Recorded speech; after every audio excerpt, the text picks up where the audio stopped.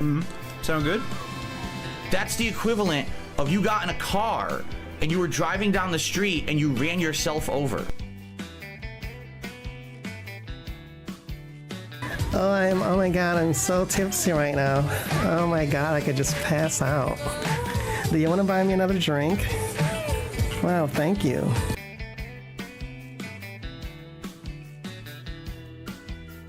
Look, I have no problem being called a furry. At the maybe I am. I don't know. Is my perversion that deep that I would be okay being called a furry?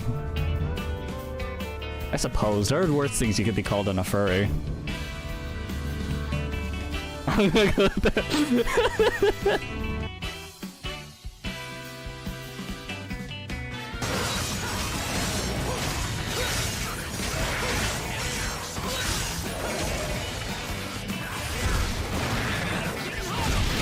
Oh, that's so cool!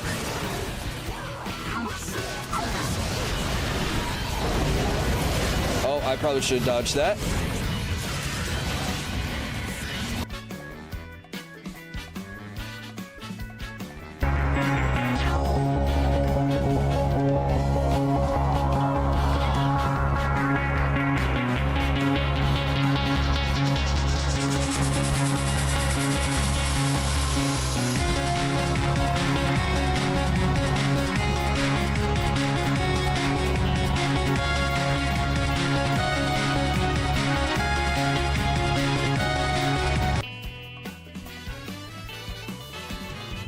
Dingus went live early, no sense and I was there, right? I was talking, I was engaging, I was contributing. Kart racers that Guess were what? in front of you. My watch streak got reset. Probably is what happened.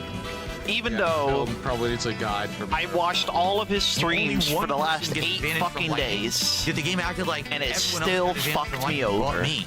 Because fuck you, Twitch. What happened Your then? stupid watch That streak makes shit. I zero hope sense watch at streak is all. turned off for me. I hope you guys aren't fucking redeeming those fuckers. Because those things are a scam. Oh, wait a minute. I had a Fucking green shell. You drove scam. me, I got flattened.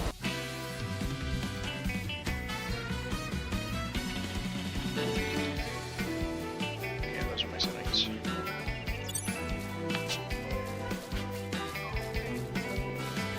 And you can try this when you. Oh God, what the fuck? Are you, dude? What the fuck? Is this guy? Is this a guy or is what is this? What's happening? Help me! Dude, what the fuck? Can I escape this? Is this a... It just appeared! It just appeared out of nowhere! Is it really? Is it really? Yeah, I don't know, I don't want to get hit either way. But yeah, it has a weird tag next to its name, so I'm not really sure.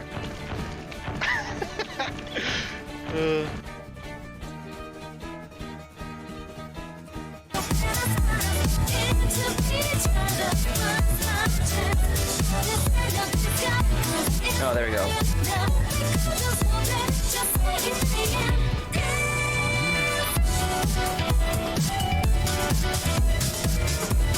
Thanks.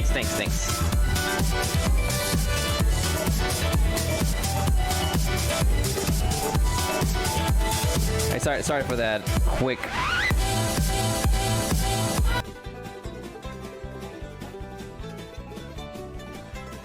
He looks busy preparing dinner. Perhaps this isn't the best time to Oh. Okay. You're locked in this castle against your will, and you're worried about interrupting the maid cooking dinner. Fiona, let's show some common sense in this situation, please. Just saying. I guess you don't want to escape that badly. Well, I want to escape, but I don't want to be rude, so, there's that.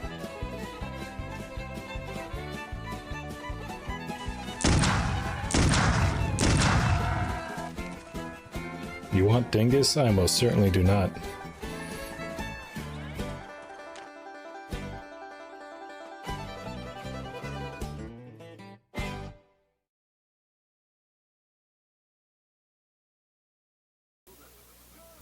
Ladies and gentlemen, Garfield and friends.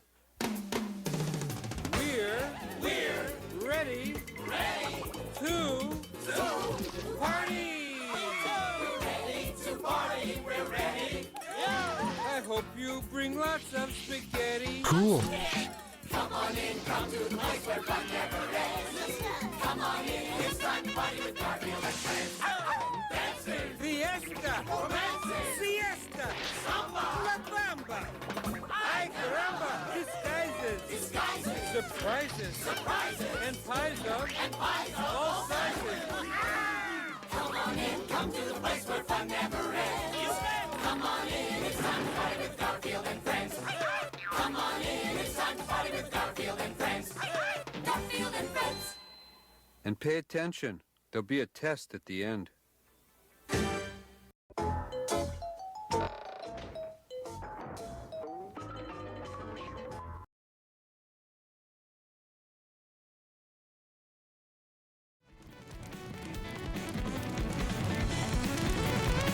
Check out this neat little scene I found while exploring free roam earlier. Look, it's a little camping Shy Guy, and he's taking a little break, a little siesta. And we have his Yoshi friend. They're just friends, okay? They're just hanging out here. This little scenic set piece here looks a lot better at night. But I found it, when I first found it, there were like 3 other Shy Guys here. But then I ran into the fireplace and destroyed it accidentally, and the NPCs stopped chilling, so I had to reload the area by starting free roam again. And then when I came back here, the 3 Shy Guys, or 4, however many were here, they were no longer loaded in. It was just a Yoshi and a Shy Guy. But I took some inspiration from this, and I made this the new BRB screen. We're updating the BRB screen, you guys. Whoa, look at that. See, I filmed it while it was at night. Night cycle in this game is about 24 minutes, which is very, very topical, given that days are 24 hours long. Pretty cool, right? Gotta change a pace for the BRB scene. It'd be kind of neat. Given that I don't use it that much. I don't use it as much as I should. Well, hello, everybody. Hello, and welcome to another swollen _ dingus stream with me, swollen _ dingus in the evening time. I hope this Wednesday evening has found you as well as it has found me. You're here for the second dingus stream of the day. That was a dingus stream earlier, and you missed it, and because you missed it, you got your watch streak belted, destroyed, incinerated, tossed into the ether, and recycled. Not even for sustenance. But I was live earlier, like 8 in the morning, dingus time, to react to the DK Bonanza direct. I was impressed. I was already sold on the game, obviously, because I am who I am. Nintendo's second strongest soldier after the Sesame Street Man. But I was sold. That went from like a fucking 9 out of 10 to an 11 out of 10 for me.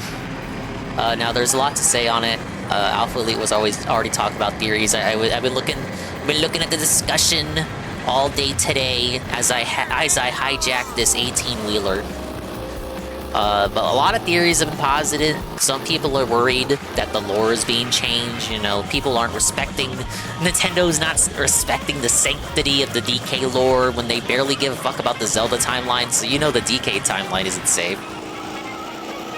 But there's a lot of things that could be going on based off the things we witnessed in the trailer. But I'll get to that as we get to that. For now, it's Wiggler Wednesday, so we gotta swap up. Now it's only Wiggler Wednesday for me, an hour and 10 minutes. So I gotta make the most of it.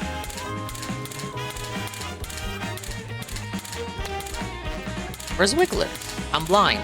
There he is. I'm gonna try to do some Wiggler stuff today.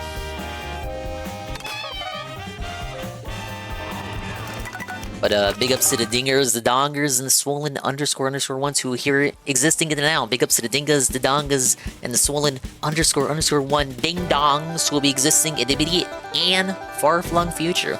Like Corono, J Frosty, Ends of Win, Alpha Elite TV, D Scythe, Golem of Power, D Scythe with his 185 stream streak. His watch streak wasn't felted today, unlike GPM and Goons. That's the thing I gotta say, look. The watch streaks are not my fault, you know? I'm one of a very small, special, selected few who get to even have watch streaks in the first place. The feature must be so buggy they haven't rolled it out to the rest of the Twitch populace fucking years after introducing it. But I do not control the watch streaks, you guys. Goons over here saying because the stream was an hour long and he was here chatting and interacting, and he was, I saw him, but because he was here watching and interacting and chatting, the watch streak didn't count, and his Theo theory was because the stream was only an hour long? I mean, I've done like 3 to 4 hour long streams though, so like what's the middle ground for the watch streak to have it count? I gotta be live like a minimum 2 hours before it recognizes that a watch streak counts? But then there are some people who were here today who had their watch streak counted because they were here earlier today. I was like, I don't even know. I don't know, man. That's how I'm gonna sweep it up. Hey, Scrumbles. I did nothing wrong. I did everything correct. Did you know that DK64 killed the platform genre? Did you know that Mario 2 is Doki Doki Panic in Japan? I'll get to the DK64 one in a second, but oh no, I had no idea that Mario 2 was Doki Doki Panic in Japan. I almost said Mario 64. Nubia rescreen is a Day of the Direct featuring Donkey Kong Bonanza. There is probably some chill set pieces in that game as well. I just felt like the BRB screen could have used a refresh, since it's been so long in Dingus existence without me switching it up. And I've stopped using it as much, even when I literally go on BRB for like to go get a drink or to go step away for a second. Bonanza is just Odyssey 2. It is structurally similar to Odyssey. I don't know if I would call it Odyssey 2. Phil's comments are rooted in a nugget of truth, but they're conveyed in such a retarded manner that it makes you want to argue with him. Does that make sense? Correct. Anyway, we did all of Grand Prix Mirror Mode on Monday. I thought that would take maybe 2 streams at least, considering it's fucking Mirror Mode. But the stream, I pushed onward, and I did finish 3-star Mirror Mode on Monday. So big ups me. I'm patting myself on the back right now. For Wiggler Wednesday, we're going to continue it with the Knockout Tours. I didn't even consider that Knockout Tour would also have Mirror Mode, but guess what? Yup, it does. I'm drinking Coke, thank you for asking. But yeah, a Knockout Tour does have Mirror Mode as well, so we gotta do it. Bonanza is a system seller? It is. I disagree with him on a number of things. Jay Frosty says, are we gonna watch his reaction? I figure that everyone's already watched it. I know Tevin and Ludwig restreamed it. I already watched it. I already know what he said about it. I probably don't want to... I probably don't want to make you guys endure that again, because he paused a lot, had fucking brainlet commentary. Arlo did react. We can watch the Arlo reaction. So, on the DK64 question, Phil says that DK64 killed 3D platformers. This isn't true. It's just not. Now, again, I'm gonna sweep for Phil. He has a nugget of truth that he has extrapolated with retardation to create a flat-out false statement. But the nugget of truth in this statement would be DK64 did have a lot of collectibles. DK64 is notorious for a reason. It's got like 1,000 little things to collect. A lot of things are exclusive between characters. There's 5 characters you can play from, and not all of them are unlocked at the start. So basically a lot of fucking backtracking.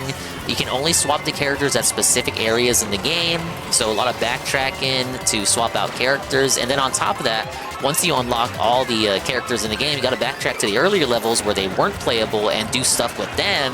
And again, they all have their own exclusive items, and it's just a lot. It's just a lot. There's a reason why DK64 was the only mainline DK game that I put the kibosh on during Expandong December. Will I ever play DK64 on stream? No cap, for real, for real. You know me, you know who I am. I am who I am. Yeah, I probably will play it on stream eventually. but moreover to the overall point is that DK64 is a notorious game for a reason. It is a flawed game, obviously.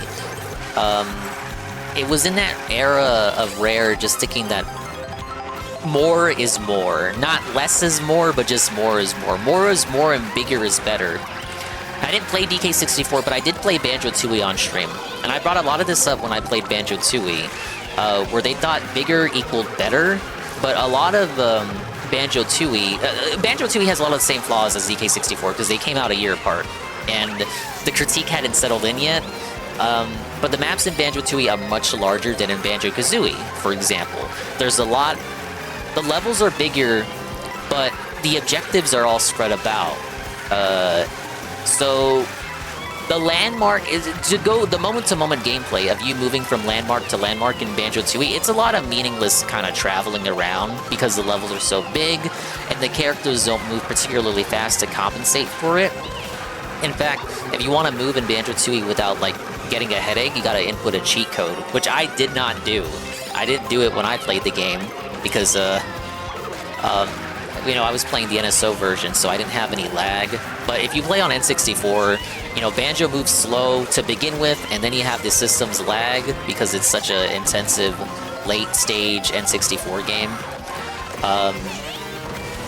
But yeah, that game lagged a lot on N64. It didn't even require the expansion pack, though, which was impressive. They challenged themselves not to use the expansion pack, not to rely on it, as DK64 did. And impressive for its time that such a grandiose game doesn't require the expansion pack, but it did ultimately result in an extremely laggy experience. Made all the worse from the level structure of the game's design. Just a lot of meaningless walking around. And DK64 is a lot like that, where it's a lot of traveling from place to place, but it's worse in DK64 because you have to do it as 5 different characters, whereas in Banjo-Tooie, they kind of lessened it up by just having it the split-up paths where you can split between solo Banjo or solo Kazooie. But in DK64, you got like 5 characters. They each have their own shit that you gotta collect. It's just padding. It's filler. That's why we had the meme of JC wanting me to play the modded version, because modded DK64 lets you switch to characters at the press of a button. I feel like that cheeses the awfulness of the experience. And yes, you need to 100% it to finish the game.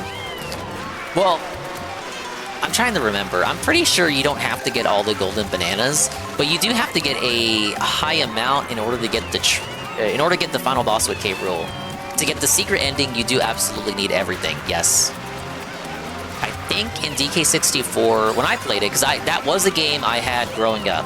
When I bought Cousin Dingus's N64 from him for like 20 bucks, I did find DK64 at a flea market, and I had Papa Dingus buy it for me.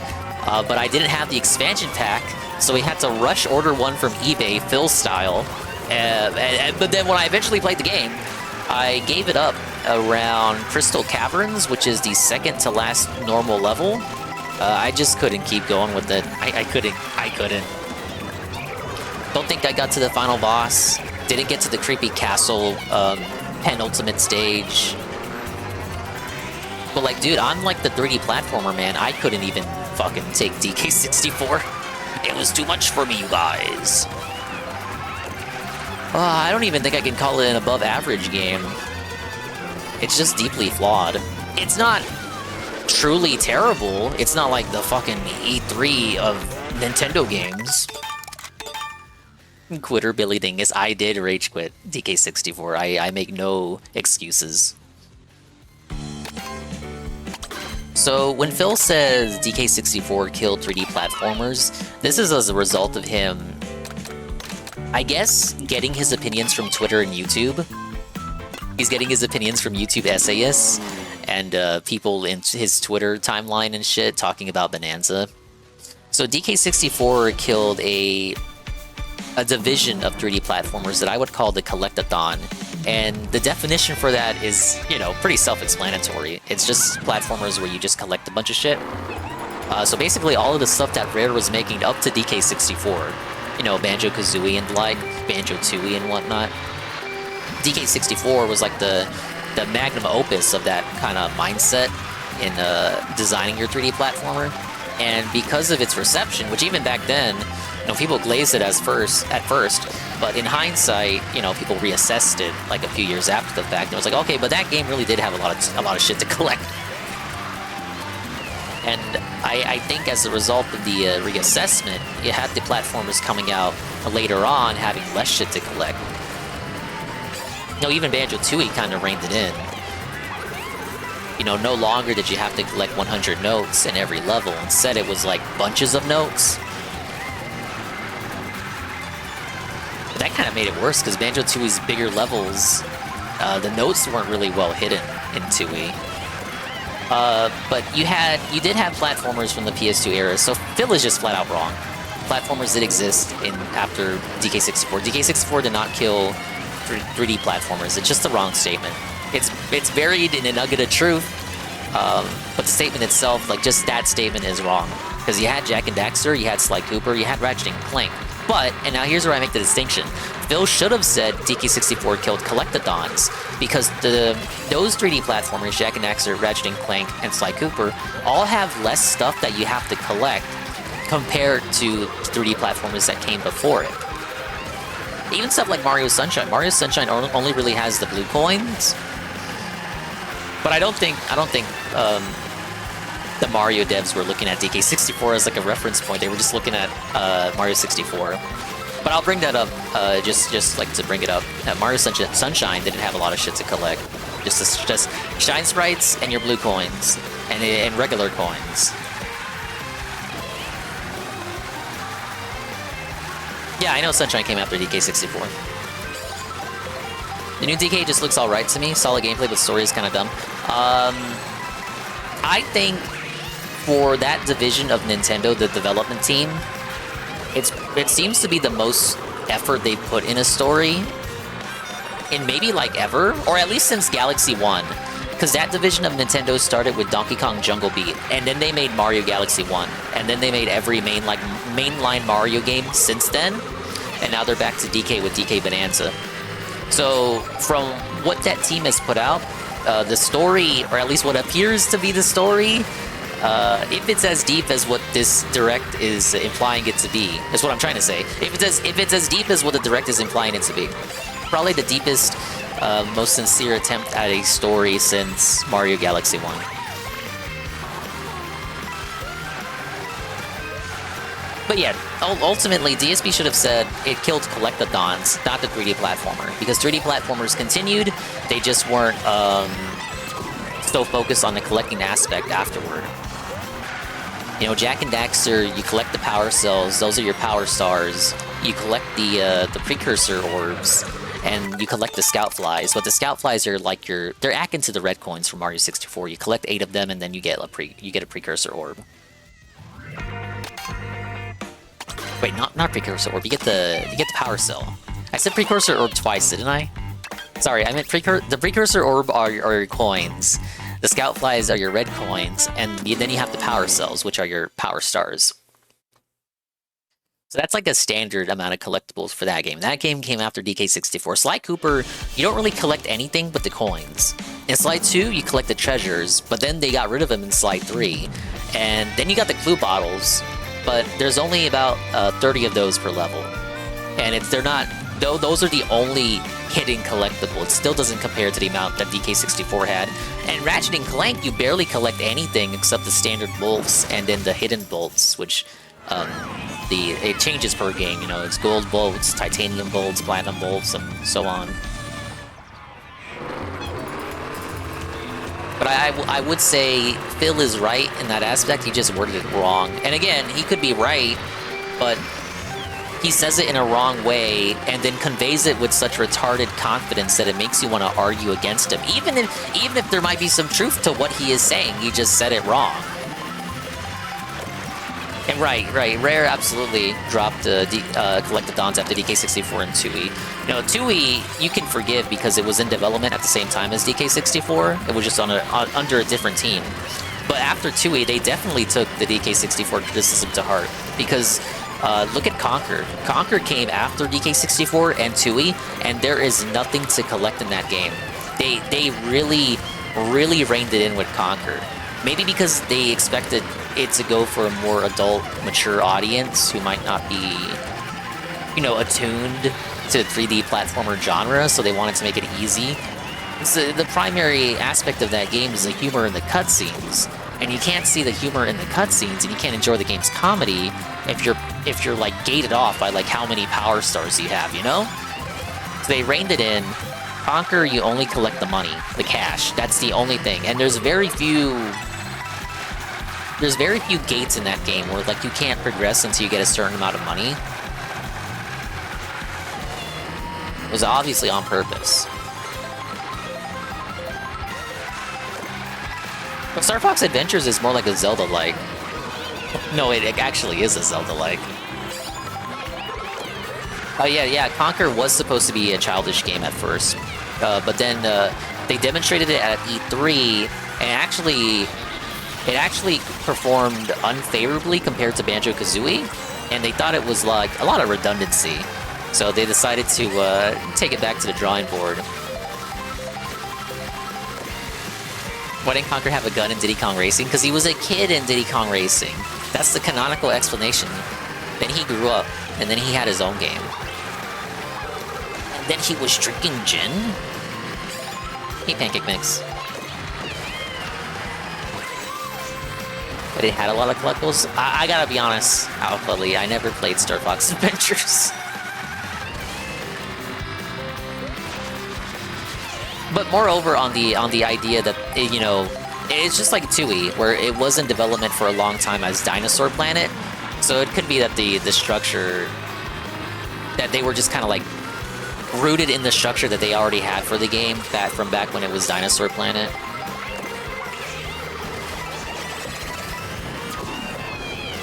I saw the prototype for that game when it got leaked. Very impressive for late era N64.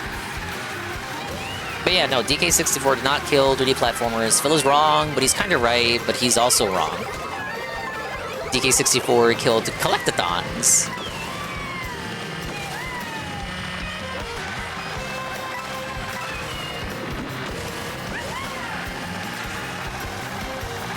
And even that's not fully true. Like, you had bad Spyro games coming out after DK64. But they were bad and sold poorly, so maybe killed collectathons is still accurate to say. He also said it was a very bad idea for Nintendo to launch with Mario Kart. Considering it's the fastest selling console launch of all time, I have to question what drugs he's on for him to say that.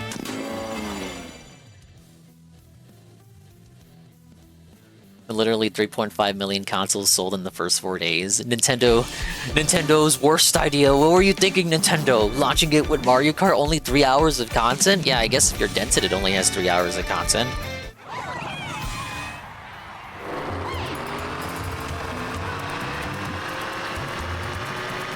Want to know why it's the launch title?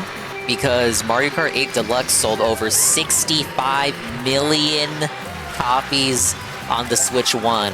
Something tells me they knew what they were doing. And I get it, because Sari was mentioning it as well. That DK should have been the launch title. I think DK... I don't accept that it's not ready to release. If they wanted to, it could have been a launch title. It looked like it was gold and ready to release from reveal. But they like to spread their first-party games out to have a stronger overall first-party output and to not have their games cannibalize each other. Because, you know, Nintendo fans who buy Nintendo games more than likely are interested in more than one Nintendo franchise. So if you release too many first-party games next to each other, you risk cannibalizing the sales. Because, you know, too many games are competing for attention. It just kind of, it doesn't make sense.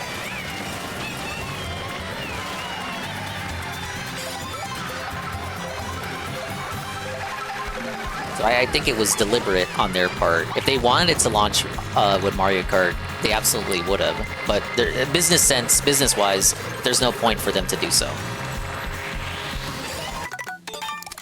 Should have committed to the slipstream.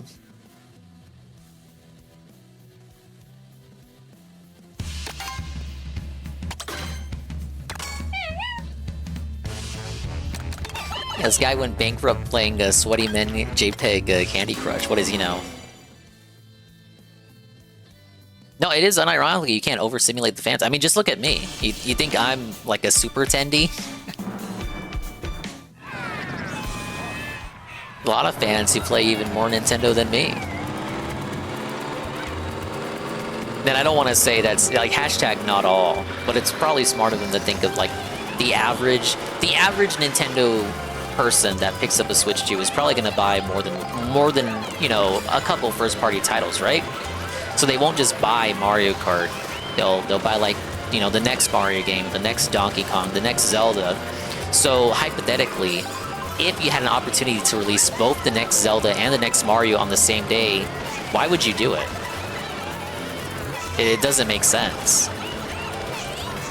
It would be stronger to release them, you know, a month apart, a couple months apart, so that each game has time to breathe, and you're not overstimming the fans, as Sensei Croy says. But no, it's I think it's a real thing.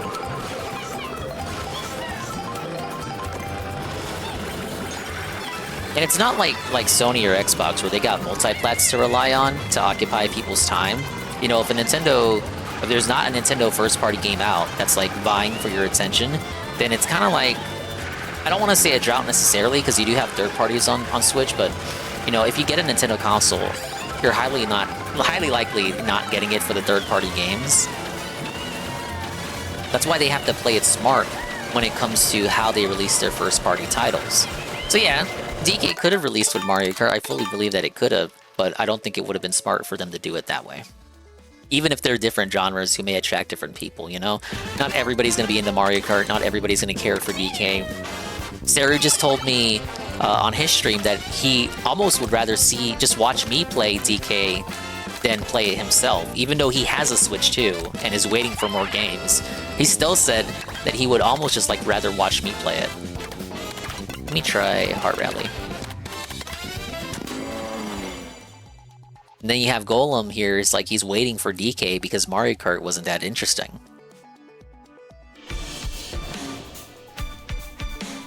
Yeah, they understand the desire for another tentpole release. That's why it's only a month out. It's so that you get your fill of Mario Kart, and then bam, DK is out. And live vicariously through Dingus. Yeah, exactly.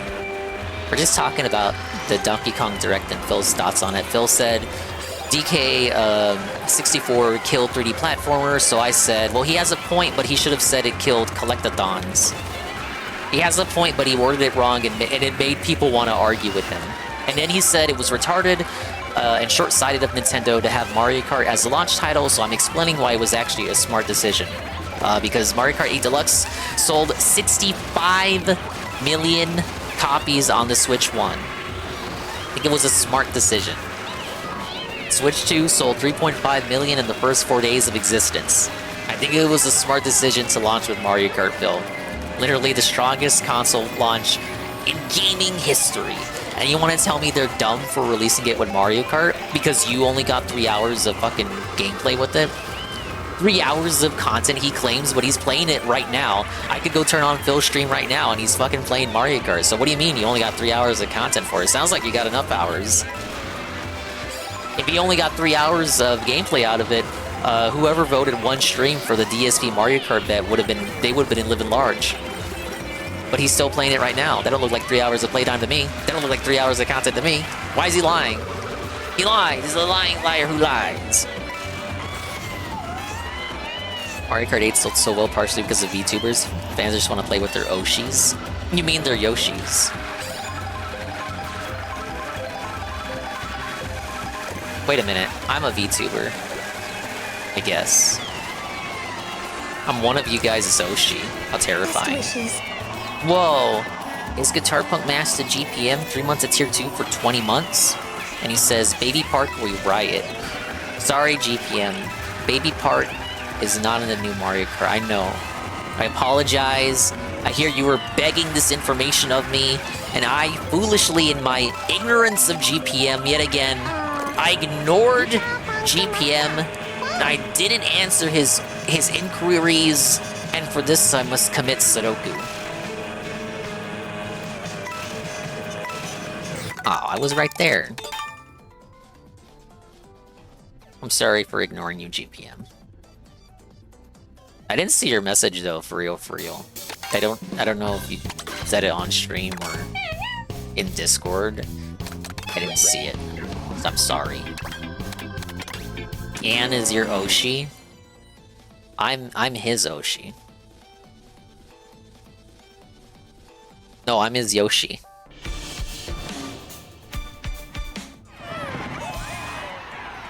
But again, back to Mario Kart. So this is a game.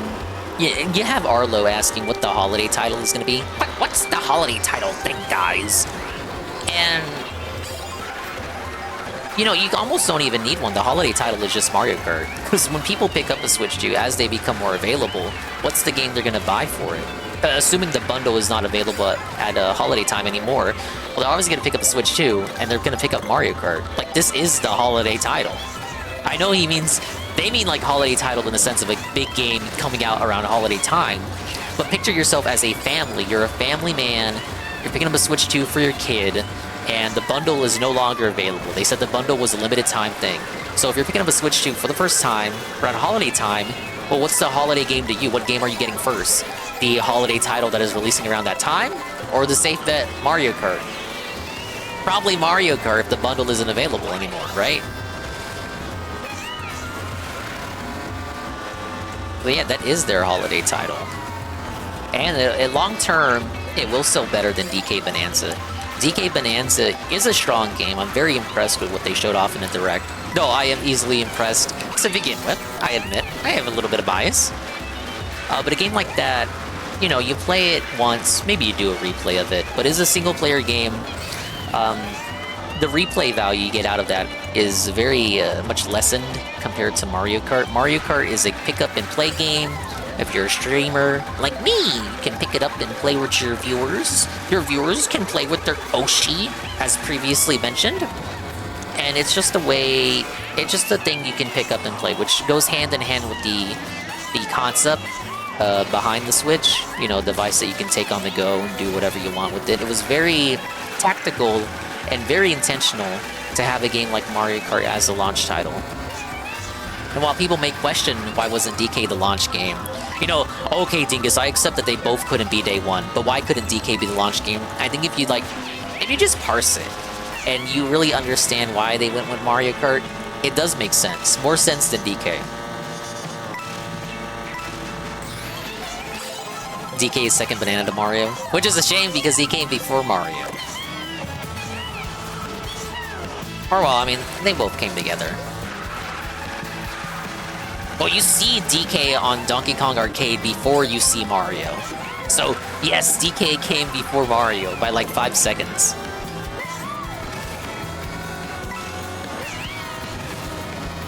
Yeah, welcome into Wiggler Wednesday, Bierjo, and everybody else coming in like UNW1. Mario Kart 8 Deluxe was a bestseller for the entire lifespan. Yep. I just can't agree if you think it's dumb that Mario Kart was a launch title. The sales speak for themselves. Even if you want to call them dunces, I mean, they're dunces, but like, the sales are sales. We can't subtract sales because you think the gamers are dunces. That's not how this works, you guys. Nintendo should increase the price of the Switch 2 for the holidays with potential tariffs. Nintendo needs secure investment of the new console. It only sold more than any console ever on launch, which isn't enough. I think they said the current price is not affected by tariffs.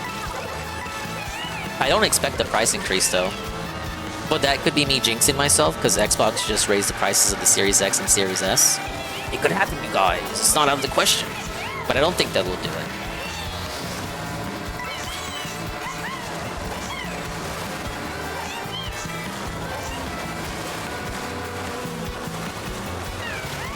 Ant's having sex with DK. He's a very kinky fella. Peepa, Peepa. No, I'm dry bones. When the fuck am I gonna unlock Peepa? If I can't unlock all the characters, how will I ever make fun of Phil for not unlocking all the characters?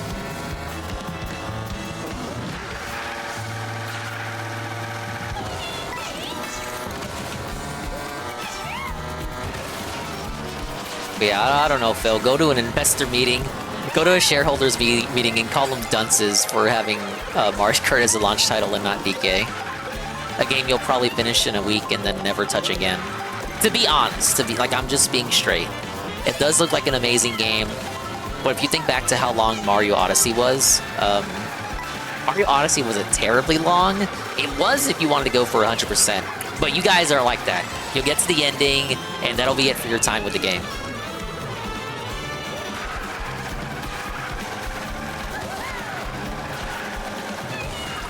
Versus rates with 32 races, a big boost cinema every time. You'll get it eventually. I hate the... I did it for the costumes. I forced the costumes, doing it the easy way in free roam. But I just don't want to... I don't know, I feel... I guess it doesn't matter now because I did it for the costumes, but to do it for a playable character, I feel dirty. I feel gross. He's nasty. Oh, thank you. I'm cheesing the game. I'm learning cheese. Oh my god. Wait. Oh, come on. The only time Dingus puts down a Nintendo title is to pick up another Nintendo title? Well, that's not true. Remember when I played Astrobot? Remember when I played Silent Hill 2 remake? Goon just conveniently forgetting when I play non-Nintendo games because it suits his narrative. Hey, Astro. DK is gonna stick around for a month. Phil take. Well, in that context, I'm talking about like you guys playing through the game. I'm not talking about Phil. I know Phil will take like a month, assuming he doesn't drop it. But considering he put a gun to people's heads today and said that he's gonna play it no matter what, even if people complain, then yes, he will play through it to completion. I think after hearing that baby segment, after his direct reaction, where he's like, you guys are gonna make fun of me because it's a baby game. Who cares? I play good games. Do you get it? That whole segment tells me he will do his best to play the game to completion.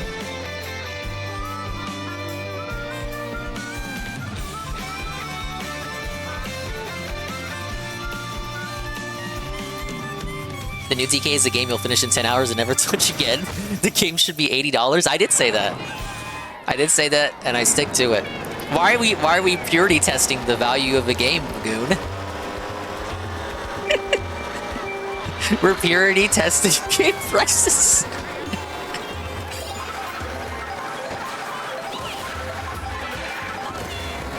I'm just saying, I'm surprised it isn't $80 because I feel like if they could, they would get away with it.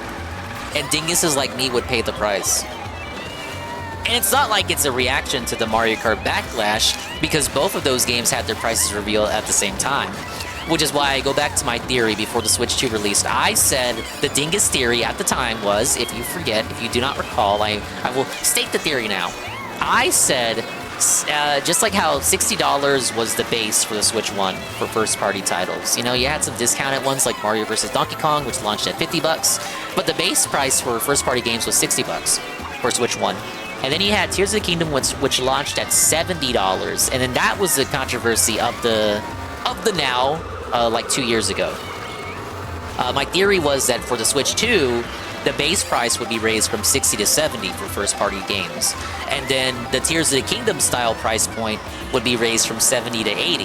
And that's why Mario Kart was $80, because they felt like it was worth the price of admission.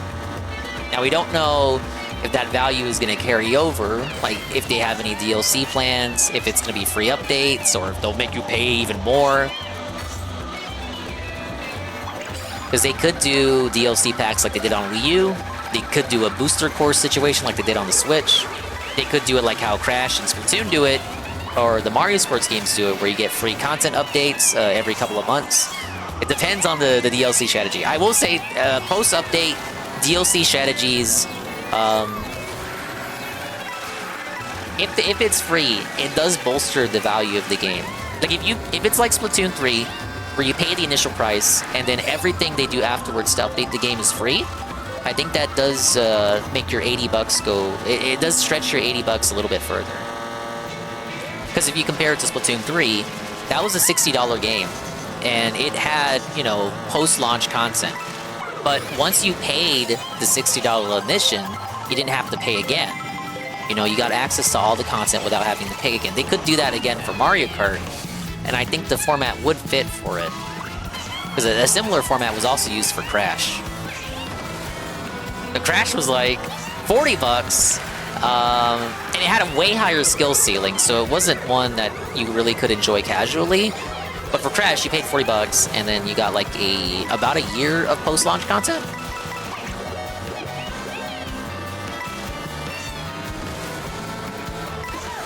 You believe the theory that DSP is more hinged because the casino is on break? No. I don't even think if he knows they're on break or not. No, I don't think it has anything to do with the casino being on break. I do think it's a little telling that a day after they went on their break, he had the Minecraft historical revision segment in which he tried to rewrite history. Maybe thinking that because they're on break, they won't be able to respond? But I still, like, hearing me say that out loud, it doesn't make sense. Like, why would he bother? And plus, that segment was prompted by Darkside dabbing. It wasn't like he planned to talk about the casino.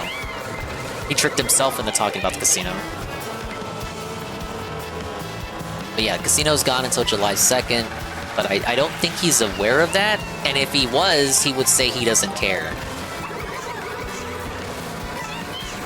But I would say irrelevant to his current behavior.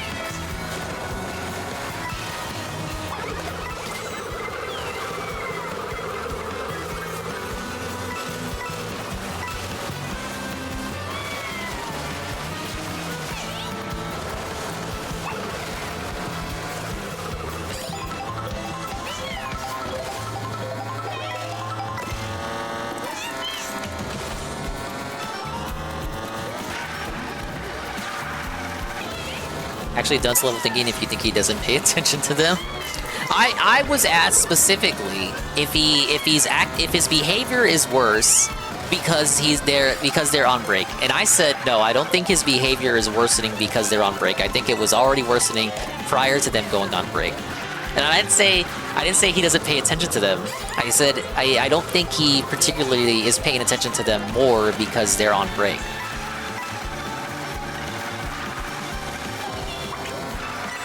Now, I did just say, you know, there's a chance he could know about it or doesn't know about the break, but I don't think his behavior right now is of any correlation to them being on break. I think he's just fucking schizophrenic.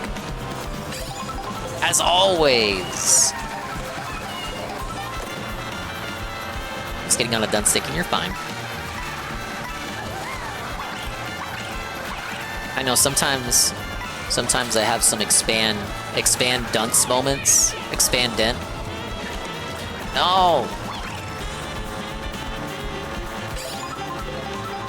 That's why you guys are here, to whip me back into shape.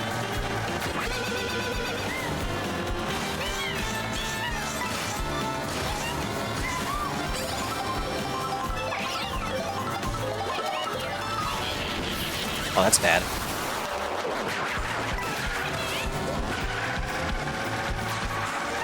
Oh, come on. We Gucci.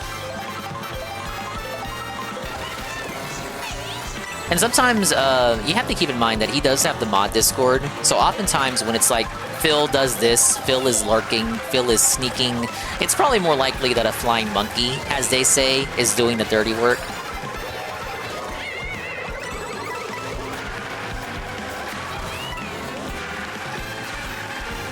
I think it was, it came to people's attention that Darziak was still around, doing some nonsense behind the scenes. Like, there are people who get their hands dirty for him. He always liked to say, oh, I don't do any of this shit, people just bring it to my attention. Well, who do you think these people are? Backtracks? Nah, they got rid of anti-gravity. Which, I'm gonna be honest, I appreciate. I think we had enough of anti-gravity. I think after a decade of Mario Kart 8, I haven't even brought up the absence of that mechanic since the game came out. It's how little I miss it. You know, it still has driving on water, but like you're driving on the water, you're not driving under the water. And I think I prefer that too. Makes it more like Diddy Kong Racing. Even the flying is a bit better. I prefer the plane wings to the hang glider.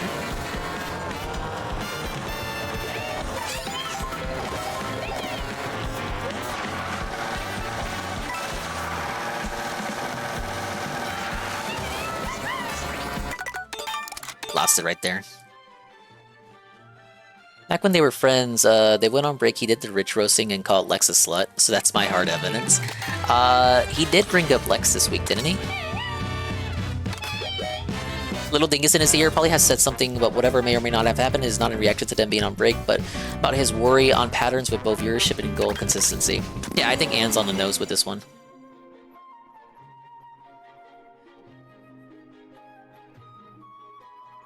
Diddy Kong Racing is overrated. I prefer Crash Team Racing, and I've been consistent on that. Anytime Diddy Kong Racing is brought up, I always say I stand Crash Team Racing. Definitely not because I didn't grow up with Diddy Kong Racing.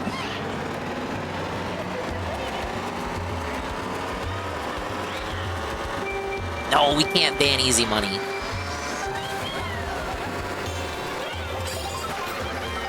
I think when people talk about Diddy Kong Racing, easy money, they look at it at the lens of direct comparisons to Mario Kart 64 and only Mario Kart 64, where in that case you could make an argument that it does win out against Mario Kart 64. Now I can't comment because I never played Diddy Kong Racing, but I did play Mario Kart 64. And they came out at, you know, roughly the same time span. It is more technically impressive than Mario Kart 64. Mario Kart 64 uses sprites for its races. What? Scrumbles! Ah! Rare time someone uses this for someone other than fucking Knock. And JC. And Guy with Two Names. Sorry, easy money, you'll be back. I didn't mean to do it. Blame Scrumbles. Scrumbles made me do it. Scrumbles wanted this. And I don't scam my redeems.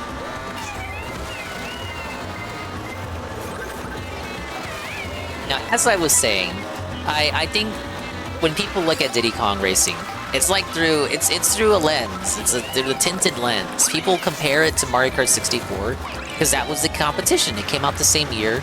Mario Kart 64 uses its sprites for racers, whereas Diddy Kong Racing uses fully 3D models for its racers. A bit more technically impressive on that front.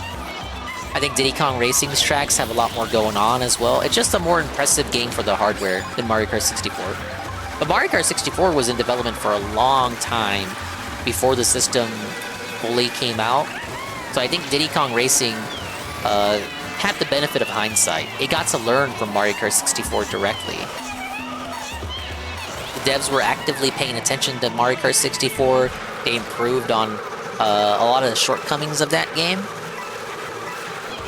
If you read dev interviews, they'll talk about how like they had access to like Mario Kart preview builds and shit, and they were trying to see if they could squeeze a bit more power out of the N64.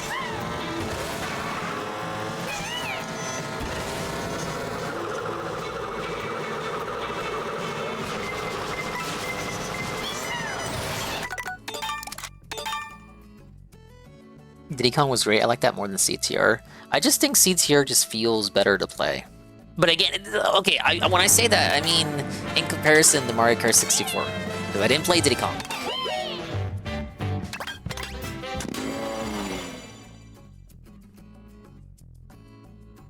Unban him whenever. Okay.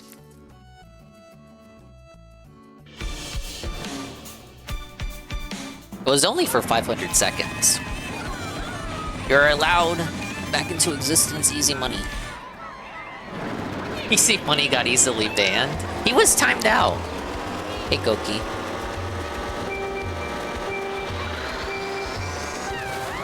What is that, like 2 minutes? It used to be 5,000 seconds, but then I felt too bad about it.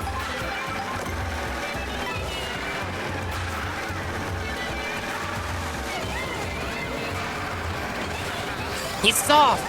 No, I'm swollen. A bit. You know? Hello, Goki. You're supposed to do... I love you too. You're supposed to do Grand Prix, Knockout Tours, and then 10 of each collectible in free roam, which you can see by going to the map and then looking at the bottom left. Hey, Carl.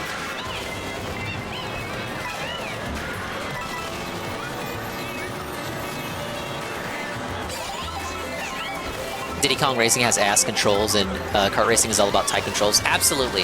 If you go back to CTR, CTR's controls are very tight. So much so that when I went back to the remake on Switch 2, just to test out if it had a performance bump or anything, I no-lifed the remake for a year when it came out. Went back to it, I was fucking ass. I lost all my skill because I got too accustomed to playing Mario Kart, which controls a bit differently in the trigger department. In like buttons, Mario Kart you use A to accelerate, Crash you use B to accelerate. Mario Kart uses ZL and ZR to drift. Crash uses L and R to drift. And then Crash is just a whole different ballpark altogether on races. But I had mentioned it previously. Mario Kart is about how long you can hold the drift out and you know, get your blue boost from to a red boost to like a rainbow boost, your ultra mini turbos and shit. It's about how long you can hold the boost. Crash is about like how many boosts you can get, not how long you can hold it out, but how many boosts you can get.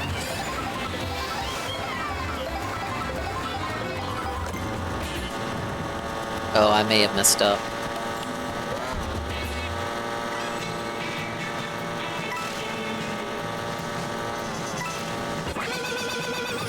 Too far out. Yes, Nitro Kart just feels slow by comparison. Gondola, have I encountered the guy yet? No, I have. I'm not playing online. I know he's having fun on level 1, but I'll let him have his fun. I'm trying to do mirror mode here. Dude, it's Mario Land.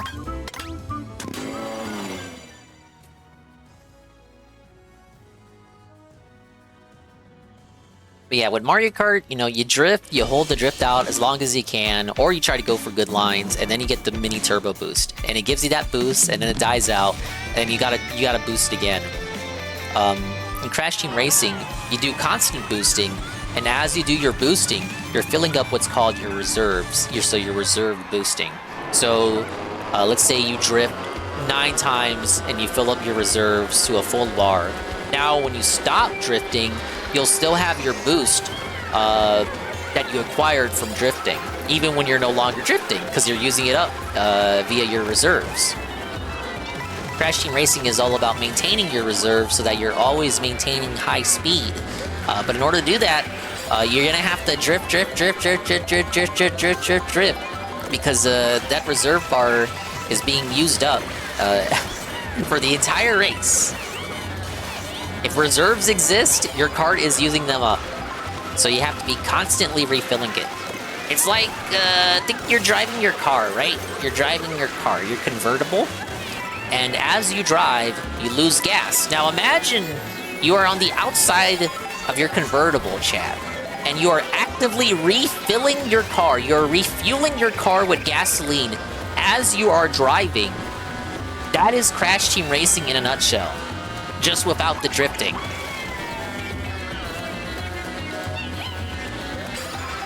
Right, that's the annoying thing. So in Crash Team Racing, it was kind of there, but the Brazilians who no-lifed it made it into what it is today. In particular, the highest level of reserves, which is Blue Flame, that was like a bug in the PS1 version that became grandfathered in as a actual mechanic in the remake. So it was intended, but like the no-lifers made it some hardcore ass shit. It's a great mechanic, but it absolutely filters anyone who isn't used to, you know, who isn't used to it. If you're coming in for Mario Kart, like, you're gonna get filtered hard. And yeah, that's another critique, is that because it was semi-unintended, at least what the way that people played with it, it's not really explained to you. Even the remake doesn't really explain the concept of reserves, which I think was a misstep, given that they did look to speedrunners and people who placed in records, world records, for guidance. So Flynn Annoyed right now is watching Sarah's stream and others today. For some reason, I'm getting an error 2000 on PC, but I can watch on mobile with no issue. I think I had one error earlier. watching someone else's stream. Gondola's stream had issues, but apparently it's his Wi-Fi and not me, so I did nothing wrong.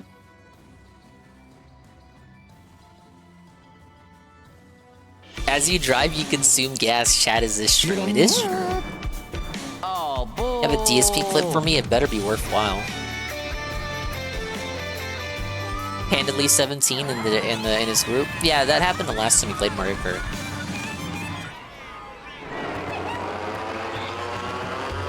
But yes, it's a GOAT comparison. As you drive, you're consuming gas. Now just imagine yourself outside the car with the big old red tank, and you just got your little flap open. You're actively refueling your car as you are driving. But in order to do so, in order to acquire more gas for your little red tank, you're power sliding, you're drifting, you're a drift king.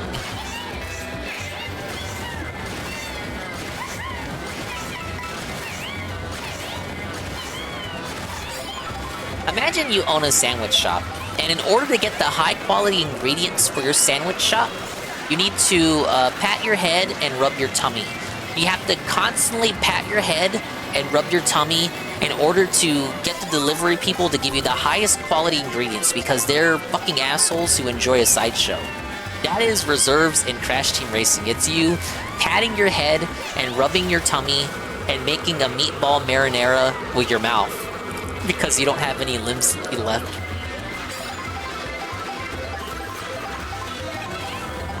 You get it?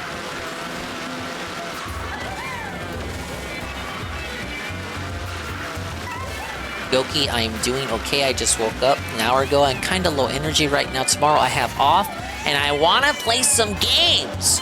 But I didn't know if I wanted to boot up tonight. I did sausage and kraut. Was it good?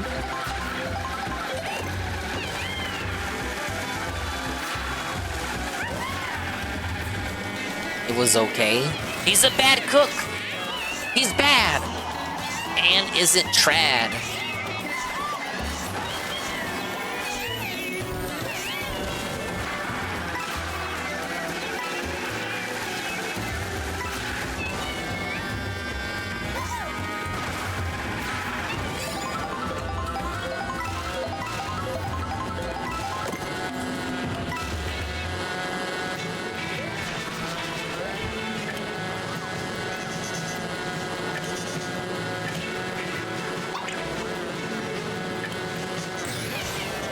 I really wanted to knock her out. There we go.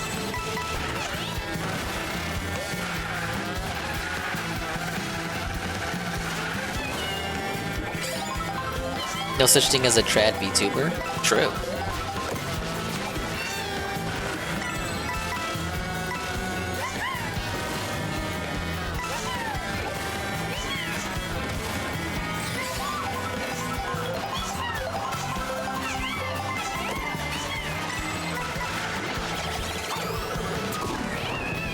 And should boot up Street Fighter 6. He should do it on a Switch too.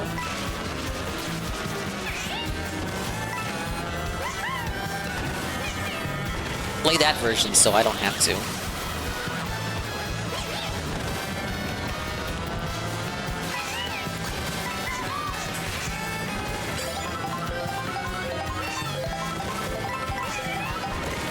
You know, these Sumo Brother enemies right here, they're called KK in Japanese, and the KK stands for Kyodai something? They're called Lightning Brothers in Japan. That because they have the electrical attacks. But that wasn't explained at all. Even in Japanese, the lore was not explained until Paper Mario the Origami King in 2020. So for years, the character was called KK in Japanese with no explanation.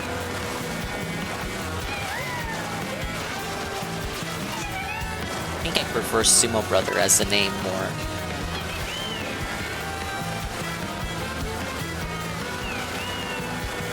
Anne bought a Switch 2. Anne is gonna buy a Switch 2. And then Gondola's gonna buy a Switch 2. We're gonna get everybody on Switch 2s. We can play Mario Kart, we can play Mario Party. We can play Splatoon. Here's our Apache. Talk about how Dave is retarded!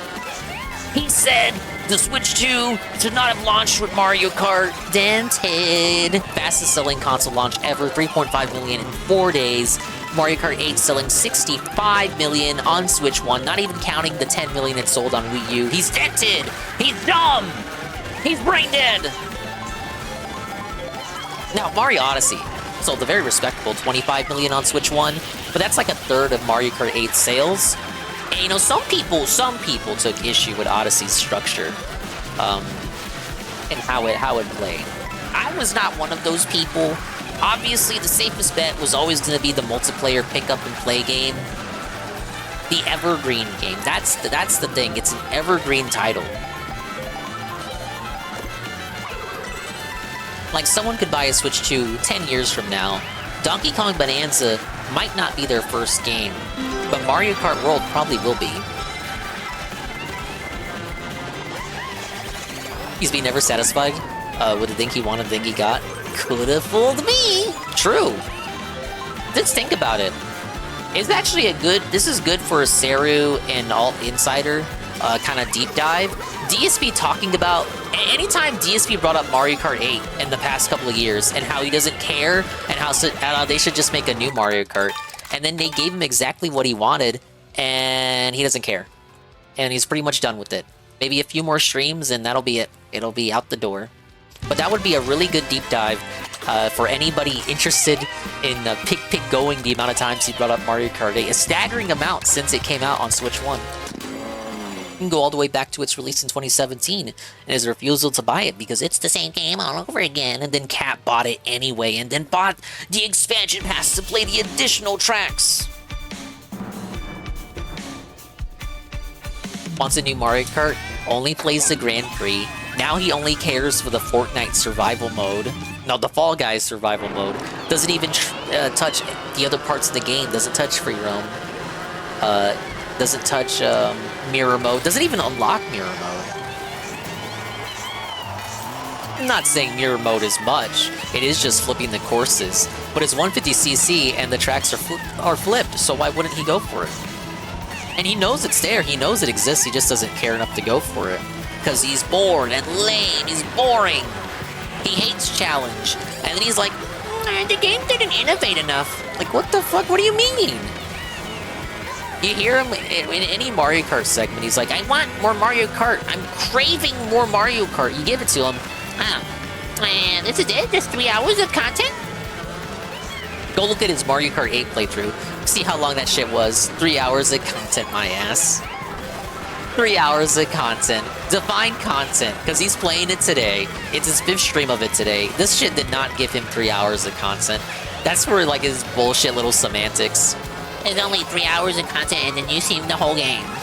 Well, if that was true, why are you still playing it?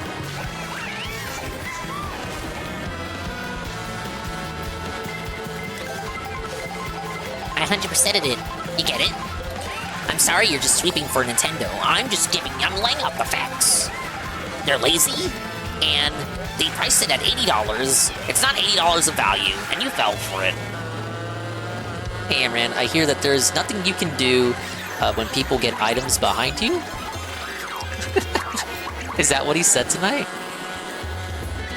When people get items and they're behind you, have a shell or banana ready. If people send a blue shell your way, have a horn ready. Use Seru for the watch streak. People pay him to play it. They certainly paid him tonight. They're trying to fuck with me on this Mario Kart World. How long is he gonna play it bet? Okay, but Seru's got this clip. This better be a good one. Patchy. I just don't know, like, if you're only gonna play Knockout Tour, you're not gonna touch anything else in the game. Like, this playthrough is gonna last much longer. Especially since, like, it's not like the Knockout Tours are randomized, it's always the same 8 knockouts. So once you've done them all, you've absolutely seen them all. So where does he go from there? Nowhere, he just drops the game because he sucks and nobody likes him. Respectfully.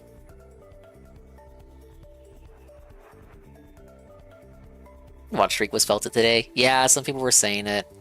Some people who were present for the morning stream where I reacted to the direct, they were present and still lost their watch streak. Watch streaks, you know, not the end of the world, you guys.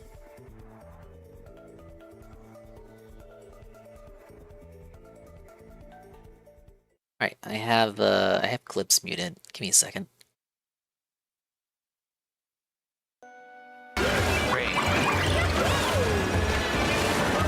He's playing a girl! He's gay! How did you get up there? Yeah, how the fuck do you get up there? I don't get it. What?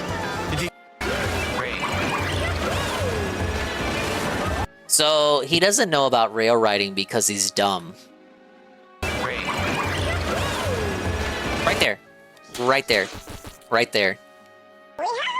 Whoa, it's Almighty _ Tevin. 31 months at tier 1 for 40 months total. It's the Mexican snack swollen dingus. Ay, wait, camarada. Thank you, Tevin.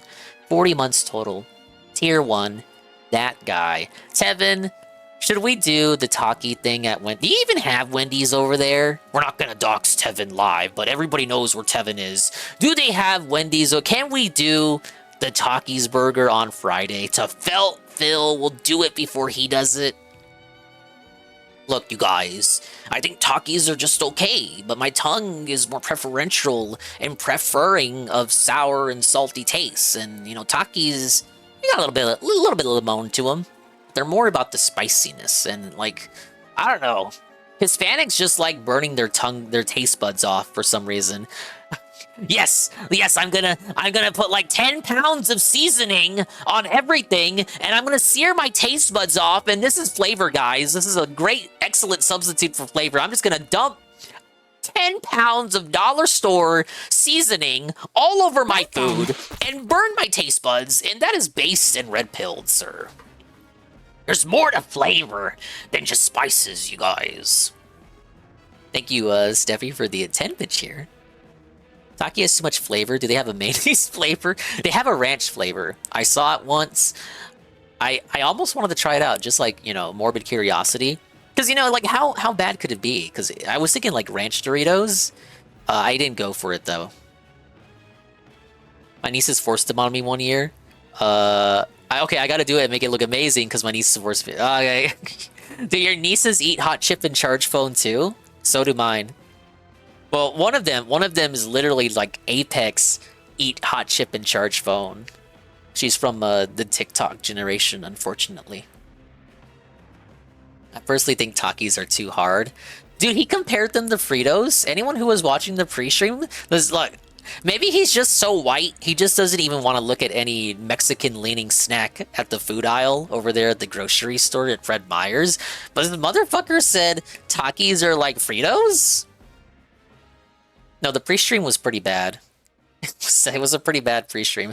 He went over the DK Direct, pausing a lot, giving his dumb takes, like Mario Kart sales and a launch title should have been DK, and how the game looks good, but it is basically Mario Odyssey 2. Oh, here's this other dumb take I didn't bring up.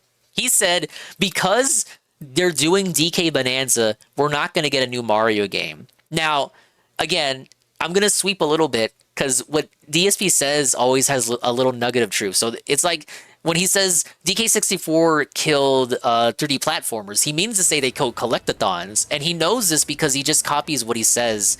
He just parrots it. Bad game of telephone from people on YouTube and Twitter. So when he says they're not going to make Mario Odyssey 2, what he means is that this game is being developed by the Mario Odyssey team. The Mario Odyssey team is making Donkey Kong Bonanza. So you could pivot from that and say, oh, because we're getting DK Bonanza, we're not getting the next 3D Mario. True, but Mario will always be getting games. So, you know, the 3D Mario and the 2D Mario teams, you know, the people who did Mario Wonder are not the same people who did Mario Odyssey. So we could get the next 2D Mario sooner than a 3D Mario. And if you think about it, we don't even have a hard confirmation that everybody who made DK Bonanza, you know, was working. Everyone from the studio, you know, was working on DK Bonanza. It could be an A team and a B team. You have the A team on DK Bonanza. The B team is starting conceptual and planning shit for Mario Odyssey 2 or whatever the next 3D Mario is. They have contingency plans for this. Do you really think the next 3D Mario is going to be like a decade out from now? I don't think so.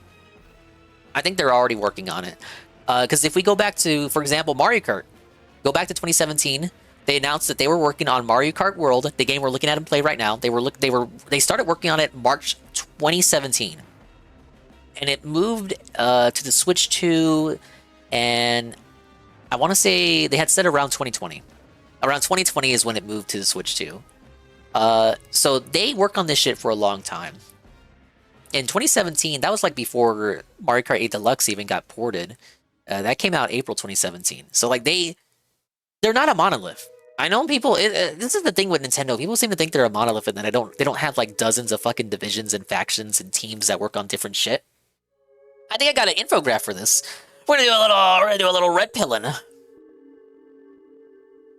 This is the I wish they would make X, and he complains it finally gets X, and then complains it wasn't good. Yeah, because it wasn't up to his high pie in the sky demands. See, I might not have this infograph that I want to put up there.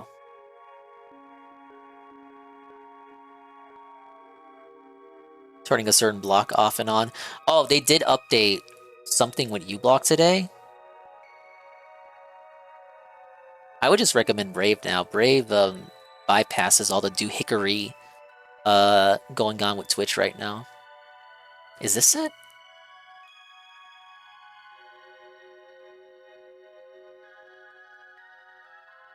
Yes, it is. No, I saved this for a reason. So let's do some red pilling for you non-Nintendo faithfuls. So we have the external teams. They work together with other companies. EPD1 made Xenoblade Chronicles X, Pokemon Let's Go Pikachu and Let's Go Eevee, Fire Emblem Three Houses working together with Koei Tecmo, Kirby Star Allies, and Tokyo Mirage Sessions FP. Now, like, these guys work together with other companies. So, like, for example, Three Houses, like I said. Three Houses, they work together with Intelligent Systems and Koei Tecmo. You have EPD2, which worked on Super Mario Party, Smash Brothers, Mario & Luigi, Mario Tennis Aces. These games all have, like, main developers, and these external teams exist for them to help those main developers. So, you know, Luigi's Mansion 3, WarioWare, Paper Mario, Metroid Federation Force, and then the smartphone team on the far right. Now you have the internal teams, and this is a bit out of date. It's around the generation, the Switch generation, so a bit out of date. But like, it more or less tells you who makes what games. EPD3 is the Zelda team. They did Breath of the Wild, Link's Awakening, Triforce Heroes, Link Between Worlds, Skyward Sword, and Tears of the Kingdom. EPD4 is like the more experimental team. They did the Cardboard Labo, they did 1-2 Switch, Miitopia, so on and so forth. EPD5 is the Splatoon and Animal Crossing team. Splatoon and Animal Crossing have the same team. That's why you never get those games at the same time. That's why you had to wait for New Horizons, because they were working on Splatoon 2. Then you got Splatoon 3 only after New Horizons came out. EPD7 does Metroid. Well, they assist Metroid. They assist the Mercury's team. They assist Mercury's team with Metroid. They also do Tomodachi Life, Rhythm Heaven, and the Miitomo game. Remember that? EPD8 would be the Mario team, the mainline Mario team. So they make all the mainline Mario games, including DK Bonanza. That's the one. And they also do little side projects too, like NES Remix. EPD9 is the Mario Kart team. Mario Kart team is separate from the main Mario team. They do Mario Kart 8, Mario Kart 8, Mario Kart World, and they also did ARMS. And EPD10 finally is the 2D Mario and the Pikmin team. So with the Pikmin side of the team, they collaborate with 18. 18 ported Pikmin 3 Deluxe to Switch, and they also played a role in Pikmin 4's development. And this team also makes Mario Maker as well as the 2D Mario games. So they also were the ones behind Mario Wonder. But yeah, this kind of gives you, it gives you some foresight into how it works over in Nintendo. They're not a monolith. They have a lot of developers, and these guys are working on a bunch of games at any untold amount of time. Mario Wonder had no deadline. They could have fucking pushed that shit to Switch 2 if they really wanted to. But these guys are always working on a project. So if you think they're not working on 3D Mario, you're as dented as Phil. Yes. Oh, you're welcome. I always like keeping handy little infographics like this around so I can sweep for Nintendo whenever necessary. Okay, let me watch this one more time.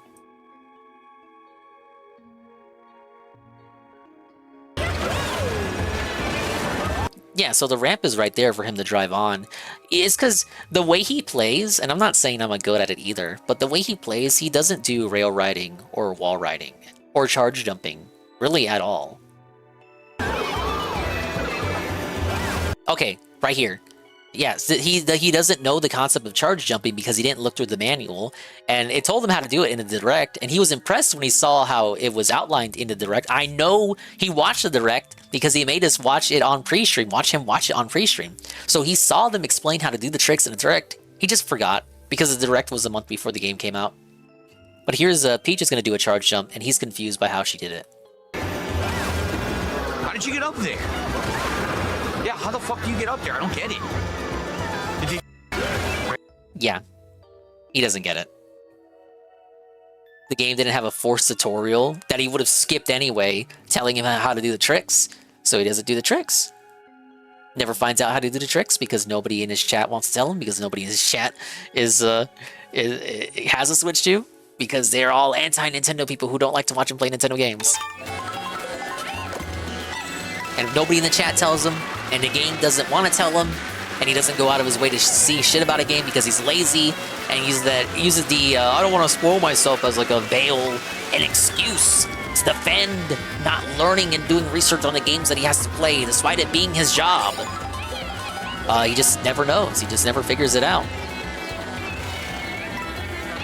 You can literally pause the game. You can quit out right now and go to the manual on the main menu, and it will tell you how to do that trick. Probably never so much as put his menu cursor on that option.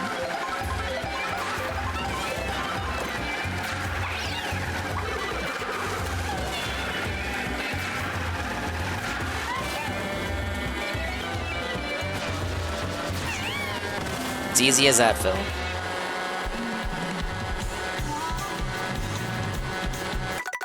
I lost.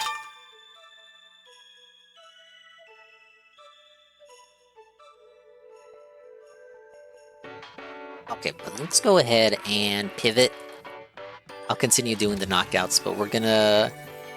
I teased it at the start, but I was requested from Folie on the reaction to the Donkey Kong Direct. And I got my thoughts, I got my share of thoughts here, but you don't want to hear what I have to say. You don't care about my thoughts on the subject. You actually want to hear from a Muppet. Yes, you do. You do, in fact, want to hear from a Muppet about Donkey Kong. Messing with the charge thing in this game all day today. It's pretty good. It's some. You can do some wild shit with the charge jump. A lot of shortcuts in the game that I want to perform, but a lot of them require you to charge jump to set up because there's nothing to bounce off of, you know, to get your setup in.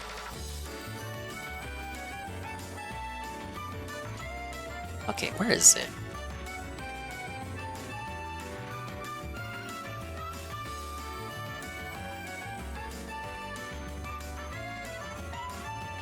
It is now very, very clear why Nintendo decided to give DK Bonanza a whole dedicated direct instead of just because they're good at marketing. Trailer. It is clear as day now. It's because there was just so much to tell us, so many details and features that they wanted to communicate to us before we went into the game. They could not have possibly packed it into a trailer. Like, there was just so much to say, and I will no, say, you're not being punished. Wow, just wow, that was a real thing, and I oh my God, Coggers was joking earlier about what Arlo's reaction would be on the morning stream, and he was like, "So this is a real thing, right?" And I will say, wow. Just wow, that was a real thing, and I apologize again to anyone who wanted to. You're gonna have to apologize a lot to my chat. Stream it. I was going to stream it, and then I didn't. I already gave the story of what happened. He lost at the out on of DK my, reaction super chats. video. But I do apologize again if anybody was looking forward. Well, to how that. did Dingus do that? What the fuck? So, how yeah, did Dingus get up there? There's so much to talk about. I'm almost like overwhelmed here. There's so many details to cover. So let's just start. I really liked the unexpectedly sentimental vibe going in.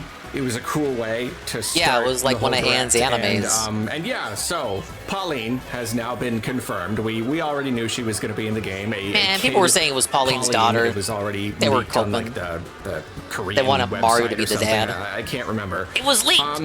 I'm not any less Phil said, like, okay, at this part, Phil was like blaming them, like, why are you spoiling the game? Like, why are you doing this? And then he admitted, this guy who tells us all the time he doesn't look at spoilers, he said he saw the leak. He looked at the leak and knew Lil Pauline was in the game. So don't believe him the next time he says that he doesn't look at spoilers. He's fucking lying. He's a lying liar who lies. Why are you spoiling the game? Well, shit, probably because the cat's out of the bag already. I don't know. More than likely, the rock transforming into Little Pauline is something that happens immediately in the first level of the game. If we're to believe the demo level is the first major level, because that's how it seems to be ordered in the menu for the Direct here, where they show you teleporting from level to level. The level that was featured in the demo is the first level in that menu. And that's where you meet the Monkey Elder. And the Monkey Elder's power is what transforms Pauline into Lil Pauline, from the rock to Little Pauline. So basically telling me what you need to take away from what I'm saying is that what DSP is complaining about, why are you spoiling it, probably happens within the first fucking actual level of the game. Actually complaining for no reason. Confused, though, because it does seem... Did I see the article I archived this morning? I think I saw you archive it, but I didn't look through it. That the rock character did end up being Pauline, like, transformed or something, but, like, almost the entire... Yeah, and then he mocked the game for not having voice acting, and then Pauline proceeded to talk in full sentences.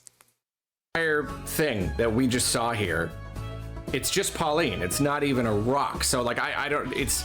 When is she a rock? Does she turn into a rock and have certain abilities? Oh, the or Lazarus something? are. Yeah, Or, okay, like, I did does she see you. just I start did the see game you as a rock archive that, but I and didn't look then through it. I don't know. I kind of thought it would be like at the end of the game. The director you told us it transform her, wasn't she like goes Cowboy back and Bebop, forth. So, like, guys. there's very little rock in this whole entire direct in all of this footage. So yeah, I really don't get it. I kind of thought that was like the thing. You got the little rock character. The thing.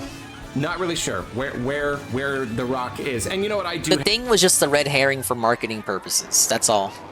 If you look at the box art now, if you go to look the game up on GameStop and shit, they've already replaced the cover art with the purple rock with Pauline. I have to say again, I'm really sorry if I'm beating a dead horse, but like Odd Rock, I don't even know why this thing has a separate name if it's just Pauline and it's Pauline for like the whole game. I don't know, but like Odd Rock, why is it not Chip? Chip off the old block. Chip on your shoulder. Rides on his shoulder. Sorry, I do not understand it. But so the whole Pauline, well, I mean, Rock, Chip's a guy's Rock, name. Chip situation, very strange. But yeah, like Pauline is in the game, and apparently, like the whole goal, the whole point of the story is you're helping her get back to the surface. And like, by going there's underground. This whole camaraderie thing between you and her, like yeah, they really layered on kind of the sentimentality. Yeah, like Papa and DK. It's kind of cool. And, It's like The Last of Us. And it seems to be presenting itself as something of a prequel, something of an origin story. I know there is no timeline, and I know Nintendo teased us. There was hotly contested debates about whether it was a prequel or not in the places that I looked for discussion. People were saying, oh, it's actually not a prequel because Diddy and Dixie are there, and Cranky Kong is there, and Cranky Kong is arcade Donkey Kong. Pauline is a little girl because not only did they turn her into a rock, they also de-aged her, and we're gonna figure that out, and she has amnesia, and that's why she doesn't remember anything, but we have no indication of her having amnesia in the direct, so it's just like people are pulling fanfiction out of their ass to justify how it can't be a prequel when it just makes sense for it to call it a prequel. And just hand wave it as Nintendo doesn't care about their own lore, because they don't. Just look at the Zelda timeline if you want to debate that. But yeah, people was trying to say it's not a prequel. It's totally a current, present timeline game. I mean, you do have some inconsistencies, like how are Diddy and Dixie there? I'm sure it'll all be explained. Maybe it's a reboot. But Alpha Elite had a theory that's like, her dream is that she wants to become a singer. She's got a wish to become a singer. So the idea is that they go to the planet's core and they get a wish fulfilled, and then they use the wish to help Pauline become a singer. And that's how, she becomes who she is in Mario Odyssey when we see her in that game. So, like, it objectively has to be a prequel. Perhaps that wish is what leads to New Donk City being founded. But people were saying, oh no, it's a time-displaced Pauline. They took Pauline from her timeline and they put her in the present day. Or it's modern Pauline, but they de-aged her and then turned her into a rock. There's all these wackadoodle arguments to explain how it can't be a prequel because they don't want it to be a prequel because they fear if it is a prequel, they will retcon the Rare lore. Despite all the homages and tributes being paid to Rare in the gameplay footage. Yeah, Ruby's is just small, it doesn't have to be that deep. Exactly. But like these are Mario Odyssey and DK Odyssey that we're talking about. You can't expect logic from them. The whole idea that Cranky Kong is the original DK and all that stuff, I know it doesn't really matter that much, but it does seem to be like this is where it started. I don't know where it went wrong. I don't know what happened in their relationship. I know you grow up and things get messy. They get complicated, but at least apparently when they first met, they went on an adventure and DK had to rescue her and then he kidnapped her. Cool, maybe it was all just a fun. misunderstanding and Mario was the villain. I almost did a video about this. I never got around Mario to it. and Arcade Donkey Kong was the villain. They were just hanging out. What if this isn't necessarily Pauline as a kid? What if this is Pauline's kid? I think that would be kind of a fun angle. Dude, Arlo is so fucking stupid. So beyond the time-displaced Pauline theory, beyond the de-aged theory, we also have the people still insisting that this is not Pauline, but Pauline's child, and Mario is the father. Even after today, I saw people saying, no, it's Pauline Jr. It's Pauline's daughter, who is also named Pauline. Nintendo fans! Oh, sometimes you think you've seen a truly dented theory. For a Mario character. You know, you got the whole Mario universe. People just want Mario to get pussy. Characters that's all. With kids. You know, the characters themselves were babies at one point, but like, I don't know. Rosalina has parents and you play Galaxy 1. Fake fan. That'd be a fun new Nintendo Rosalina's character. parents are in Mario Galaxy 1. And her spunky daughter, and I don't know. Rosalina was someone's daughter. This could still, you know, you could name no, your kid it's not the Pauline's same kid. Name that you got. No, it's not Maybe Pauline's we'll kid. It would be when we get to Pauline the end of the Jr. game. Probably not, though. This Bowser probably Jr. really isn't just named like, Bowser. this He's named is Pauline Bowser as a Jr. kid. And like, Arlo, you're dumb. On the topic of like the story and the characters, the story and stuff, thing. I'm kind of floored here. This is so. It's just like Nintendo. You know, they've got a long history of relatively simple stories.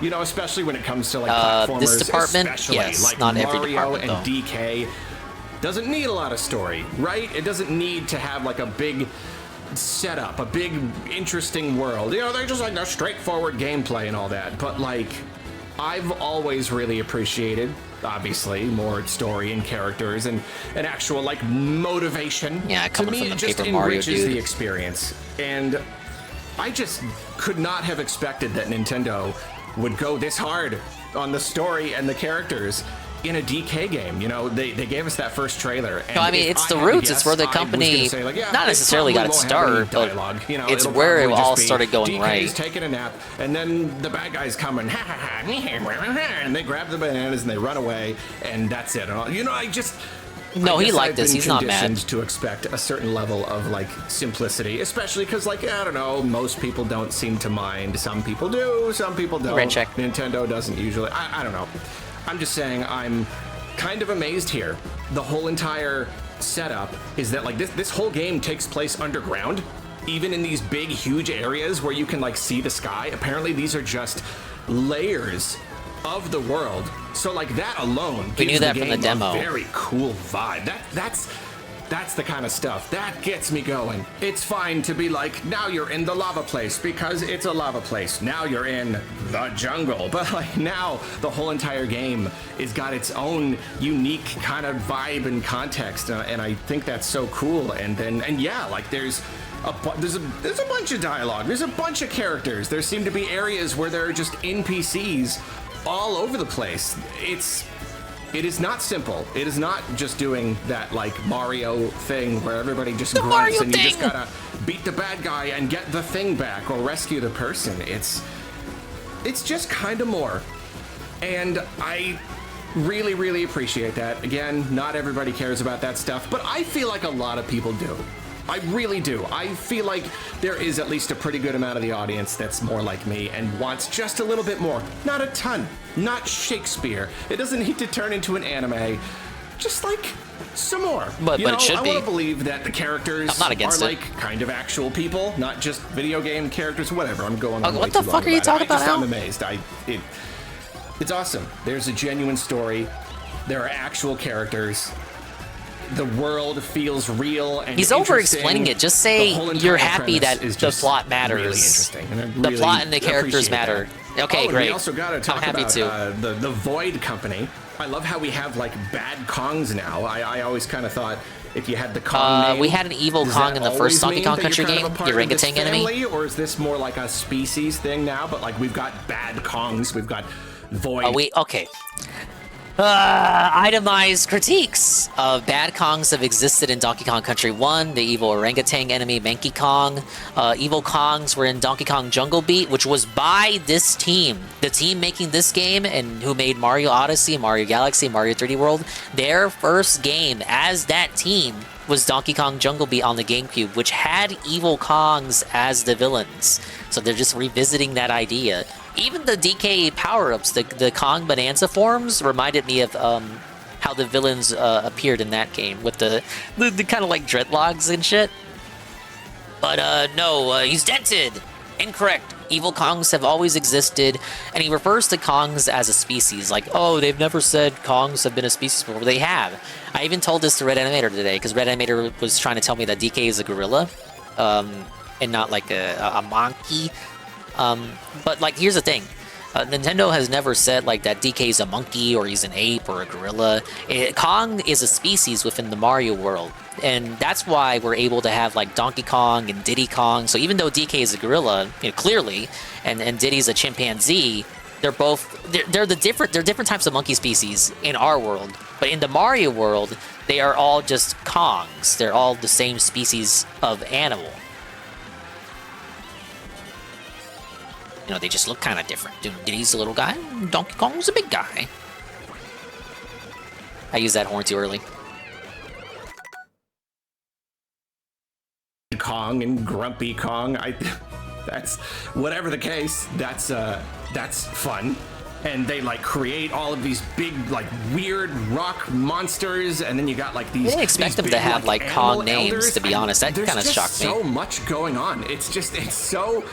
It's not so shocked, interesting. Like, it is mildly anything surprised. but just like bog standard stuff, Like I thought they would have the actual gameplay. I shouldn't say it like that, but you know what I mean. It's a very diverse moveset. It's all just kind of variations of like jumping and punching and grabbing and throwing, and yet it seems like they have put just so much variety. They've given you so many things to do with these moves, and especially just the environment itself. It really is. But like Phil said, you won't have all that unlocked at the start. You realize that, right? You're gonna have to unlock it. Huge chunk of rock, and you can just like wear the whole entire thing down. You can dig these big, huge holes wherever you want. I'm still incredibly impressed. They showed off a lot of the action and the gameplay, and there's like a really big a big emphasis on like hitting stuff and having it like fly off and hit other stuff and break, and I just like, man, I can't even tell you how much I love that stuff. Like in any Mario game, you're like fighting a boss, and when there's like that part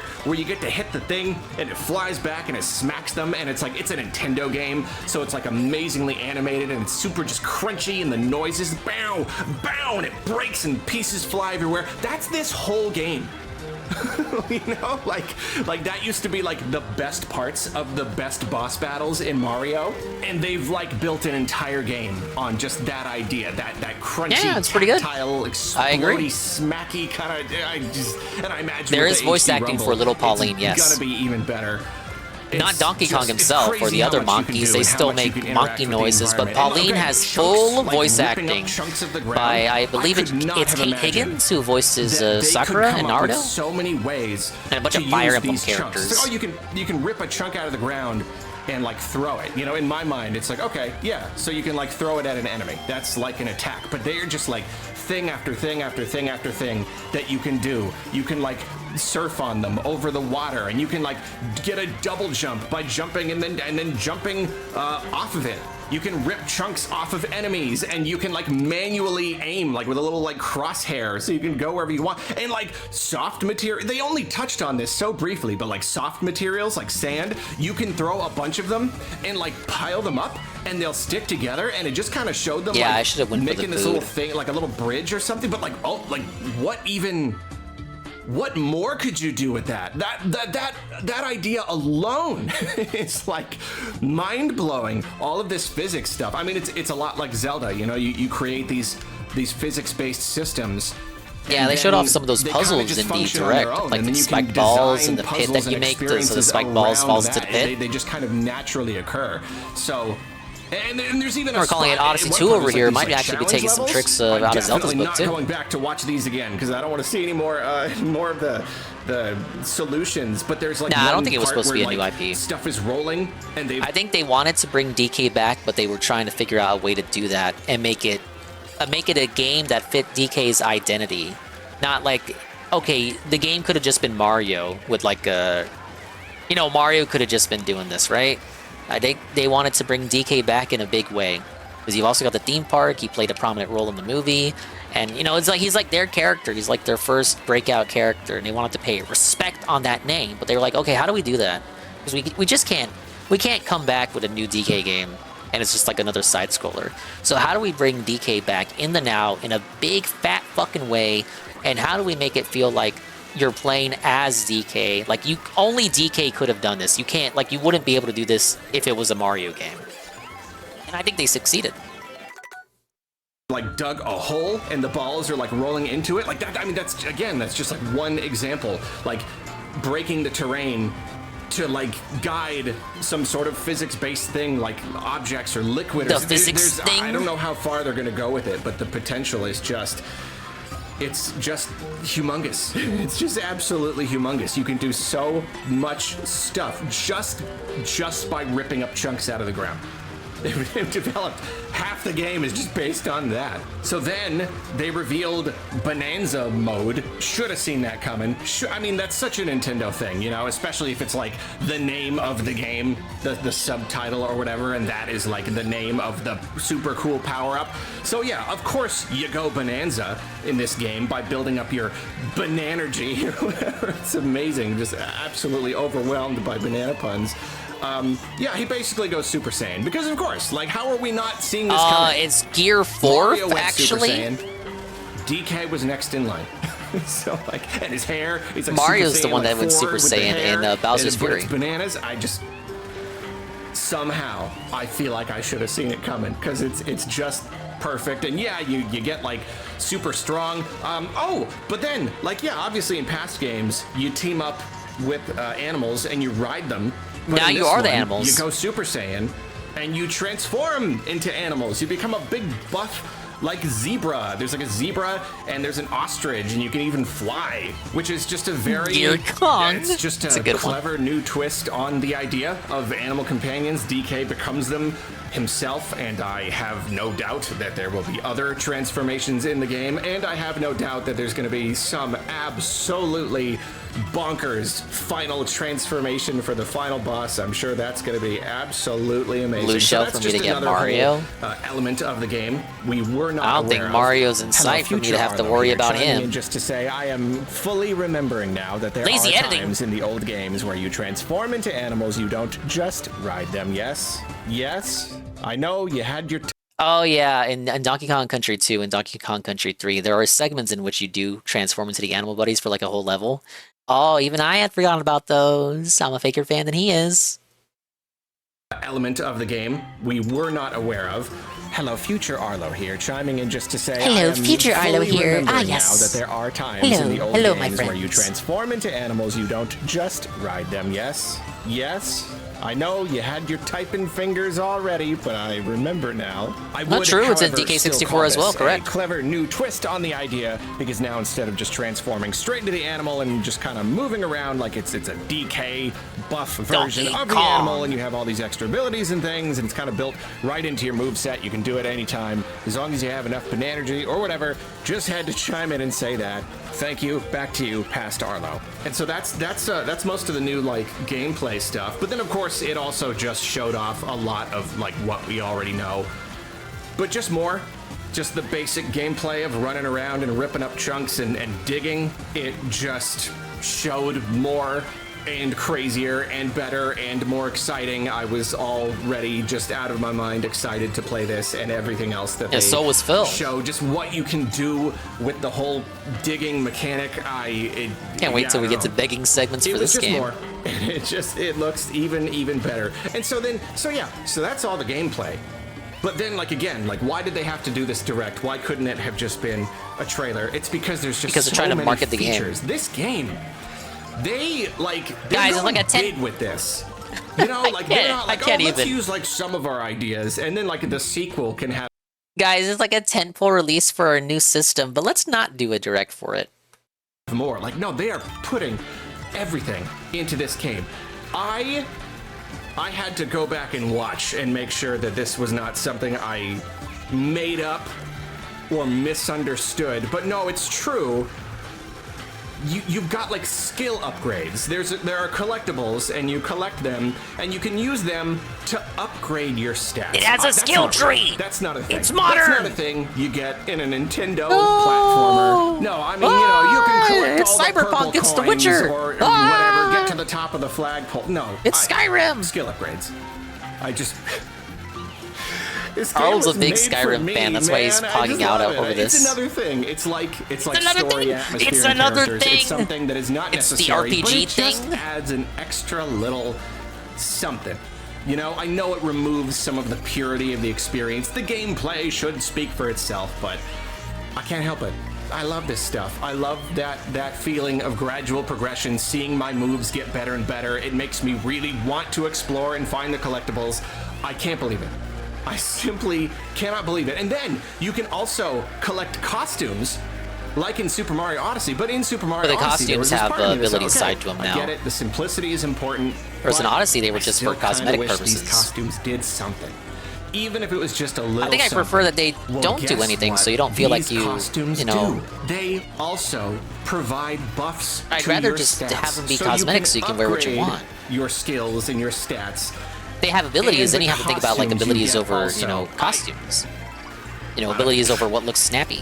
What is this? Dark Souls? Or is this a DK game? It's a game. It's a game made for me. I just don't even get it. And like there's a bunch of other collectibles as well. Like obviously, DK's always been big on collectibles. DK64, very big on collectibles. Yeah, they're trying not to be like that. Detriment, in fact. But this time it looks like a lot of fun stuff. There's like music to collect and with like detailed menus so that you can see what collectibles you have and which ones you need. Thank you. Yeah, dude called it Mario Donkey Kart Souls. World take note. If it is like really I told you he's a big FromSoft fan. The final collectibles in a game and I have to just scour everything or look up a guide, I'm not gonna do it. So like I'm even more excited now to maybe actually get everything if it's all there on a list, and that can kind of help you make sure you get everything. He's using a guide. Super cool. What else? They revealed the obligatory 2-player mode, and a person can should have seen it coming. Use mouse controls to control Pauline's voice. You just like yell and it shoots stuff out, and she can like absorb certain materials, and that changes the element of her shouts just or whatever. Do not get red shells in second place. It it's seems tough. pretty cool. It seems pretty fun. It seems like you can affect the world a lot more than Cappy could. Cappy mode was like, it's a little bit, you can kind of fly around and do a little bit of stuff, but this is actually kind of major. I could easily see this. I'm really excited to see what happens. I could see this being like the thing with speedruns. It's like, oh, of course, you have to play, the game with one hand, DK with one hand, and then either your other hand on the mouse or like your foot or something to control Pauline, because that's just extra juice. That's just extra attack power. You can like shoot stuff off. So I kind of feel like, is that going to be the default, like from the beginning for speedrunners? I don't know. But the mode, it does look cool. And you can do it online apparently, and with game share. So like, okay. great. That's fun. And okay, Real neat and how like you can do just- game share with Switch again, 1 with this they're game. throwing everything into this game. It's not even necessary to give wonder us how this it'll many play on features. Switch 1 if you DK do it that Artist? way. What even is that? Why? There's a separate little mode where you can like. Okay, so I haven't pre-watched this. I want to see if Arlo catches the reference. So DK Artist, the side mode they announced in the Direct, is a reference to Mario Artist, which is a N64 disc drive game exclusive to Japan. Now, it'd be a hard reference to catch because that game never came out over here because the disc drive was never released over here. But I just want to see if Arlo catches that or not. Sculpt stuff. Like you can like sculpt stuff and paint it, and like. Why? It's a very DSP said the same old-fashioned thing. idea. Why? But, like, in the best So have way. fun, bitch. Back in my day, The fuck? growing up, developers would just put extra little modes and features in games. Arlo's just confused for why they're fun. not charging $5 and, like, for that as mode. we've continued on, we have just seen that less and less. Or like, you know, if I'm gonna spend time What does that have to do with the creating rest of this the extra game? mode, it's basically They like always its own think game. like I'll just this. release it as a separate It's game, for or it's gonna be fun. DLC or something. So it's just it's very refreshing just seeing a funny little art mode just for the heck of it. It's not going to sell any artist extra thing? copies. Nobody's going to buy this game because you can sculpt and paint stuff. But like there it is. You just can. And I just think that's cool. So I guess that's basically it. I was already excited. Very excited. I was already sold. I was already more excited about DK Bonanza than I have been for any. I mean, you've got like the big ones. You've got the greats. You know, you've got Pikmin 4. You got Metroid Prime 4. But DK Bonanza is not far. But if it's below those games, it's bumping up against them. You know, I would not say it's DK right is there. below Pikmin 4. And I already felt that way. But now, after seeing this direct and after seeing I all would this say stuff, GPM the game is looks- above me. A rate with the party is 7. Thank you for the rate, GPM. Hello. Unfortunately, you have rated into the Arlo segment of the stream. Arlo is talking about the Donkey Kong Bonanza Direct. He's hype beasting this game, so you don't have to. And he's being a little bit idiotic with his opinions right now. I'm finger wagging him where appropriate. So amazing. It looks so bonkers. It looks so much like a game for me. They made it just for you, It is Arlo. Yet another case of Nintendo taking a series and like creating a version of it that feels like it was just made for me. It's everything I could possibly want. I How can't see self-centered. anything that I could imagine better in this entire game. The whole premise, the gameplay, everything. It in fact far exceeds my own imaginings and my own expectations for what a big, cool, crazy new 3D DK game could look like. It goes even further than what I could have come up with.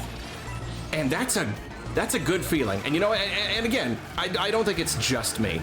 I think a big problem with Nintendo over the years is that sometimes they go ambitious and sometimes they don't.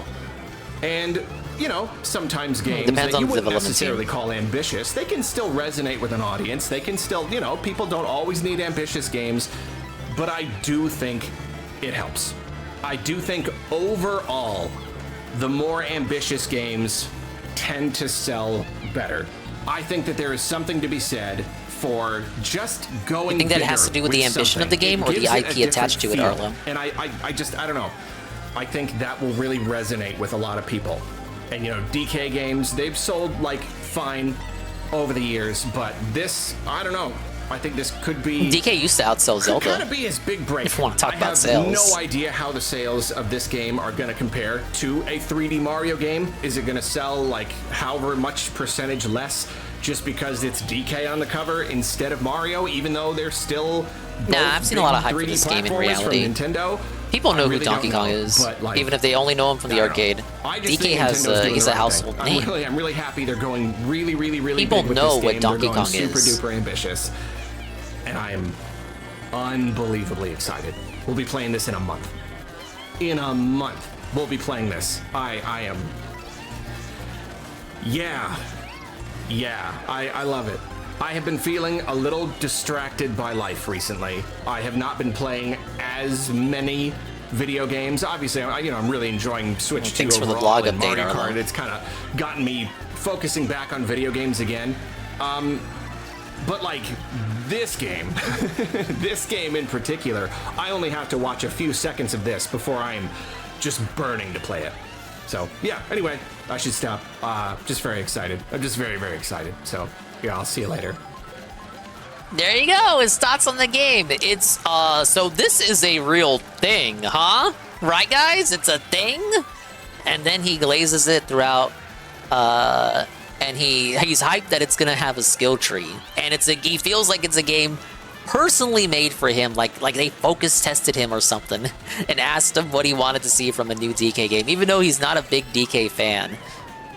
And somehow thinks that Pikmin 4 is a stronger game than it, or is like more of a great than this game will be. Yeah, Donkey Kong saved Arlo's life. He probably had a death in the family or something. Death in the family, but Donkey Kong saved him. I'm not sure. Maybe he's just like a general depression session. Might have something to do with the Pikmin situation, negativity in his comments. That's probably what it is, actually. It is negativity in his comments made him depressed. Yeah, maybe his rabbit died. Now here's a bit of a controversy here. Some people's Joy-Cons are auto-disabling rumble. So here's an interesting thing. This is not something that I was aware of until just now, but it seems that some people are reporting they're getting these little pop-up notifications while they're playing their Switch 2s saying that the rumble is shutting itself off. Like a little pop-up just comes up and it says disabled rumble has been turned thing off due to prolonged use. Now, I can certainly see how getting a little notification like this might make some people nervous. I think a lot of us are still a little bit jumpy, as we've talked about recently. What if it's like a easy to safe have mode thing? flashbacks to early generation Switch. No, stops Joy-Con itself from drift rumbling, before it issues. breaks itself. So I think really any indication whatsoever Precautionary that measure. there is anything going weird in any You're way rumbling too much, with son. anything controller related is, it's enough to make a person feel a little ugh, especially this early in the generation. We have no idea what. Maybe there's no Joy-Con drift this generation. Maybe there's a new thing. Maybe there's some sort of horrible new rumble-related problem we've all got to deal with. But I think at this time, there is not really any reason to be worried. It seems that this is a very purposeful feature. Nintendo has programmed it so that the rumble automatically Initial shuts leaks were off suggesting after Hall it effect has been sticks, but it's the same engaged sticks as for, the seems to be first about a Joy-Cons. minute or more. Like if it's been rumbling pretty nonstop for about a minute, that's when it shuts down. And it's funny, we're getting a few different sources of this. Mainly, it seems like people are playing Cyberpunk 2077, where you get these long firefights. So you're just shooting guns and getting shot at for a long enough time. It rumbles long enough that it shuts off. And then people are specifically citing Wind Waker. Why are you and shooting I that know shit, Mike? exactly what they're talking about. That really instantly just took me back. There are times in that game when an island is rising from under the water, and I even remember on the GameCube, it's just buzzing nonstop. They turned it on. They said for the duration of this cutscene, the thing is gonna vibrate and it is not gonna stop. So I remember that. So it makes perfect sense that people are having this happen while playing Wind Waker on NSO, a game that just sends that signal to just keep on vibrating. That's real immersion right there. You feel like you're really there. You are Link. You're watching this thing rise out of the water, and you've got an angry hornet. I do in a think the jar. Joy-Cons have improved so when Nintendo it comes put to out a shape poll and to see how size, many but people had seen this I wouldn't pop-up, play and with it seems them to be about 10% unless of I them, had no other at least of choice, the people you know? who took the poll on Nintendo Life. About 10% always, of people have use seen a this Pro so Controller. far. I have not myself. I have not heard of anyone that I know experiencing it. So far it does seem to be a fairly rare thing, and it seems that there is no way to turn this off. This really is just kind of baked into the console itself, and I DSP says he uses the Joy-Cons to test them out. That rumbled enough. In the case of Wind Waker, it's less worrisome because again, the whole rumble feature overall was a little bit more slapdash. It was kind of on or off. I could see it being more of a problem in something like Cyberpunk 2077 or really any shooter game. You wouldn't want it to be that, like, there's just so much shooting and so much rumble happening in your game that you get rumble for a minute at a time. You know, like you don't want to. Yeah, he wants to get drift on them early so he can be the first creator to complain about his Joy-Cons getting drift. I don't know how you get it going again, but then is it just going to shut down viral again a minute after that? Yeah, I don't know. If it becomes a problem, then we can address it then, and then hopefully Nintendo would address it then. But at least for now, it seems to be a fairly rare issue, not really a big deal. Who sent the complaint, right, Drake? For why it's happening. I mean, we can really only guess. I suppose it makes sense that if you set that rumble off like too fast, too high frequency for too long, it could maybe start wearing down, or it could just produce too much heat. It could overheat and kind of burn out the mechanism, or maybe they recognize that if your rumble is just going absolutely crazy, that's going to be a big like power drain on the system, on the battery. I mean, honestly, I don't know how much battery life is affected by something like rumble. It seems unlikely, but then you think about it, and it seems likely. So I don't know. Can it really be pulling that much power just to make it rumble versus like running this beautiful game? But then at the same time, like you're looking at it, it's just buzzing like crazy. That's got to be a lot of energy. They're like electromagnets, right? To like make it vibrate back and forth. I learned about it in Switch 2 Welcome Tour. You know, the original Rumble on like the N64 was just like a thing. Oh yeah, he did buy the $10 but demo. Now it's a thing that like wiggles back and forth, and like magnets kind of knock it back and forth. It's pretty cool. So yeah, it's also possible that if a game is just rumbling way too much, it's going to have a big drain on the battery, and that will have a negative impact on the end user experience. So whatever the case, any or all of the above. Don't worry, he gets to Nintendo write it just off on his decided taxes. to program a little thing in there that says if it keeps rumbling just too much, make it stop. It could be that there's something wrong. You know, it could be that like the game, because that's the thing, is like any developer can create any kind of experience. They could just have a game that's just, you start the game and it just starts rumbling. DK dabs in the game. Maximum. Pretty cool, right? It never stops. I don't know why they would, but they technically could. So yeah. So it's not a negative thing. Yeah, no, I see it as a fail-safe safety precaution for the Joy-Cons. It's not a negative thing. So yeah, we'll wait and see if it becomes like a legitimate annoyance. As always, you are not contractually obligated to comment on topic on our videos. However, I will politely extend a prompt to you. Has this been an issue for you? Have you experienced it at all? And if you have, has it been like a problem? You know, is it that thing where like you get rumble for a minute and then it just kind of turns off? Is it like consistently a problem? Is it always a problem when you play certain games? Please let us know. I'm genuinely curious. As I said, this really is the first I've heard of this. So please enlighten me, share. I wish to know. Now a member of the Shrug and Cox team. It was really easy. Congratulations. Goki has joined Shrug and Cox for Extra Life this year. That's pretty cool. The way he's wording it is it's not a big deal if the rumble is going off and shuts down. There are certain games that could require the rumble feature or actively use it as a mechanic. If there is a failsafe to shut it down, does that make it a possible issue for those games? Probably, yeah.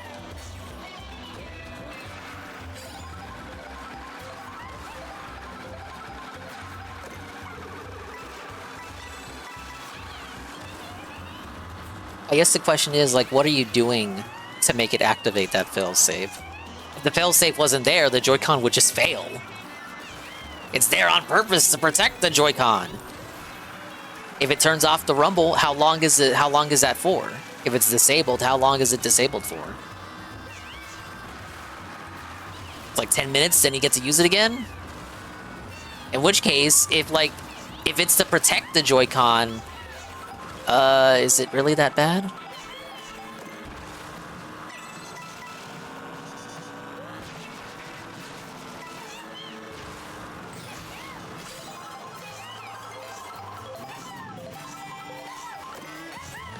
MDC, dude. Real question is, if the rumble's turned off, how will I remember inside my relaxed anus? Good question. How would you remember? Leave a post-it note out. Do you think that's enough shells? And then you get some green ones sliding by, just for added insult.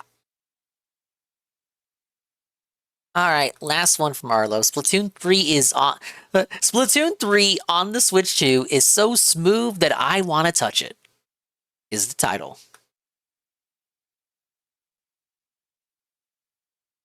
So I record a video on how Splatoon 3 is kind of busted competitive multiplayer on Switch 2 because of the squid roll glitch. I record that video, it's but then fixed. Before we can edit it, Nintendo announces a new Splatoon game and how Splatoon 3 is getting the big free upgrade treatment on Switch 2. So then I'm like, oh, okay, well, all right. Well, now this is the video. Now the video is playing Splatoon 3 with the update and doing an impressions thing or something.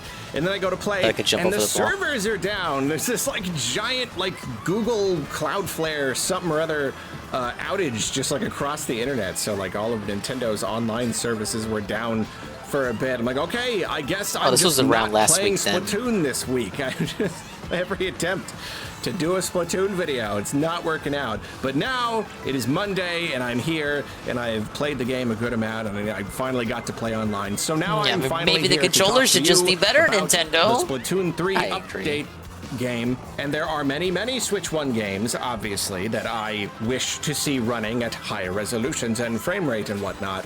But if I got a list of the top games I extra super duper want to see running well on Switch 2, Splatoon 3 was pretty up there. I love these games. I think they are amazing visually. It really just it's the ink. I think that's really what it comes down to. I love a lot about Splatoon as a whole, but I'm enamored with that ink. I think it's incredible. I think it's a miracle. I mean, gameplay-wise, obviously, I love what it does. I went on about that in a video recently celebrating the 10-year anniversary of Splatoon. But just visually, just the fact that it's flying all over the place and everybody is shooting it everywhere, and yet the game is still somehow calculating it all and keeping track of where it. Some things give him the ink. Some things give him the ink.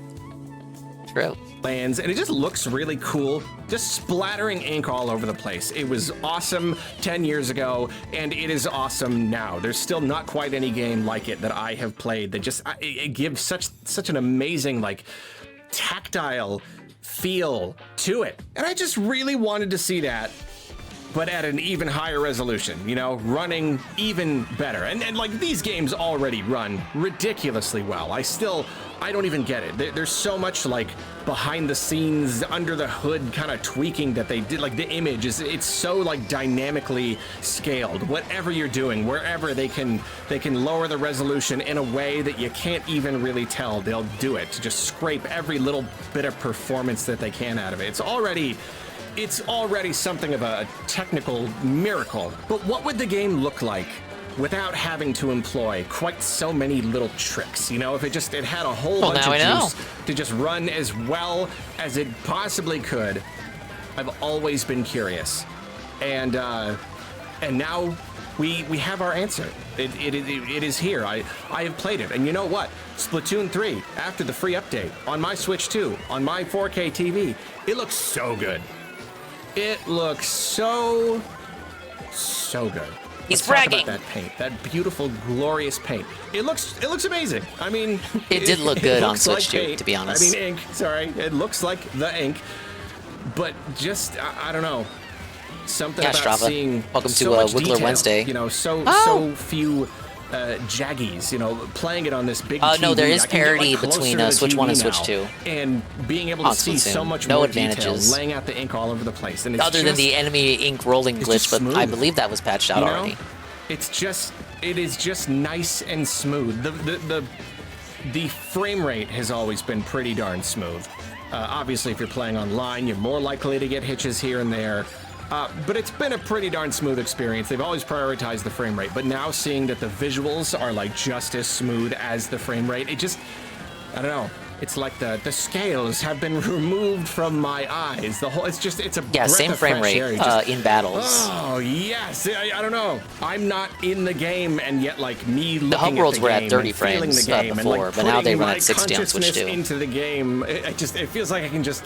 Oh, I can just stretch. I can just open my arms. I don't know. Does that make any sense at all? I don't know. But that's how I Red feel Shell looking in at second this and place. playing this. It just feels good. It always felt good, but now it feels really, really good. And of course, it's not just the ink. It's everything. Right, yeah. In game.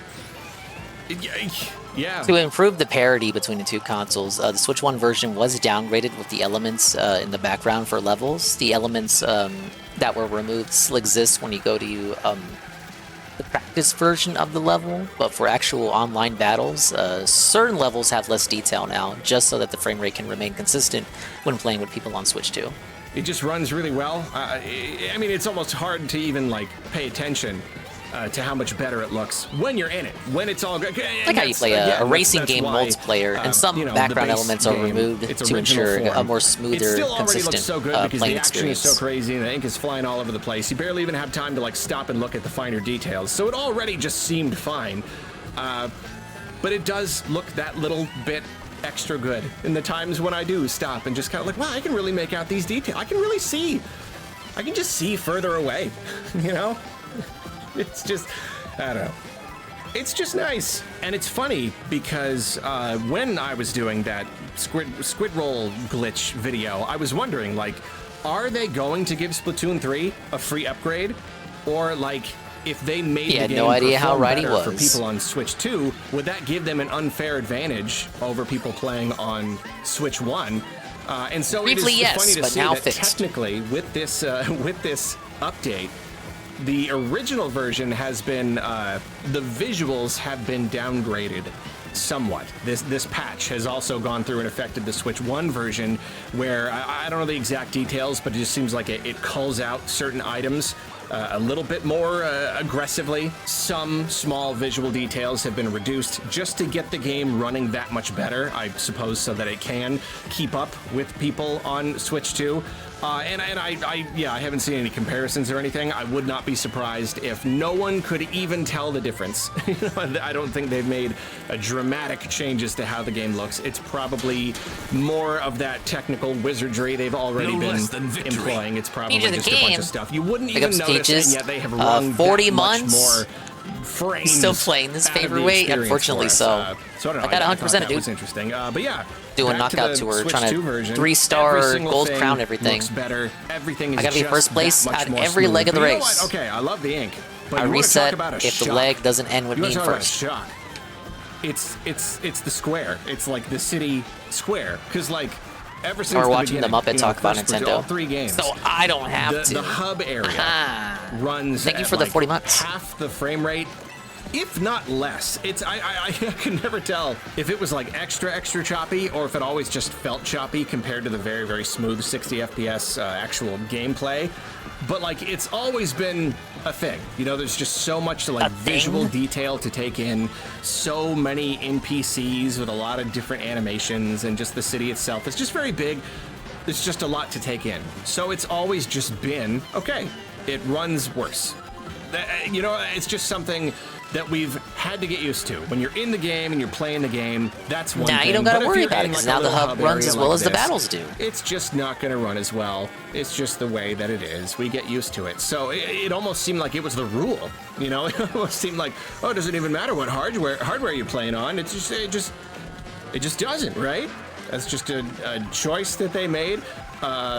So now, booting up the game and immediately seeing that right there in the square, it's all super smooth. That's surreal.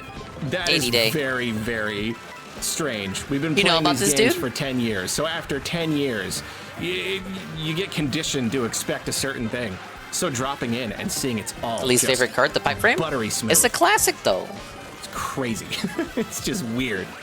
It is very, very surreal. And I don't know, going forward, when we finally glazes get Nintendo Splatoon all the 4, time. He is it used to gonna be a that big much, hater. like, more graphically intensive that we're gonna Yeah, go get back Trilogy to on having PC. a It's kinda 30 buggy, though. FPS, I do give some or take, research because in, they like, fucked the it up. hub area, or can we expect this kind of Oh, performance my least favorite going cart? forward? I don't know. I mean, The one I haven't used at all is the big rocket one. I just don't like the look of it. I get the concept, but I'm not a fan. hope they'd be able to maintain this, because, like, seeing this game running at a higher resolution, and the frame rate, of course, it still looks so good.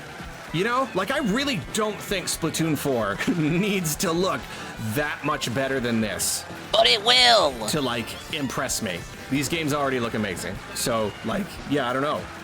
I kind of can hope that moving forward, this is the standard. We're gonna get a new, Never like, knew of him city not hub blazing area, and Nintendo. it's also His gonna channel run got well. a big start off of shitting on modern day Paper Mario and Pikmin. Looks great. And Looks asking really, why really Nintendo good. wasn't doing Metroid anymore. But he's changed since then. To play another, recently like, acknowledged his campaign. roots in It's a been drama little he while. I had don't with know the if I wanna Pikmin wait for community that I Splatoon went over on Raiders, or Monday. if I just want to jump back into the campaign for 3. But he says he doesn't want to be like that anymore. I'd say Splatoon 3's He campaign hates was the like it ended up negativity, being man. like a little bit disappointing in ways. It was a little bit short. Kind of felt like a series of like tutorials, but like it's still always fun, and the bosses are Splatoon amazing. campaign is the always a levels are series of super fun. tutorials for very fun. I don't know Like, how what? this may be the time to get back into a little bit of. DSP not playing Splatoon 4. Not competitive multiplayer. He ain't even playing the one that's coming out later for this sure. year, the I spinoff. jumped into a handful of matches, you know, to He's try tired of these out Squid the Kids. online and to see if the visuals and the performance worked well while online, and then it did. Went real well. Didn't mean I could win. Didn't mean I could win very often. Boy, I'm not good at this game. I'm not good at these games, people. I tell you. I played several matches, did very, very poorly, and then we finally won one just because my other teammates were like 1,000 times better than me instead of 900 times better than me. Arlo Okay, that's finally it. queued up against I'm gonna me and George got a Costanza. win. That's it. I'm out. This is my peak. See you all next time. See you at Splatoon 4. Alright, that's it. That's the Arlo segment. He had fun in Splatoon, and he likes the ink, and it looks so smooth, and it plays so great on his Nintendo Switch 2, on the Nintendo Switch 2 family of systems. Amazing. Thank you, Arlo. Thank you for the update. Thank you for the vlog. Daily wrap up next. It's like Splatoon 1.99 at this point. Oh yeah, but that was around the time he was hyped for Overwatch 2. And then he got cursed with his experience with Overwatch 2 right after dropping Splatoon 3. Suffer! I'm kind of mad at Nintendo. I get it if you are. A lot of people are. $80 games, the shit they're doing where they like ban you from online for so much as like touching the console the wrong way. The copyright things that they do. The copyright thing! Striking down if you upload their music. Splatoon is an okay game, TBH. Yeah, it's pretty good. I can't play it for too long though, or I get tilted. Remember the old Splatoon 2 streams? Peaches remembers. The old X-rank grind. Hey, but look, we got a gold crown 3 stars.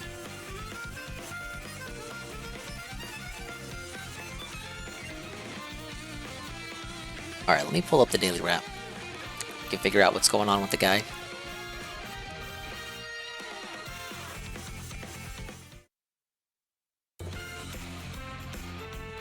There it is! Gold Crown 3 stars on Mirror Bone. DK Direct React, Lies of P Progress, and Crazy Fun Rage in Mario Kart. The Daily Wrap, June 18th, 2025.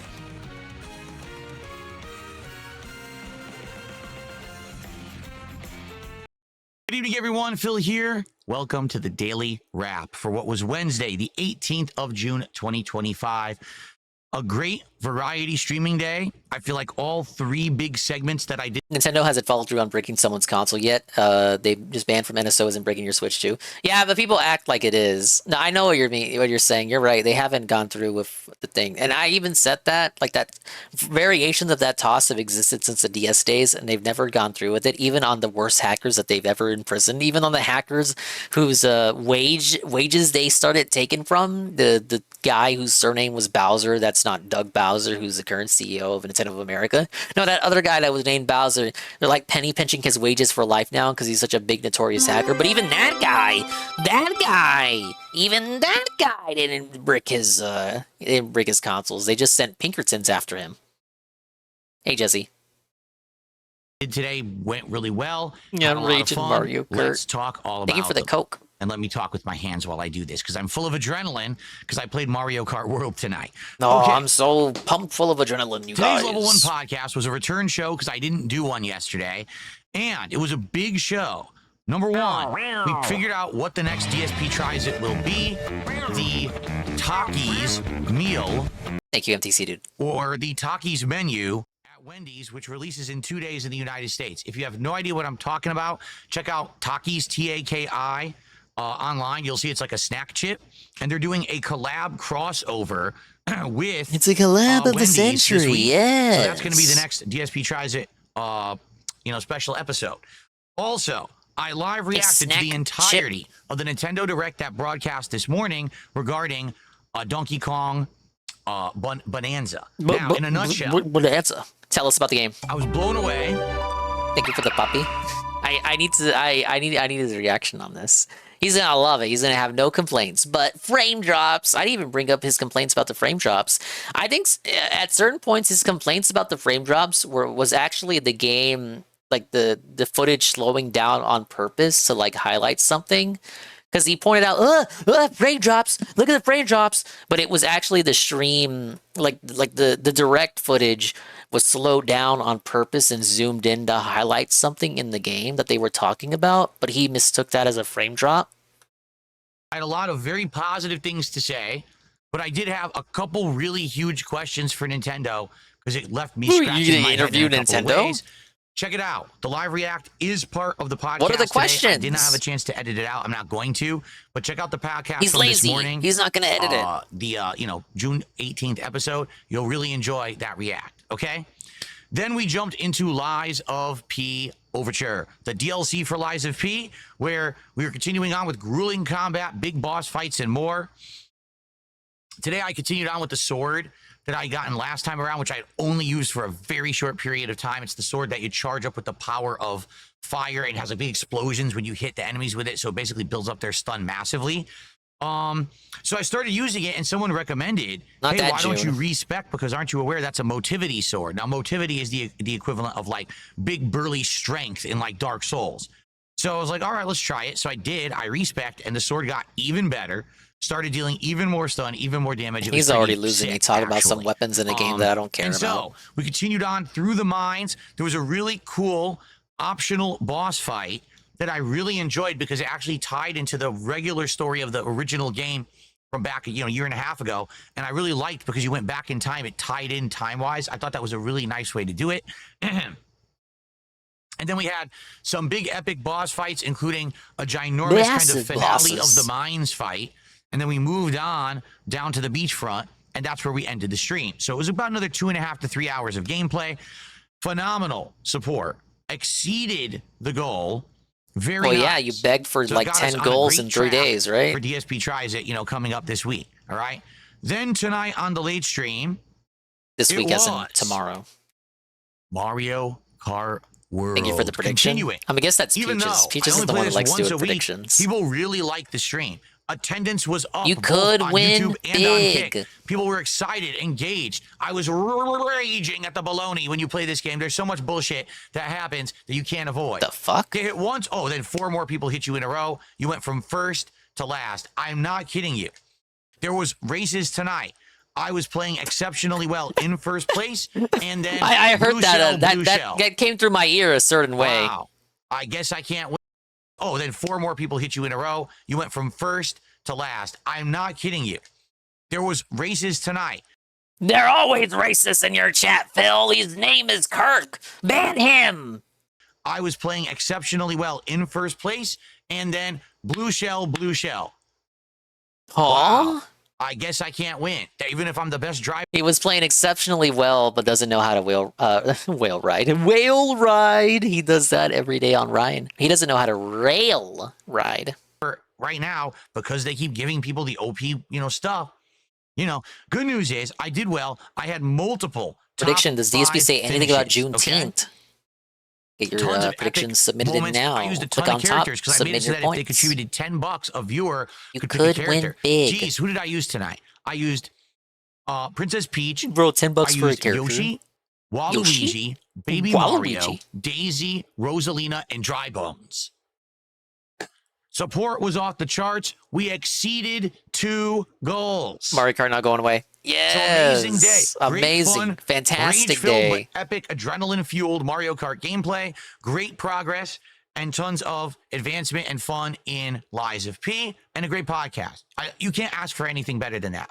Who said I was angry at you for not answering my message? No one. I just have eyes in the sky.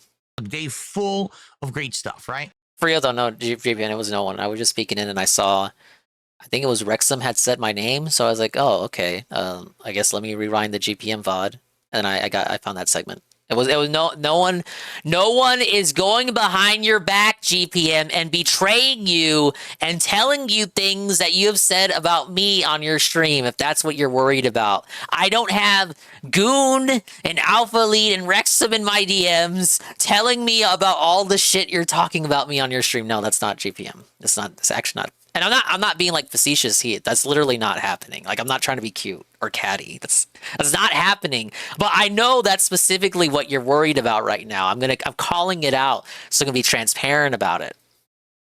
You're welcome, Wigglebottom. Now, tomorrow is another full and fun day of streaming. None of you motherfuckers know what's going on, but me and A full GPM. and fun day of streaming here on the channel.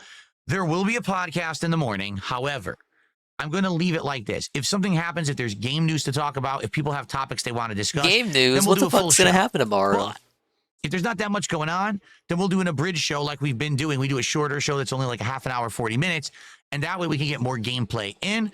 The main gameplay stream tomorrow is Onimusha 2 HD remastered. I can't wait. Played it yesterday. Actually, really, really loved it. And looking forward those to more games are tomorrow allegedly as we good unlock games, so I'm more, not gonna shit level on up them. the side characters more and the like. So I hope that you will join me tomorrow for more Onimusha 2 HD on the first stream. The late stream tomorrow night is something special. Yeah, he always As a says result the name of wrong. You It's guys Onimusha. engaging and massively supporting my Yeah, it's like sim extra syllables gameplay to it. while driving. Oda Tomorrow night we're doing a new Bushura? game, Taxi Life Simulator on PC. Like sometimes he'll say Onimusha or Onimushara. With my wheel, Bonanza. with the pedals, with the stick shift, with alcohol. That's right. And it's going to be an awesome night because it's simulating being an actual taxi driver, taking fares and driving around Barcelona, Spain. Why not just play But Crazy also, Taxi? The I fuck? want to Play Simpsons understand Road Rage. There's other content in the game that you can do as well. So I don't know what we'll do tomorrow. I've never booted the game before. We'll find out.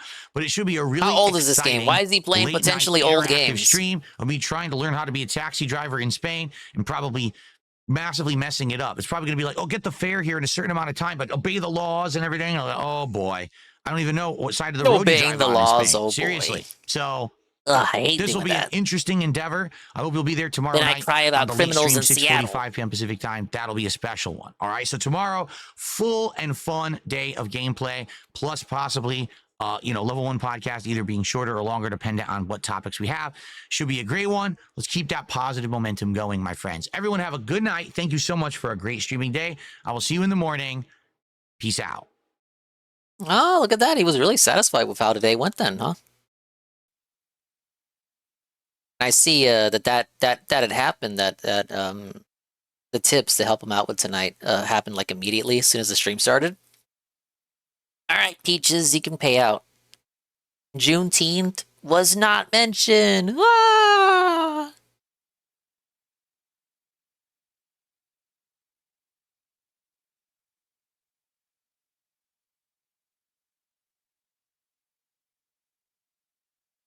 All right, what do we got next? This is Cop Killer claims he was sleepwalking. The twisted case of Brandon Daniel. Became a headline. Before his name was etched into plaques and memorials, Jaime Padron was simply a man who believed in service. Born and raised in San Angelo, Texas, Yeah, I haven't done true crime in a Padron minute, was the kind Peaches. of person who didn't need to be the loudest voice in the room to earn respect. Friends, family, and fellow officers would later describe him as calm, measured, and deeply committed to doing right by others. From an early age, Jesse, I'm he out of seemed to Arlo carry an innate videos. sense of responsibility, We're caught up. which made law enforcement not just a job for him, but a calling. After graduating from Anglo State University, Padron joined the U.S. Marine Corps, where he served honorably. The discipline, structure, and sense of duty he found in the Marines carried over into his later career in policing. Following his military service, he returned to his hometown and spent more than a decade serving with the San Angelo Police Department. There, he became known not only for his professionalism, but also for his approachability. He wasn't the kind of cop who relied on intimidation. He was the kind who knew how to de-escalate, how to listen, how to treat people with dignity, one of the good even in ones, moments of guys. tension. In 2008, seeking new challenges and opportunities, Padron moved to Austin and joined the Austin Police Department. By then, he was already a seasoned officer, as well as no a synthetic father, man and a content. man who had dedicated the better part of his adult life to protecting others. He carried himself with the quiet confidence of someone who didn't need recognition to know his worth. Off-duty, Padron was a devoted dad to his 2 daughters. He was devoted, attentive, and deeply proud of his family. He coached their soccer teams, showed up to school events, and tried to balance the heavy emotional load that comes with police work, along with the joys and responsibilities of fatherhood. Where did the load go? For him, the badge was just one part of who he was. At home, he was a dad, just a regular man trying to raise good kids and make it home safe every night. On April 6, 2012, Padron responded to a police call that, on its face, seemed routine. A potentially intoxicated individual was behaving erratically in a North Austin Walmart. These are the kinds of calls police officers get every day. God damn it, it's No always sirens, no Walmart. weapons drawn, Phil just was an right. officer walking into a situation with the goal of resolving it peacefully. This was Padron's mindset when he entered the store that night, but what happened next turned the routine call into a tragedy. In an attempt to prevent the suspect from fleeing, Padron tackled him to the ground. In a scuffle that followed, he would be killed. The news of Padron's death rippled through Austin and far beyond. That's Not unfortunate. just because he was an officer killed in the line of duty, but because of who he was. Tributes poured in from fellow officers, as well as community members, friends, and strangers who had never met him, but were touched by the life he led, and devastated by the way it ended. Jaime's story is not just one of sacrifice, but of service. He represented the best of what policing can be, thoughtful, compassionate, and rooted in a desire to help others. His death was a profound loss, not only to the department and his family, but to a community that needed more people like him. He left behind 2 young daughters, a grieving family, and a legacy that continues in the form of scholarships, memorials, and the stories shared by those who knew him.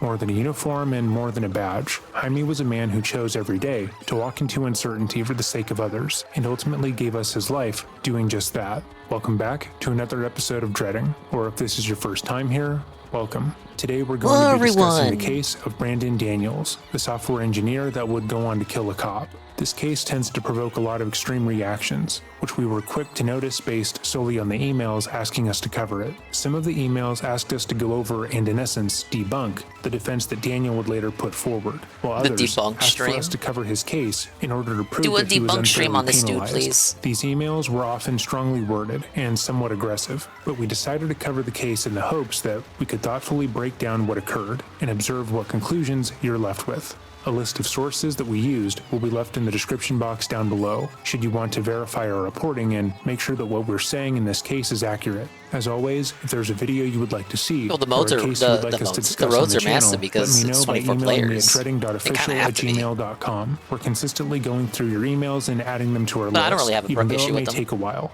We have a long list, so please be patient with us. But with all of that said, let us begin. Brandon Daniels' early life didn't immediately suggest the kind of path that would one day end on death row.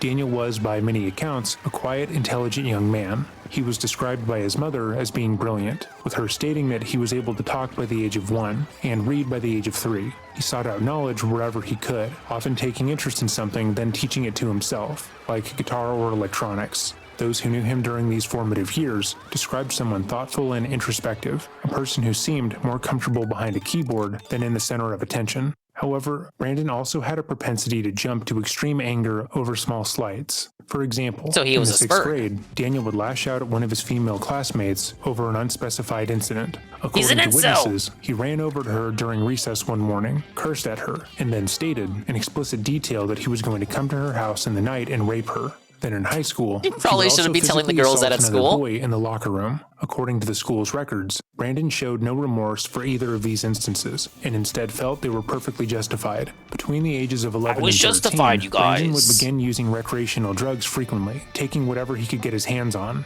Though he was incredibly intelligent, he enjoyed disobeying authority figures in his life, seeing how far he could push them before they snapped. How do you not get He expelled for routinely that? His sought out mom's on the ways to school defy board. them. Daniel would also Maybe. express that he was extremely depressed during this time, and may have been defiant as a way to try and gain some amount of attention or validation. So he was intelligent but They had extremely friends in high defiant, places. so much so that when he was 16 years old, his parents would agree to send him to military school. They hoped the structured atmosphere would better teach him discipline and to treat others with respect. However, he immediately went AWOL, running away from the school and hiding out with his aunt for a few months. His aunt Why would would later the state aunt that do she that? took Brandon in because he had nowhere else to go and didn't want her nephew sleeping on the streets. Mario Her Kart only explain what their baby stipulation was versions of that the he did not characters? drink Nah. and do drugs while living in her home. There And is when she time found travel he'd in the been Mario drinking her series. alcohol the entire time he was living with her, But they don't want kicked you him asking out. questions, At 19 basically. years old, Brandon Daniel had his first significant run-in with law enforcement.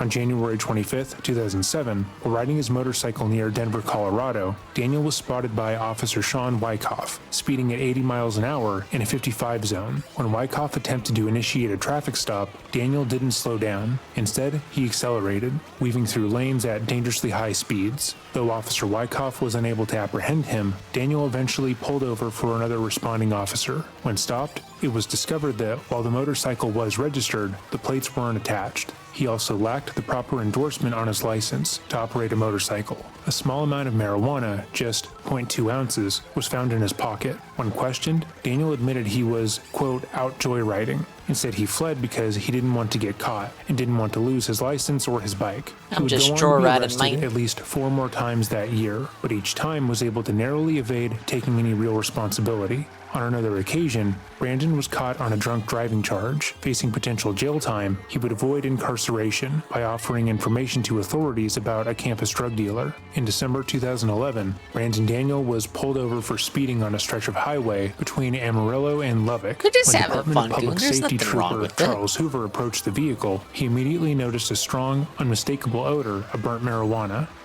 A quick search of Daniel's car turned up a marijuana grinder about as well it. as a pipe and several pill bottles labeled as If you think about it, it wasn't time travel, but like Yoshi's Island was more dangerous. Like just actively, you're trying to carry baby Mario all the way to Bowser's castle, all the hazards and shit. Actually, more dangerous than putting the baby in the go-kart in licensed, tracks where there are safety precautions and everything. Sure, there are hazards, but they're not like life-threatening.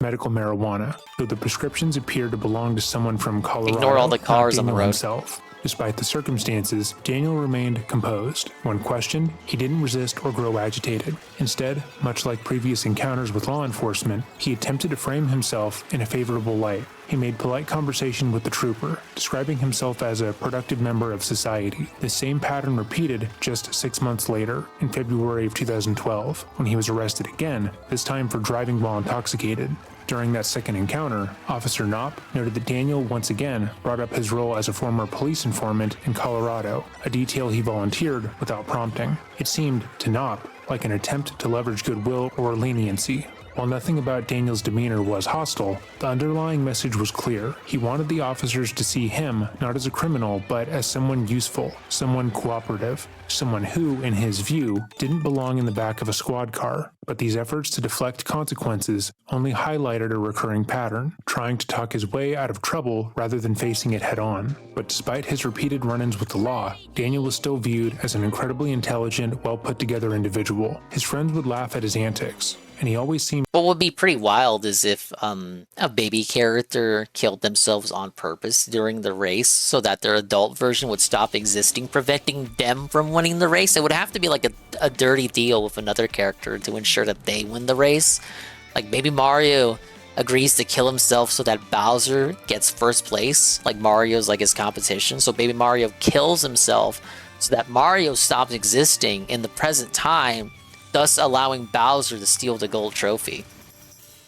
to find new ways to sidestep any real consequence. Dingus supports Daniel child landed a suicide. job I'm just as a saying, software this is engineer a at hypothetical. Hewlett-Packard in Austin, Texas, a position that suggested stability and future potential. It was a well-paying job with a room for Yeah, growth. you really need the And context for a for this while, one. It seemed like he was settling into the kind of I'm just adult thinking life deaf that because many true aspire crime. to. Gainful employment, a promising career, and a chance to build something meaningful. He lived in a modest apartment, rode his bicycle to work, and generally kept a low profile. Friends and former colleagues have said that Daniel struggled with depression, a condition that worsened was my significantly depression. after a difficult breakup with a girlfriend. His use of benzodiazepines, particularly Xanax, escalated after the Xanax? relationship ended, with him taking multiple bars a day alongside alcohol. His behavior grew more erratic, Is he Ralph? his moods unpredictable. During this time, he would meet a woman named Christina Get him on Nance Lexapro. through an ad he placed on Craigslist. According to Nance, whenever she saw Brandon, he Let's discuss the potential arguments Dingus would use to get a baby to kill himself. Look, you were never meant for the Grand Prix. You're not gonna unlock the Special Cup. You're not even gonna unlock Rainbow Road. You're not even gonna unlock Mirabelle. So, like, what's the point? Like, why even continue on? Just let Bowser win. Bowser knows what he's doing. Bowser's got it under control. There's no baby Bowser in the race, but he's got no baby counterpart. So it's just like, you're the one holding the team back. You're the one that has to go. We gotta cut you from the team. That's what I say to Baby Mario. Well, I hold him over the cliff. I'm like, okay, like, I know this is kind of cruel, but like, it's either you or the giant turtle. And I can't hold the giant turtle by his neck over the cliff top, but I can hold you over the cliff top. Shy Guy sticker. And a princess sticker of her winking. Look at that. But yes, this is the legal justification I would use in Mushroom Kingdom Court. Mushroom Kingdom Kangaroo Court. For, why did you drive the baby to commit suicide? Because Bowser had to win. For no reason at all, other than the purposes of vanity. He would, quote, be popping Bowser's quite the Xanax showboat. like candy, unquote, and bragged about various crimes he had committed and gotten away with. For her part, Christina thought he was lying in order to make himself appear more interesting. On April 5th, 2012, Brandon's roommate, Kelvin Davis, would recall that they had spent some of the night drinking and Dude, I'm in court for convincing Baby Mario to kill himself. I'm like, why did you do it, you guys? I just want to race. I don't know what you're talking about.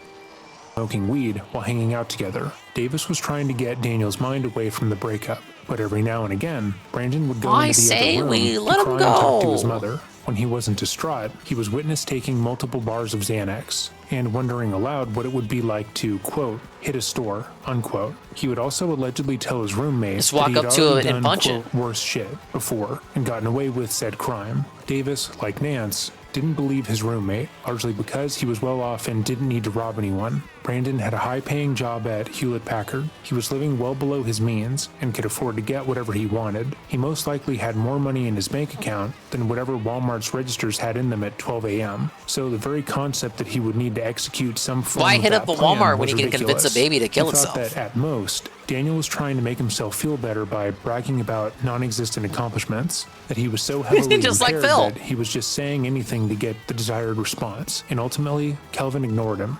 Davis would go to sleep around 9:30 p.m., believing his roommate would eventually do the same, but that was far from the case. Daniel's statements about robbing a store were genuine. He wanted to see how much the store kept in the register to test if he could get away with it. Well, people And like once this the can't be idea had reasoned with appeared in his peaches. They just do head, he felt like they he do needed this to shit see it because they through. He can. never had to deal with the consequences of his actions before, at least not in any significant way. So why would this be any different?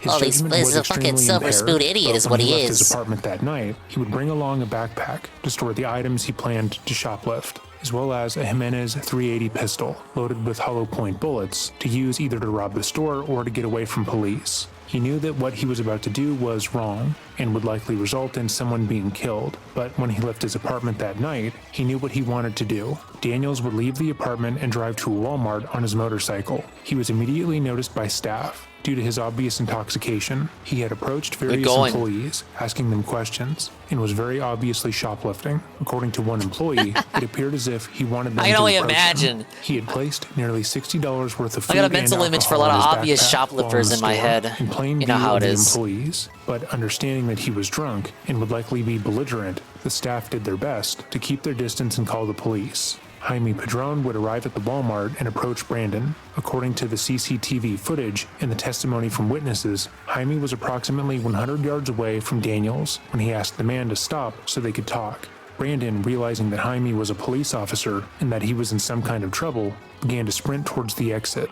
Unbeknownst to Jaime and the employees in the Walmart, Brandon reached for his gun. The officer gave chase and quickly tackled the intoxicated man. According to witnesses, before the two had even touched the ground, Daniels had withdrawn a weapon that he'd been hiding on his person, and Padron had been shot once. Brandon then raised his gun to the officer's neck and shot him a second time. One of the employees jumped into action, wanting to ensure that no one else would be hurt in their store, and jumped on Base Daniel, employee, hoping to disarm Dingus him style. at the very least. Daniel then fired a third shot that barely missed the employee's head. Luckily, he was able to wrestle the gun away from Brandon, and another employee was able to kick it out of arm's reach. But after subduing the intoxicated man, Brandon would look up at the officer he had shot and laugh, reportedly gleeful that he, quote, killed a cop, unquote. In order to get away with shoplifting and public intoxication, Brandon had killed a cop was it worth and it? attempted to shoot another innocent person. After being taken into custody, Brandon Daniel was placed in the back of Officer Albert Arevallo's patrol car. From the start, his behavior struck an unsettling chord. Albert Arcade Cam has not come out Daniel yet. smiled and even winked at him through the rear window. definitely an wouldn't act shut that up felt about it if it oddly was out. casual considering the gravity of what had just taken place. As the officer sat nearby, Daniel began asking pointed questions. Were they in Travis or Williamson County? Which county, he wondered aloud, tended to be more lenient with sentencing. It became clear that Daniel was already thinking ahead, not with fear or remorse, but with He was a kind making a of citizen's cold arrest. calculation. He wanted to know if he was likely to face life in Put him on the prison or force the right death after. penalty, how long the process would take, what it might cost to post bail, Well, they showed more and promise even in where their his own motorcycle recruits. would be impounded. His demeanor, as described by Officer Arevallo, was lethargic. His speech slurred, his eyes red and watery. At one point, Daniel was removed from the patrol car so EMS personnel could assess him. Christopher Lester, the paramedic on scene, testified that while Daniel showed no signs of alcohol use and denied taking drugs, his behavior suggested otherwise. Lester described him as blank, cold, and emotionally detached. During the Oh yeah, I evaluation, didn't bring that up, Daniel but thank you asked for reminding Lester the me. same question Six he posed Hexenhammer was to found Arevallo, guilty for "Am I going abuse to get and life shit." in prison for this?" Later on, Officer Corey Knopp transported Daniel to the His cope for that was now he can be considered a real, true pirate because he's been convicted of a crime. police station. Knopp recalled Daniel pressing his face against the divider glass, slumping down in the back seat, his movements slow and disoriented, classic signs of someone under the influence of a central nervous system depressant. When they arrived at the station, Daniel's attention was briefly caught by an old police motorcycle, which he casually remarked as cool. Then, unprompted, he said aloud, "Hey, I killed a cop." Brandon would then be brought into a police interrogation Yeah, and room used to be in a order to get Styx his super version of fan. events. He's the most heartbroken out of anyone. Disoriented still, Brandon Daniel said plenty, and when it comes time for this jury to decide whether or not he deserves the death penalty, what he said inside that patrol car may be something this jury remembers. Almost right away, Brandon Daniel knew the death penalty could be in his future. The video is hard to hear The in Karen parts. read The update, I haven't been subtitles watching that decipher him shit. Wondering about the lethal injection and going away for a while. I can't stand Once his they started driving, he file even restreams taunted now. officers.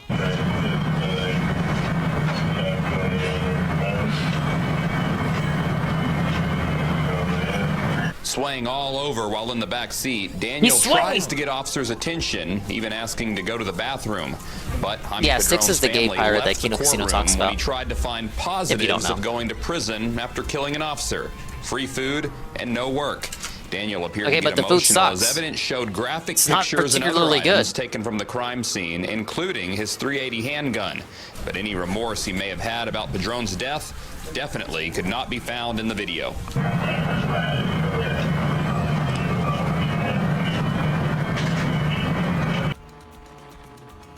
The following footage was made public in its entirety by the channel OPTV. I will leave a link in the description box down below to the original upload, along with the channel itself. The audio is pretty poor quality, so it's a little hard to hear, so apologies. So from what I understand, you're living over there at the Waters Park apartment, you were saying? Yes, ma'am. And then this incident happened kind of close to there? Yes. Okay. What was going on, Sonny? Were you out earlier in the night doing something? Because I got out at home and I had taken some drugs. Okay, what kind of drugs? I had taken this. My food, my DoorDash money, Is that and a something blue that show. you normally take at night? No, I haven't done it.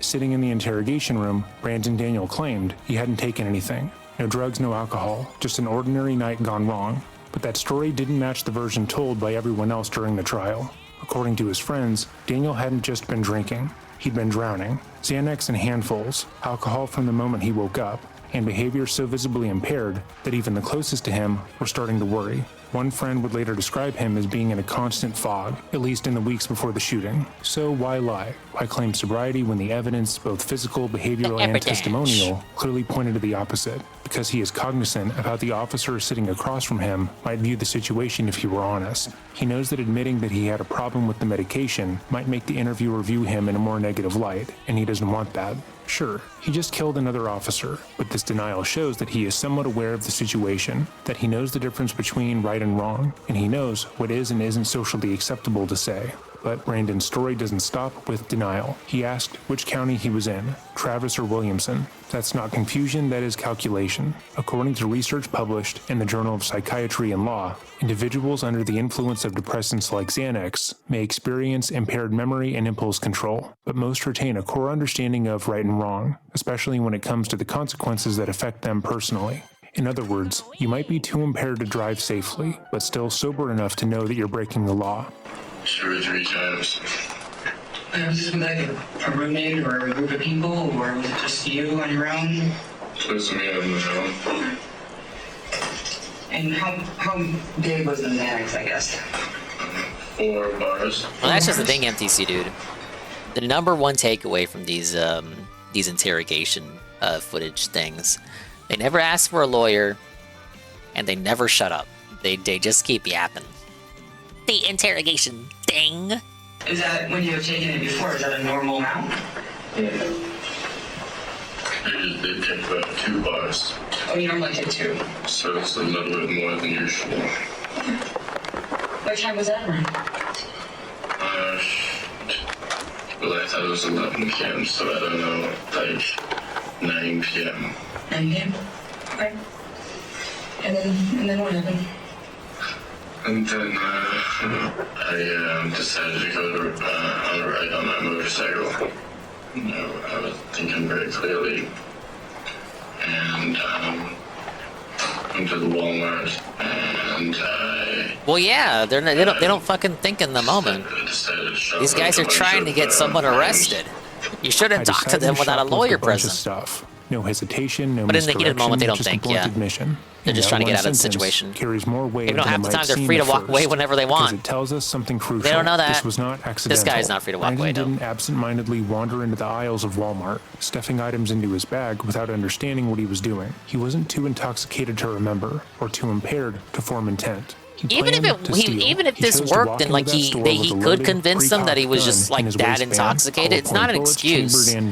That detail matters. You know how many more crimes Ralph would get away with if he could use that excuse? They're designed for I was just too internal drunk, damage. bitch. It's I not don't remember something you doing carry that shit. unless That you've wasn't considered what me. happens when you pull the trigger. So let's stop and consider that picture.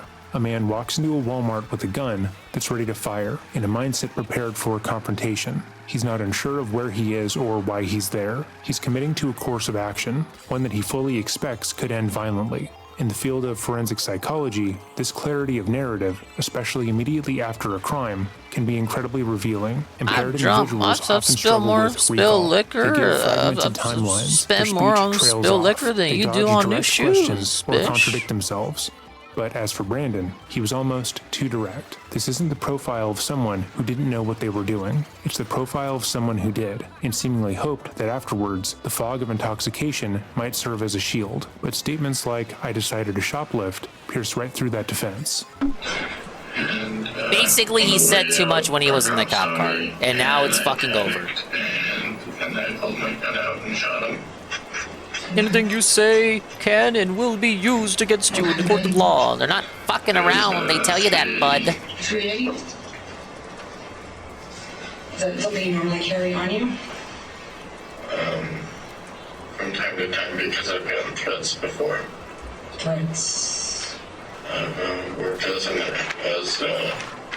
informant in different situations. For Douglas County in Colorado. Tecos? Tecos, is that what you said, county? Douglas County. Douglas County, okay. So because of some past things that have come up with being an informant or past situations in Colorado. And I never really you watched can't much of carry Sticks, even back in the day. Okay, and you've lived here for about a year and a half. I didn't know about the laptop begging saga, though. Only through other channels. Larimer County Drug Task Force. Larimer? Both. I didn't watch that as it happened. Correct. Is that an Others talked about it. Yes, ma'am. Larimer County and then Douglas County? Yes, ma'am. Okay. Are you not wanted out of Colorado? No, ma'am. Okay. So you left under good standing in Colorado? Yes, ma'am. Okay, you were an informant, everything was fine, and then you just got a job here. I'm telling you guys, Anne loved this dude. Broke his heart. He's gay! A major drug dealer for... Oh, dingus, it's not like that. Apparently it was a... It was like my routine of falling asleep to an LTG stream every night. Okay, and then they wanted you to get out of town because of it, or what? Back in COVID time. Yeah, well, I was about to graduate from college, and then I got a job offer here in Austin. And it makes you lose your memory really badly. And then I took the bike out. And you're talking about a motorcycle? Motorcycle. What kind of motorcycle do you have? It's a Kawasaki ZX-10. You ever have a dream where you dreamed about time and revenue? Me dreaming about wasting my time? I do that all the time when I'm sleeping. I'm wasting my time. Just the Walmart, right? So yes, whenever I dream, I'm wasting my time and revenue. Shoot. Why am I sleeping when I could be making money? When you were driving? I could be begging right now. But I circled around some, and it's very difficult to piece it together. Okay. But it was a Walmart, and you kind of circled back, and it might have been near your residence somewhere? Correct. Okay. Do you know what time you got there? It's hard to recall. 8 or 8:30. Was it just walking dark? Yes, ma'am. Okay, and then what did you do in the Walmart? In the Walmart, I went in and looked for things that I needed. I got them all in bags. I had a backpack with me. Then when I saw that there were no cameras, I put them in the back of my backpack. You put them in like the Walmart bags, and then you put those bags in your backpack? Yes. And then I proceeded to walk out. When I walked out, I saw one officer and one cleanly closed loss prevention associate. The officer told me to stop, and I knew what he was after. And I had a .380 in my pocket, so I figured that the consequences might be worse. So I ran.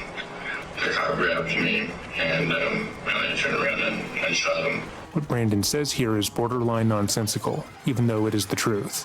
Yes, he went to the Walmart that night intending to steal. He knew exactly what he was doing. He made a performance out of it, walking through the store in plain view, slipping alcohol and food into his backpack after purposely drawing the attention of store employees. It wasn't subtle, and it wasn't impulsive. Hey dingus, look at me steal your beer. Almost dares someone to intervene. So employees like called that. the police. Officer Jaime Padron answered, and suddenly Brandon panicked. In that moment, faced with the very consequence his actions had invited, his logic fractured. He didn't try to run, he didn't drop the bag and apologize, and he didn't freeze. Brandon directly stated that he believed shooting the police officer was, somehow, a better outcome than being caught shoplifting under the influence. That killing someone, in his altered mental state, seemed more survivable than facing arrest for a non-violent theft. That idea that the punishment for petty theft would outweigh It was the violent. consequences of murder It hurts my is heart to see irrational, stuff but it's stolen. not uncommon in moments of acute panic, especially when layered over substance abuse, chronic anxiety, and poor impulse control.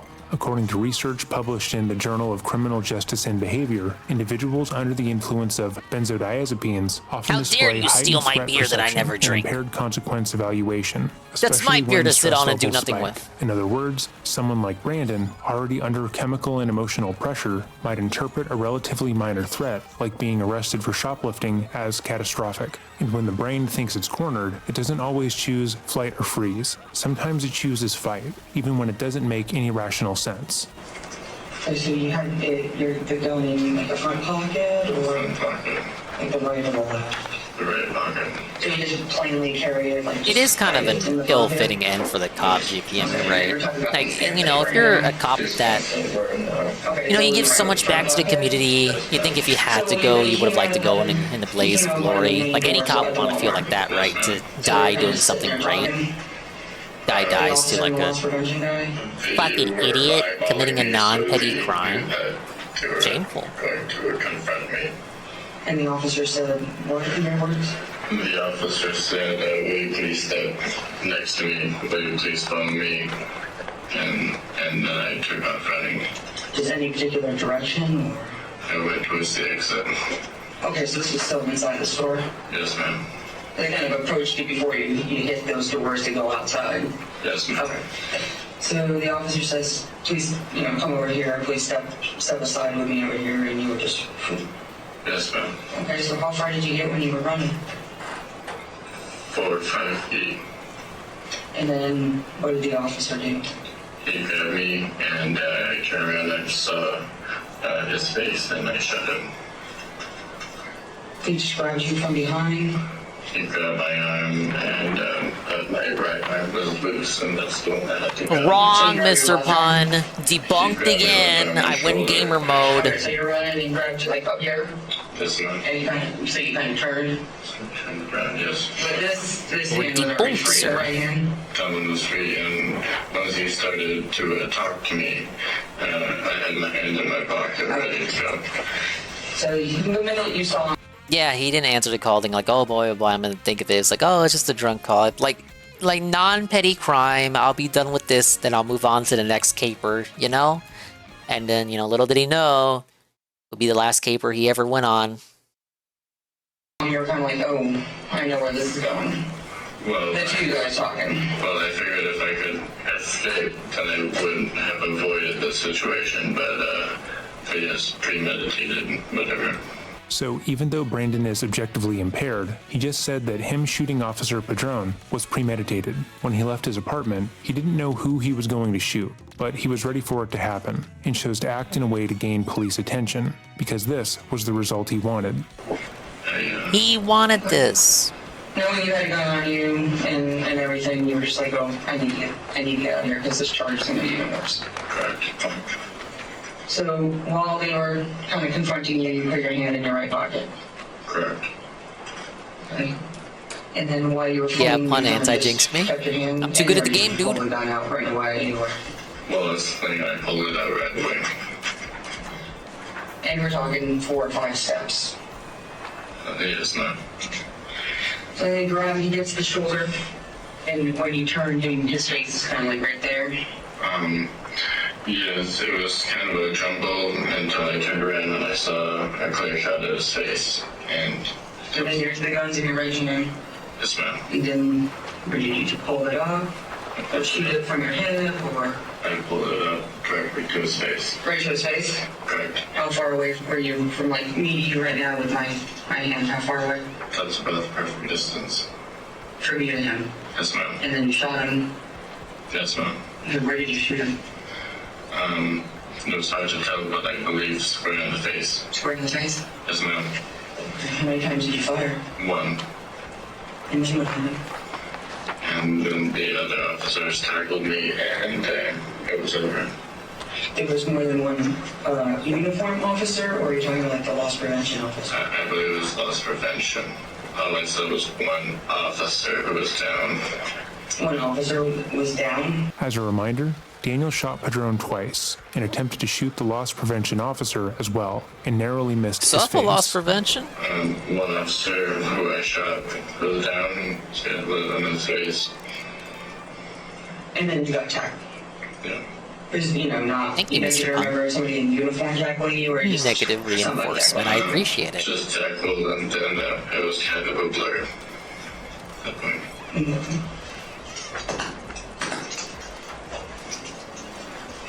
How do you feel about what happened? I feel like my life's over. Loss prevention can't keep the loss. They can't prevent the loss of a life. And was your 380 What good are they? completely to capacity? What do we pay you for? You can't prevent the loss of a life. Yes, ma'am. Is that how you normally carry it? Teenagers. That's not how I normally carry it, but when I went into the store, I didn't want to be cocking it if something was going to happen, Daniel's admitting in this instance that he purposely pre-cocked the gun before entering because he knew he was going to get in some kind of confrontation. He wasn't quite sure on the specifics, but it seemed that he went out looking to kill someone that night. But instead of shooting a stranger or attacking someone he knew personally, he wanted to justify the murder in some way. Because the officer was going to penalize him, he had to shoot him. Because Padron was trying to apprehend him, it was self-defense. Because he was under the influence, he actually is not responsible, and so on. He set out to cause a conflict, to get police attention put on him, so that he could justify his actions later on. But Officer Padron could have easily been the loss prevention worker, or any other member of the Walmart staff, because Daniel didn't care. Daniel had been in trouble with the law before, and he had always gotten out of it without facing any massive consequences. So why should this be any different? So you just had it ready just in case? I had it ready, yeah. Okay, so you're pretty much ready to go from the beginning. I mean, you went over there, you had the intention of shoplifting? I had the intention of shoplifting. I did not have the intention of shooting anybody. You got the gun ready just in case there was an issue? No intention of shooting anybody, but you have the gun cocked? And how do you feel, right now as we're talking, how do you feel about shooting that cop? I feel horrible. I mean, I feel... It's over. I don't know how to explain it. I mean, do you feel horrible for yourself because your life is over? I feel horrible because I got caught. I feel very bad for the officer who's doing his job and has kids, and I saw his face, and What did his face look like when you saw it?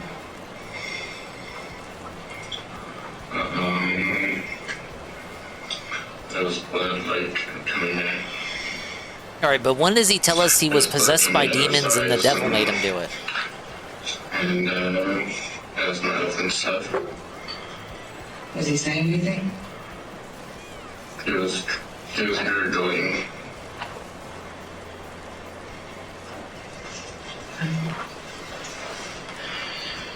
And when you first saw him, when you first, when he turned around and he turned to you, did he say anything to you at that point? I don't think he could say anything. He could just barely gurgle. This is when you saw him on the ground? Just say you're an alcoholic and start crying. When you ran your 4 or 5 steps. Just say you have a 16-year legacy and a wife and a family. You couldn't have done this. Did he have time to I only have so much time on this earth. I don't have time to waste shooting cops. Why would I do that? When I first ran, he said, "I'm a cop."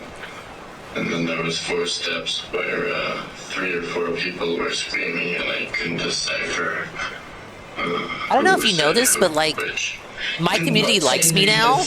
I have no reason to kill anyone. They were screaming, "Stop!" My neighborhood likes me now? Just police officers, things like that. Okay, so he said, "I want you to step over here," blah, blah, blah, blah, and then when you turned to run, he said, "I'm a cop." Did you get us to the ground? Whoa, nice audio. Wasn't me. Okay, so when you shot him, there was a mouth that came back onto you. Okay. And then the distance that we portrayed earlier was pretty accurate distance of how far away you were. It was about 1 foot or so.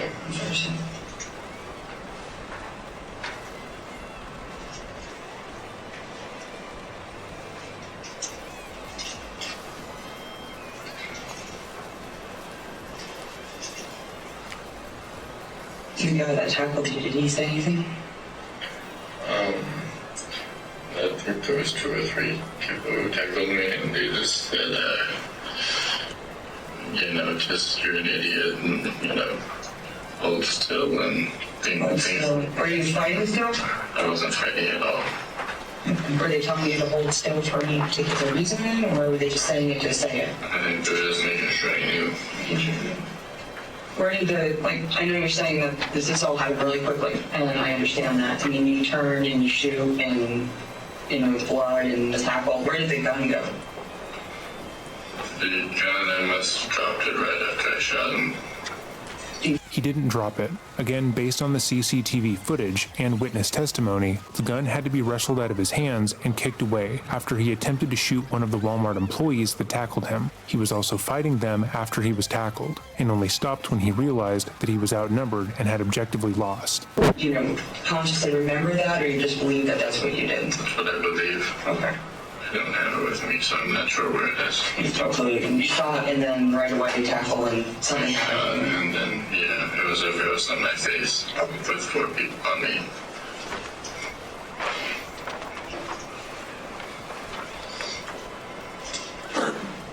We're going to get somebody to come out and, take some photographs.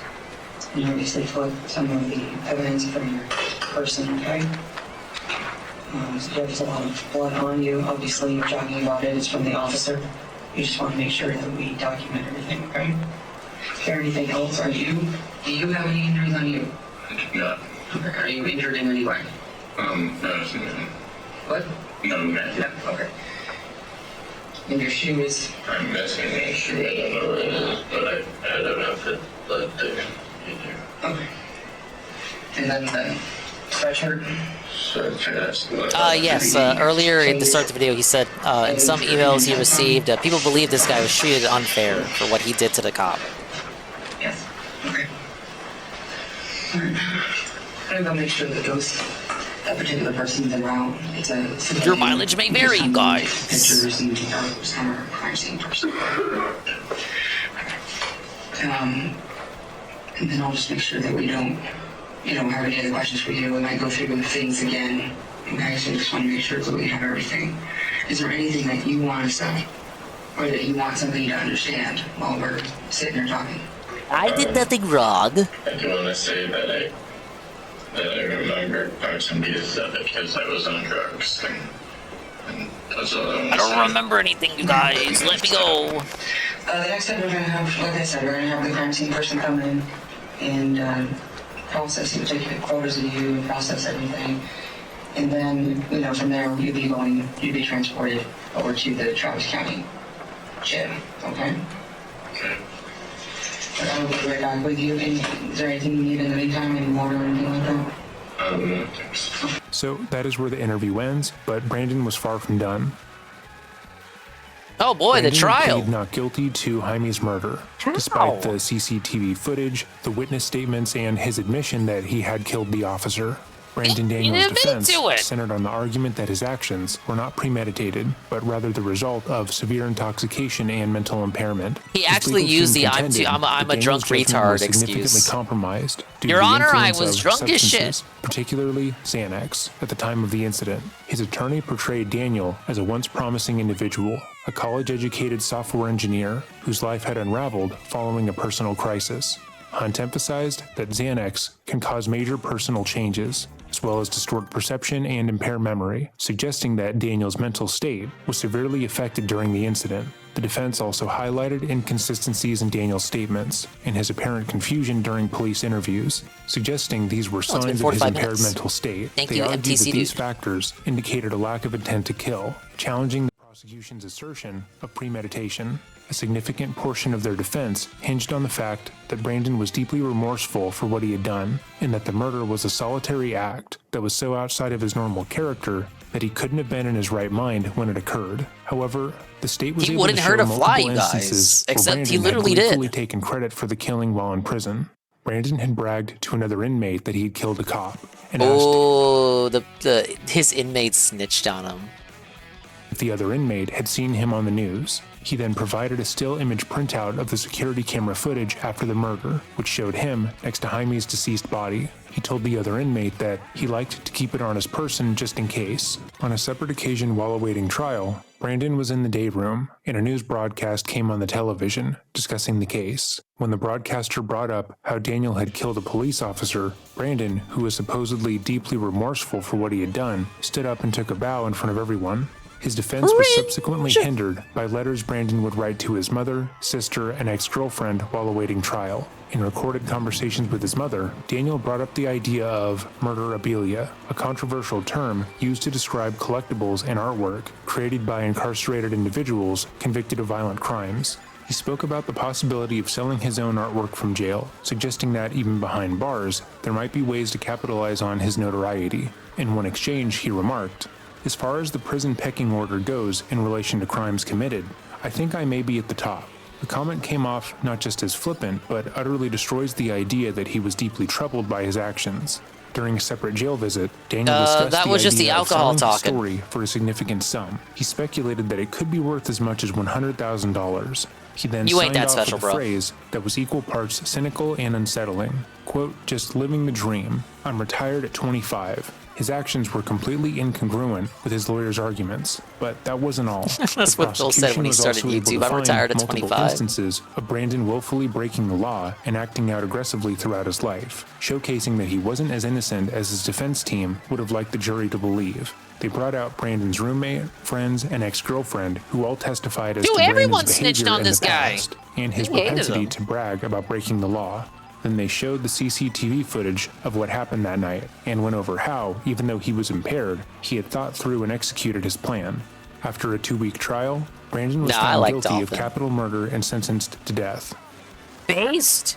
Holy After shit. being sentenced, Brandon would be moved to How many death of these row things do we and begin watch where the appeals guy's not process. sentenced to death? His attorneys presented 3 primary arguments challenging the death sentence. Oh, Number man. 1, insufficient hear it. evidence of future dangerousness. The defense contended that the prosecution failed to prove beyond a reasonable doubt that Daniel would pose a continued threat to society, a requirement for imposing the death penalty in Texas. They emphasized Daniel's lack of prior violent offenses and argued that his actions were influenced by a combination of factors, including severe intoxication from Xanax, a traumatic brain injury, a history of impulse control issues, and a troubling upbringing. Number 2, mental health and I feel like substance Texas abuse would be the last considerations. place where you Daniel's get leniency attorneys because, highlighted his oh, struggles with I'm depression on and fucking substance drugs, abuse, you guys. asserting that these issues impaired his judgment and decision-making at the time of the offense. They argued that these mitigating factors should have been given more weight during sentencing. Number 3, challenging the use Nah, of fuck jailhouse 'em, kill 'em. behavior as evidence. The defense objected to the prosecution's use of Daniel's behavior while incarcerated as evidence of his lack of remorse and future dangerousness. They argued that these actions were not indicative of his character or threat level. However, in 2018, this appeal was rejected outright. In 2020, Brandon would write down the following letter, giving it to a third party in order for it to be published on adoptaninmate.org. To whom it may concern, Adopt the my who? name is Brandon Daniel. I'm writing this letter to you from prison. With police brutality once again in the news and legal reform a hot topic of discussion, I'm writing to tell you about my legal case, in the hope that I might be able to spread awareness about a common but little known condition that is responsible for sending others to prison, and perhaps to leverage your platform to gain support as well. My case involves the Is he class begging? of anti-anxiety He's medication begging. called benzodiazepines, and is one of the clearest examples of something called paradoxical reaction. I am hoping that you can help me. Let me fill you in on my story. First, my background is relevant because Thousands it of years demonstrates that the ago, event that led allow to me to being here regale you was with not my part of tale. a pattern of behavior.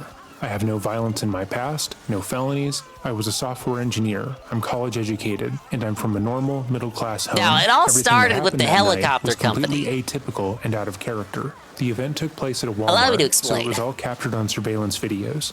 You can see me Dude, he stumble gave around him the the store for 20 pre-stream. minutes, dropping items and running into displays. I was clearly disoriented. A police officer was called, and he confronted me, tackled me, and in the chaos of the moment, I shot and killed him. The video The shows chaos how of the hectic moment, the situation gun was already It caught. was clearly not a You admitted thought-out to and doing intentional it. act. It took place in the span of 10 seconds. Subsequent blood tests revealed that I had 11 times the therapeutic dose of Xanax in my system. And these tests were taken 7 hours after the event. With a half-life of 11 hours, it is reasonable to assume that the amount of Xanax in my blood that night was extraordinarily high. Plus, even if as this I later was- discovered, Asians metabolize benzos faster Okay, even if this was the case, it still didn't work in Kart. It doesn't work. People hundreds and hundreds of years ago have used the excuse of, I was just sleepwalking, you guys. And it just doesn't absolve you of your responsibility. I'm sorry. than other populations, and it stays in their systems longer. I am of Asian descent. In addition to all He's of Asian. this, I was interviewed That's by why he went to police college. immediately after the event, while I was still highly impaired from the medication. Why do they always Again, use this interview college was captured educated? on I don't know. It's like racism of lower expectations because urbanites or they assume urbanites don't go to college or would be more likely to commit. The people who are more likely to commit crimes are not college educated. If anything, this makes him more diabolical as the mastermind planning this premeditated murder. He obviously planned to go to the Walmart. Someone was gonna die that night. Actually, college educated just makes it look worse for him. It shows that he has the tenacity to think of such a plot in advance.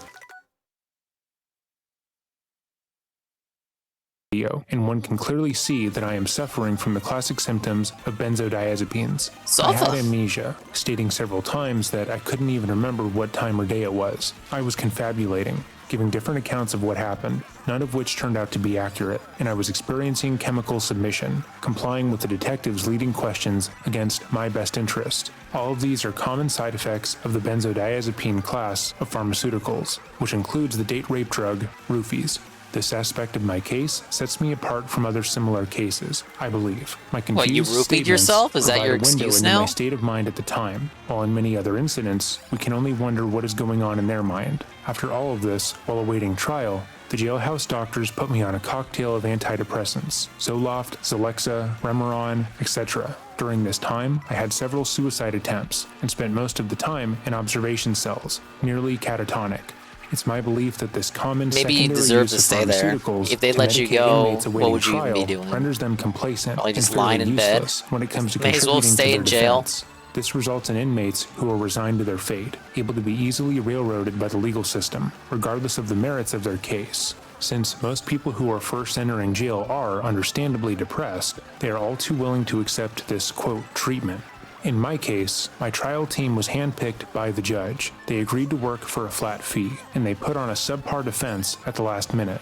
The public opinion surrounding my case was continuously manipulated by statements released from the pharmaceutical company. In many news articles, Oh, it's Big the fact that Pharma's I was fault you even killed on the cop. Xanax at all is never mentioned. I've learned that this is a common tactic used by the pharma industry, who often deploy crash teams to these type of events to try and Now we're shift the just blame full-on away from their schizophrenic. drugs. I was convicted and sent to Texas death row, where I am There's today. a lot of Years into sweeping. my They'll sweep sentence, up the I was fact able that you to killed finally get someone. off of the psychiatric medications. Then I began to research the Yeah, history of pharmaceuticals. we might have a and I became aware better, of stronger their argument role just in many saying it's cases the of cop's violence fault for such getting as in the way of the mine. bullet. In fact, this is a well-documented symptom of benzos that's sometimes called paradoxical reaction or rage reaction. It's also related to the phenomenon called homicidal somnambulism or sleepwalking It's murder. DSP every day. Many other cases can be found in the medical literature, and these types of drugs have come up in the toxicology reports of several, quote, mass shooters, including the Las Vegas shooter and the Sutherland Springs church shooter. Over the past 2 decades, prescriptions for benzos have skyrocketed, and so has the number of overdoses, which has risen 8-fold since 1999. This time period also coincides with the epidemic of mass shootings in our country. It is certain that the prison population overrepresented by benzo users Mass shooters who are worse unaware than that this you. drug You only contributed to killed their one situation. person. This is a major I'm not like reason those for my other speaking guys. out, to inform others about the possible influence on their crime. Since my trial, my lawyers and I have accumulated a massive amount of research proving that this is not a one-off event, but is a well-known phenomenon in the medical community that has been actively covered up by the pharmaceutical industry Was that for first decades. try for this cup? Pretty I good. have scientific articles, expert evaluations, and even an internal FDA study that highlights the extreme number of violent episodes associated with benzodiazepines compared to other drugs. This FDA study was not released to the public and was only acquired through FOIA requests put out by lawyers. Now, my goal is to use my story to help expose this issue. Books have been written about pharmaceutical-induced Your story violence, will but I help really put people like you behind bars. feel that my case is the clearest example of such an event. By reaching out to you with this letter, I am hoping to use your platform to help spread my story, to garner support from the activist community, oh great, and to make contacts I know, with right? lawyers, expert witnesses, Even and Dreading fundraising can't believe it. apparatuses that might be able to help. My friends and family have compiled information about my case on a website, supportbrandondaniel.org. I'm Let's asking not. that you please Now, post guys, about please my site support. on your social media accounts and link it up to your website. Any other exposure or resources would be very much appreciated. I really hope that you can help. Please contact me at the address below. I look forward to hearing from you. Thank you for your consideration. Sincerely, Brandon Daniel. Despite the call to action at the end of the letter, it failed to make any real waves, besides a few comments left on the post itself. Though some people agreed with his points about pharmaceutical companies, they bristled at the fact that he mentioned police brutality. Luigi agreed with him on the pharmaceutical companies, but when it came to police brutality, he was like, whoa, buddy, you're sweeping overtime now. His letter, as he had not been a victim in any sense of the word. They also noted that he was seemingly pushing any and all responsibility for his actions off of himself. Yeah, a lot of conflation here and pawning of responsibility. We see it from Phil all the time. But dude is conflating him with like victims of police brutality and mixing it up with shit about like Big Pharma to get you to think, oh, well, he's just a victim of circumstance. No, he made his own bed and he can go lie in it.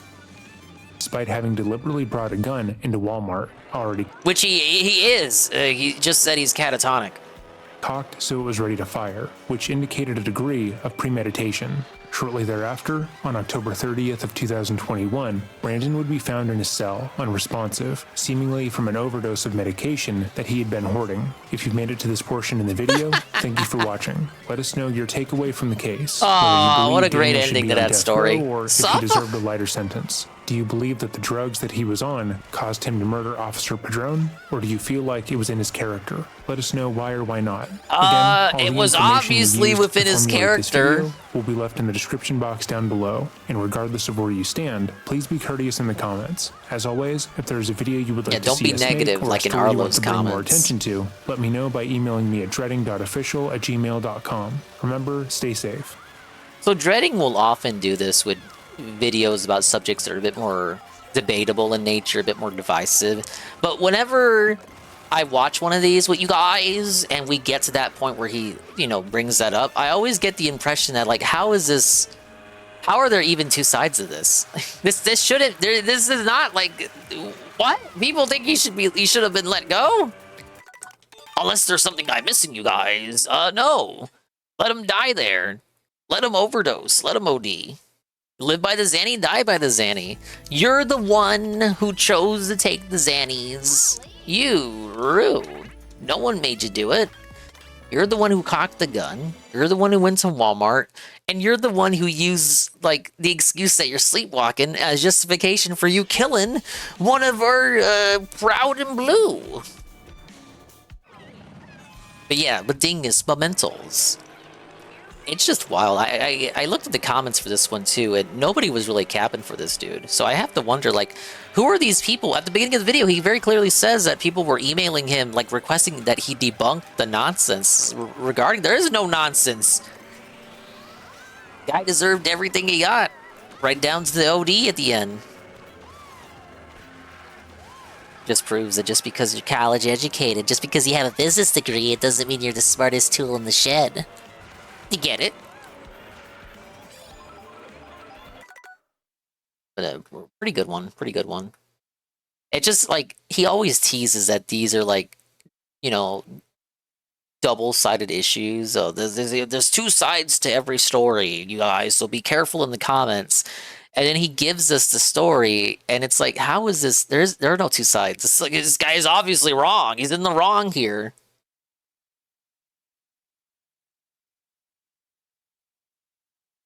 Okay, they got this one. This one's about a lady. Teacher of the Year, apparently. Oh boy. And it's about a woman. I wonder what this one's about. This video contains in-depth discussion of sexual assault, exploitation of minors, with an emphasis on male victims and child predation. If you're not equipped Oh, great.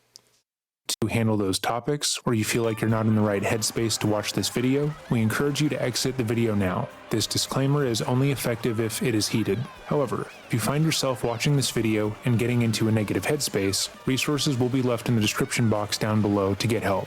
If this is where you click off the video, I hope you have a wonderful rest of your day. Otherwise, let's begin. I wish you Welcome $1 million. back to another episode of Dreading, or if this is your first time here, welcome. Today we are going to be going over the case of Brittany Zamora, the 6th grade teacher who repeatedly sexually abused her male students. At time of recording, there seems to be a rise in stories like this one, where a female teacher uses their power and influence in the classroom to victimize the children in their care. And the public response is they get away with it because everyone's like, oh, that's based. Oh, you're so lucky, bro. Mixed. However, whether there is an actual rise in female predators, I wish I was or if in there's that a larger class. cultural shift occurring where female predation is She's a pedophile! taken more seriously, has yet to be discussed or thoroughly examined. There are some people who are of the mind that because these assaults are happening to young boys, they don't really qualify as rape. That by virtue of their anatomy and an unconscious physical reaction that the child has no control over, they're able to grant consent. Even though there is plenty of research that says otherwise, they feel like it's a gray area, and that the child in this situation is probably into it. These people also— What was the other one we watched? If any of you remember, it was during the Peach playthrough, the princess game. It was she groomed the kid from when he was younger, but when they were caught, the kid was already over 18, and then they did like a fast forward to the present day, and they were still together. That one was pretty fucked up. We'll see if this one is as fucked up as that one. tend to believe that there is no way for men to be they sexually had an interview, assaulted, that one. which is of course completely untrue. We've covered 2 female predators in our time online, she was that awesome. being Pamela Smart and Mary Kay Letourneau. Both of these women worked as that one. teachers, specifically It was Miss Letourneau there. She's the one. She's the Aussie that married the kid she groomed. The kid grew up very affected by that. And then she died, and he survives and is just only now beginning to realize just how manipulated he was past decades of his life. His whole life basically wasted away by this bitch. choosing a job that would put them in contact with children and teens. They were an authority figure in their victims' lives, controlling their grades, affecting their relationship with their parents, and using their power over them to get what they wanted. Failing a class means your parents ground you. That means you can't see your friends, use a cell phone, play games, or interact with the world. And you are so obviously going to do whatever your teacher tells you to do, even though it doesn't feel right. But unlike the male predators we've covered, both Mary and Pamela seem to believe that they had done nothing wrong. They spoke to the media, claiming that their minor victims pursued them. I think I saw the or that they Pamela were one in off love, stream, and but that not there was on nothing stream. wrong with what they did. While some people in the public took the crime seriously, others just made jokes, saying that the victims of sexual assault were, quote, the luckiest guys in the world, or they were studs. Some men gave interviews saying if their son had been sexually exploited by their teacher, they would have given him a high five and a beer in celebration because they view it as an accomplishment. But these are serious offenses, according to the CDC. Papa Dingus ruffling my hair, giving me a high five. Yeah, think I'm still getting molested there, my boy. and the Department of Justice, 1 in 33 men have been victims of sexual assault, with a significant amount of those men reporting that it happened in their teens. But researchers have stated that they believe the actual number is much higher over in due front to of how her. underreported the crimes are. If a minor comes forward about what give her the happened to ball, them though, and is first. told that is fine, and they're actually lucky, the police would obviously not get involved. Moreover, it's been shown that regardless of gender, survivors of sexual assault respond the same way. Anger, anxiety, fear, confusion, self-blame, shame, depression, and even suicidal thoughts are all common reactions, although men are more likely to dude, it really experience fucks up the substance abuse kids. in order to cope with the aftermath. These cases matter and should be discussed with the tone they deserve, and we hope to do that today. Before we begin, if there's a case you would like to see covered or a story you want to bring more attention to, let me know by emailing me at dreading.official@gmail.com. This video was of course viewer requested, and we're constantly adding new suggestions to our list of stories to cover. But with all of that said, let's go. What? He knows I'm playing Mario According to those Kart. who knew her prior to her crimes becoming public, Brittany Zamora seemed made for the classroom. Born in Arizona in 1991, she was the kind of person everyone seemed to think highly of. She was articulate, kind, and had an unparalleled High-fiving a enthusiasm kid you for groomed, things you that probably do captured have a her ball. interest. That's She could why. engage That's why I anyone, said it. even the most stoic, quiet individual, and walk out of the room with a new friend. Growing up, she excelled in school, both academically and socially, and maintained a 4.0 grade point average, while also winning prom queen. Her teachers, friends, and relatives were all incredibly supportive of Brittany, save for her father, who had abandoned the family when she was 14 years old. But ultimately, Oh, wow. What a surprise, chat. She had daddy issues. while also winning prom queen. Her teachers, friends, and relatives were all incredibly supportive of Brittany, save for her father, who had abandoned the family when she was 14 years old. But ultimately, Brittany used that heartache as a motivator, pushing herself more than her peers to show her worth. Shortly after college, Brittany had landed a coveted position teaching 6th grade language arts at Las Brisas Academy. Her social media was carefully manicured and littered with smiles, inspirational quotes, and classroom snapshots. Her students, according to early parent testimonials, loved her. Kids would gush about how she was their favorite teacher. She's just so Yeah, sweet, she loved a parent them once a little said too in a much. now unavailable Facebook thread that was preserved in a New York Post article. Quote, "You can tell she really cares," unquote. But she didn't just get praised by her students. During her early years as a teacher, her colleagues praised her work ethic and friendly demeanor. They would later recall that it seemed as if she didn't just clock in and out, she lived for the job. After college, Brittany married her high school sweetheart, Daniel Zamora, in a wedding That's that when they looked begin to realize picture-perfect. something was up with Brittany her. ultimately had the life and She love that actually everyone gave a hopes to fuck at find. first. She was working in her chosen profession. She was well liked by the students and faculty, and she had a loving and supportive husband at home. By all accounts, she was living the life she dreamt of. But that would slowly change. As Brittany got more comfortable in her position, people began noticing odd behavior. She was too friendly and a little too engaged, staying late long after the halls had emptied. She would talk about her students as if they were peers, and would sometimes remark that she felt more at home talking to her students than she did with other members of the faculty. But there was no evidence that Brittany had done anything wrong. Her behavior was weird, but as far as they knew, she hadn't done anything worthy of reporting. Some staff would talk about her behavior, how she spent a little bit too much time talking to the boys in her class, how she seemed I wonder what could have been the result of her emotionally stunted behavior that resulted in her seeing children, actual children, as her own peers. What father-sized absence in her life could have led her down this path? genuinely concerned about if her class liked her as a person rather than a teacher, and how she was a bit too involved with the interpersonal relationships of her students, but would ultimately feel bad for doing so. After all, I'm concerned if the kids like her or not. She's passing the kids notes with like, do you like me? Circle yes or no. Students seemed to really respond to her lessons. They tried to shake off the nagging feeling that something was wrong, telling themselves that they were probably just jealous. But something in their gut was telling them that they needed to be on high alert. And unfortunately, they were right. Based on the facts of the case, it would seem that Brittany didn't enjoy teaching because she wanted to help the youth of today become the adults of tomorrow. She did it because she felt more in league with her students. She enjoyed witnessing She wanted and them to become participating adults in in the another teenagers' way. personal lives, listening to their 6th grade drama and forging relationships with the kids that she was supposed to be teaching. She would pick favorites and treat them like they were close friends, getting annoyed at them when they didn't say hi to her in the hallway or had an attitude in class. It bothered her genuinely if one of her students was upset with her, so much so that it caused her to cry on one occasion. In terms of maturity, she had more in common with her students than she did with the adult staff, and that nagging feeling that they had while watching her was their intuition telling them that no self-respecting married adult would cry over their young male students not saying goodbye before leaving class. However, a gut feeling isn't enough to get someone fired or to do anything. All they could do was hope that they were wrong and continue to watch for red flags. Though we can all hopefully agree that Brittany's behavior towards her students was inappropriate, she wouldn't begin exploiting her The use of 13-year-old hopefully victim there. until winter. According to the facts of the case, Brittany informed her class that she wouldn't be there for about a week. She told them they would be in good hands with their sub, but encouraged them to text her if they ever got bored using the school's messaging app, because she was Yeah, definitely this is one of the going worst to be bored intro as well. segments, Goki. This It's too action short. shows how Brittany thinks of herself as being more or less in step with her students mentally, because a week off of work should be exciting for any adult. The majority of people wouldn't want to entertain themselves by texting 13-year-olds while on vacation, especially when taking care of said 13-year-olds is part of their job. It would be like going on a vacation from work, only to do work while away. It defeats the purpose of the break. But Brittany saw her students as her friends and main social circle. She viewed going on the week-long break like she was going on vacation by herself, and knew she couldn't speak to her friends because they were in class, which she resented. And so the 13-year-old messaged her. That alone was already unprofessional on her Gondo part, raid. given the messaging app was meant to be used.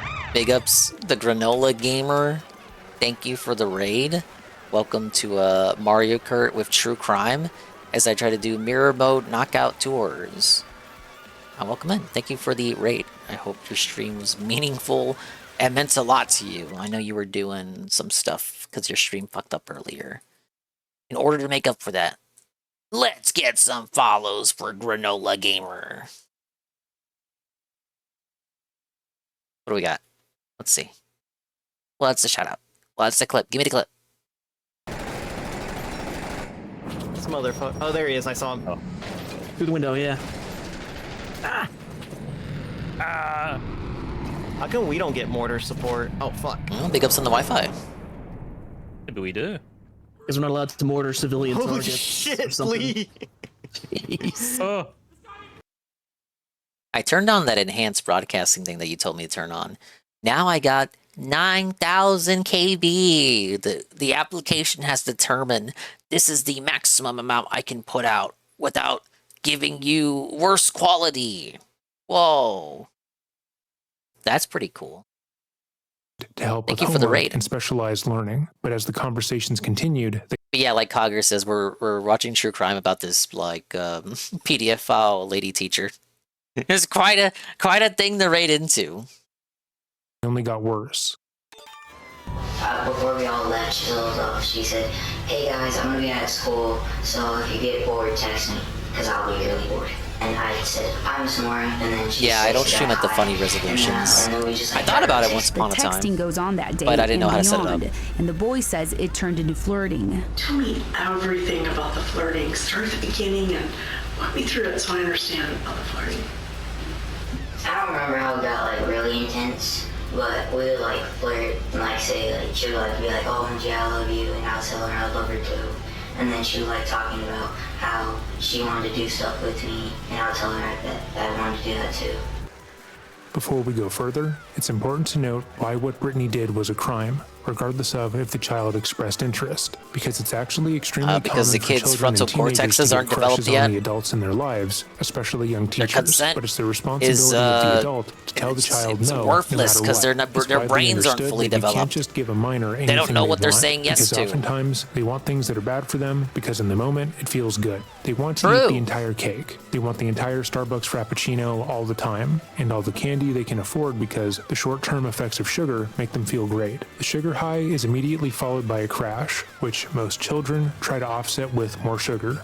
As an authority figure in their life, you would obviously not let them do that because you understand the long-term effects that eating excess sugar has. Because you're an authority figure in their life, you force them to eat healthy meals, even though they aren't the most appealing. Teens want to drive as fast as they can the moment they get behind the wheel, because they like the adrenaline rush and they want to look cool. But you don't let them do that because chances are they will crash, and so on. The brain of a 13-year-old is nowhere near where it would need to be to make the decision to have sex with an adult. This is because the prefrontal cortex, which is the part of the brain responsible for decision-making, impulse control, and understanding consequences, is still years away from being fully operational, which is why teenagers fully matures seem like about, like, age constantly making 25. stupid decisions that put them in danger all the time. If you were to look back at your teenage years, chances are high that you made some stupid, reckless, and dangerous decisions that almost got you killed. Maybe you stole your dad's motorcycle to take on a joyride. Maybe you tried to jump from your roof into your family's pool and broke your leg. Or Maybe you stuck drank an multiple entire bottle of discs hot in your- sauce in your with PS1. ghost pepper in it on a dare,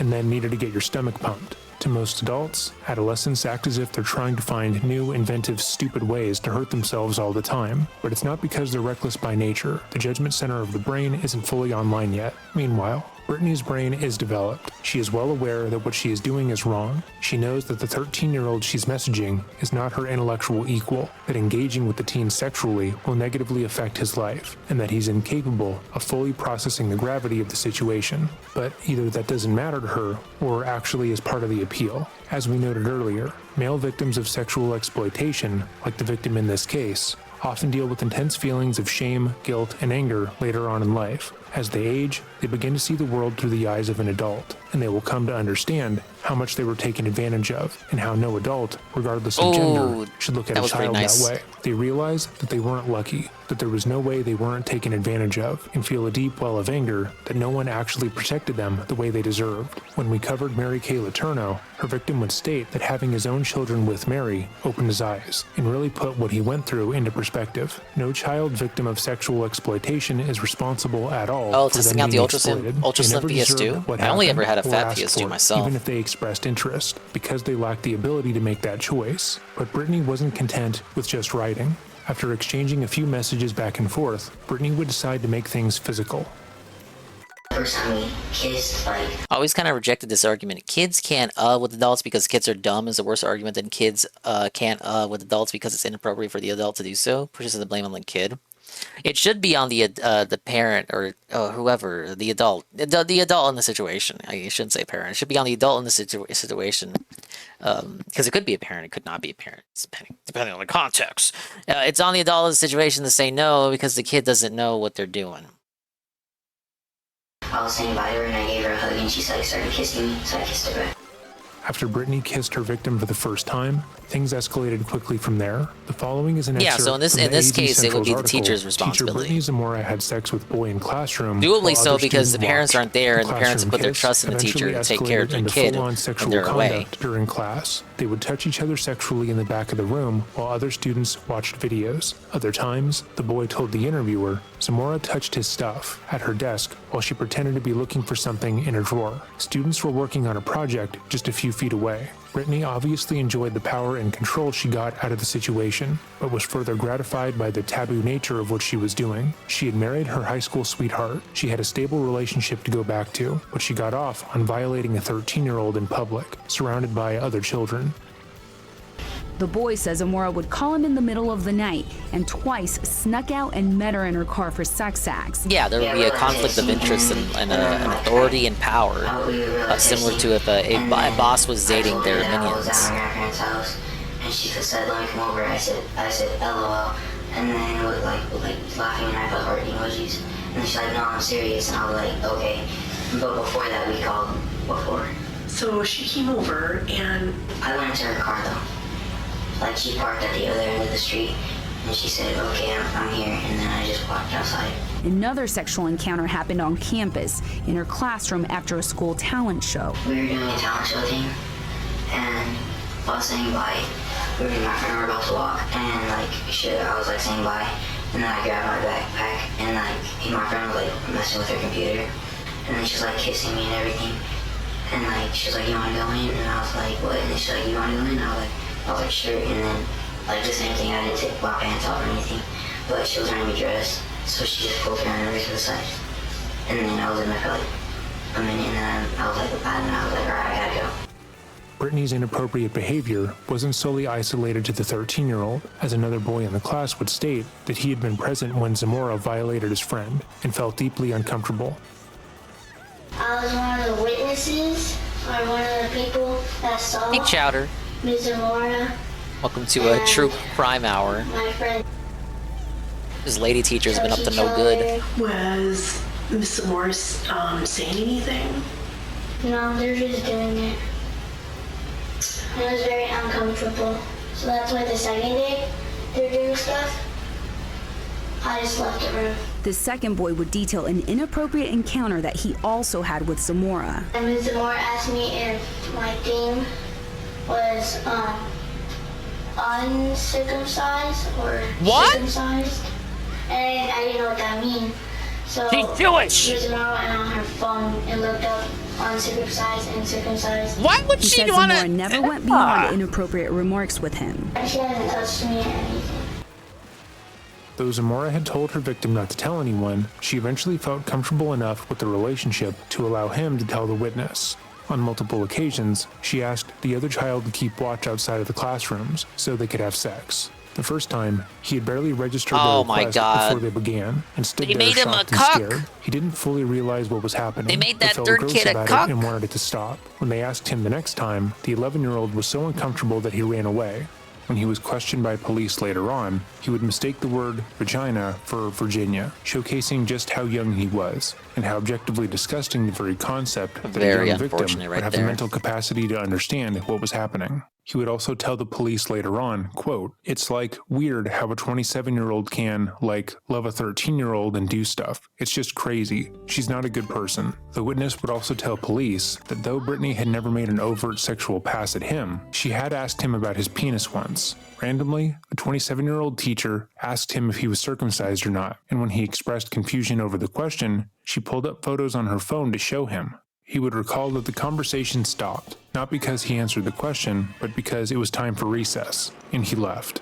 There was no reason for that question to be asked, and it seemed obvious to us that she was starting to focus her attention on the unnamed witness. Based on how she was comfortable sexually exploiting her victim in front of other students, she got off on how far she could go. The 13-year-old was her initial exploit, and she wanted to see if she could extend her reach to the 11-year-old as well. Zamora also took steps to integrate herself into her 13-year-old victim's life further, telling his parents that she wanted to give him special private tutoring after school, even going so far as to say she could babysit him and his siblings, should they want to go out for a night on the town. Allegedly, she told them that her husband and her were trying for a baby, and babysitting would give her a chance to play mom for the evening, which is beyond disgusting when you realize she only wanted to babysit to sleep with her own student in his own home, with his siblings present. At the time, the parents thought she was just being friendly, and after they saw an improvement in his grades, they felt like she was really helping him. As time went on, and Brittany became more comfortable with what she was doing, the more people began to notice her odd behavior.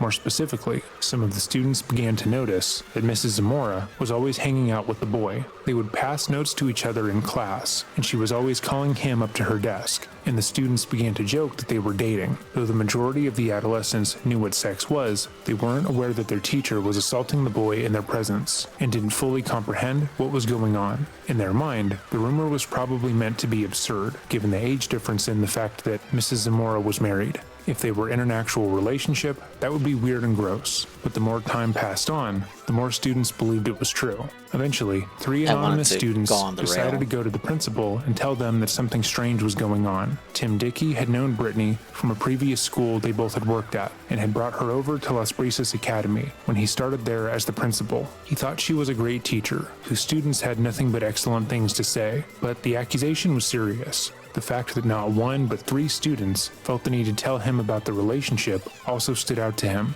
and he quickly began his own investigation. The principal of her school informed her that they would be launching an investigation into her, and she reportedly told him that the stories were cruel and baseless. Specifically, Tim Dickey would allege that she began crying and remarked that he had known her for years and knows that, quote, she only loves 2 things, her job and teaching. She hoped that the emotional denial would be enough to stop anyone from looking too closely at her actions, that she could excuse any of her strange behavior as her just being a passionate No, that wasn't young teacher. Praga. That was the coin. That was the money creature. Of a vicious Coin coffer. rumor, one that caused her severe Some kind of emotional money distress. creature. That way it became inappropriate for anyone to look further into the accusations. And it worked. Dickey had dropped the investigation after barely looking into the claims, and went into her classroom to speak about the dangers of rumors. Even though he kept the 3 kids who made the allegations names anonymous, he scolded them publicly for coming forward, essentially telling the minors that if they hear that one of their friends is being sexually abused, that they should just ignore it,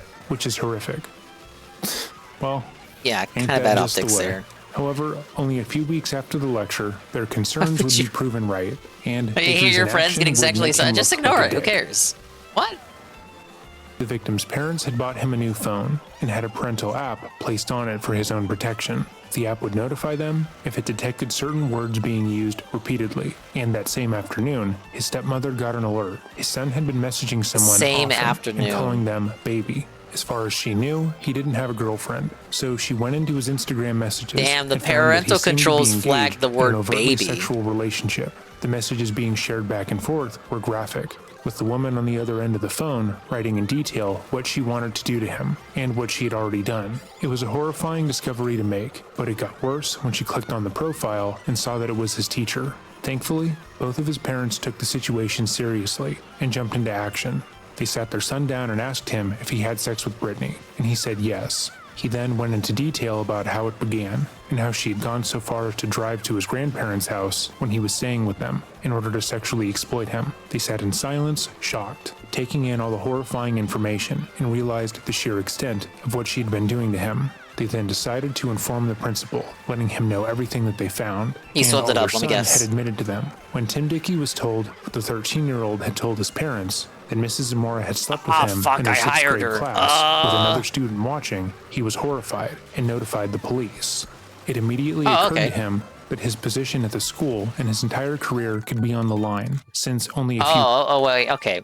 This is the moment of truth. Does he sweep it up? I mean, he called the authorities. That his position at the school and his entire career could be on the line, since only a few weeks earlier, he'd been alerted to Zamora's actions, and he had done nothing. Oh, that's not good. That's pretty bad. Pretty bad if they start an investigation and find out about that.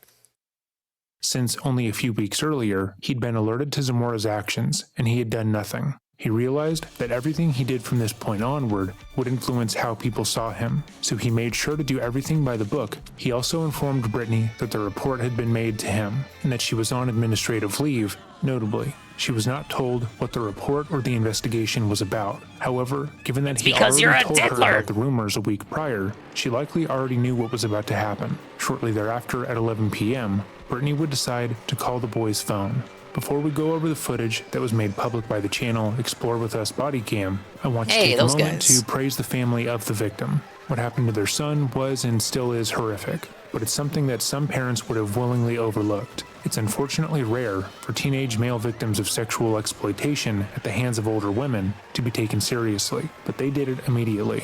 They didn't blame him. They didn't tell him that he was lucky. They told him the truth and took it upon themselves to make sure that Brittany would never touch another child. What, does she call the kid and get the parents? To say about it. That is truly amazing, and I hope that everyone watching would do the same for their family. Like, obviously they would confiscate the kid's phone, right? Gloves. In the footage you're about to see or hear will showcase explicit, violent language, which is completely justified in my opinion. As mentioned, the footage we're about to review was made public by Explore With Us Bodycams here on YouTube. A link will be left in the description box down below to the original upload, sans our commentary, as well as their channel and the Explore With Us channel proper. With all of that said, let us begin.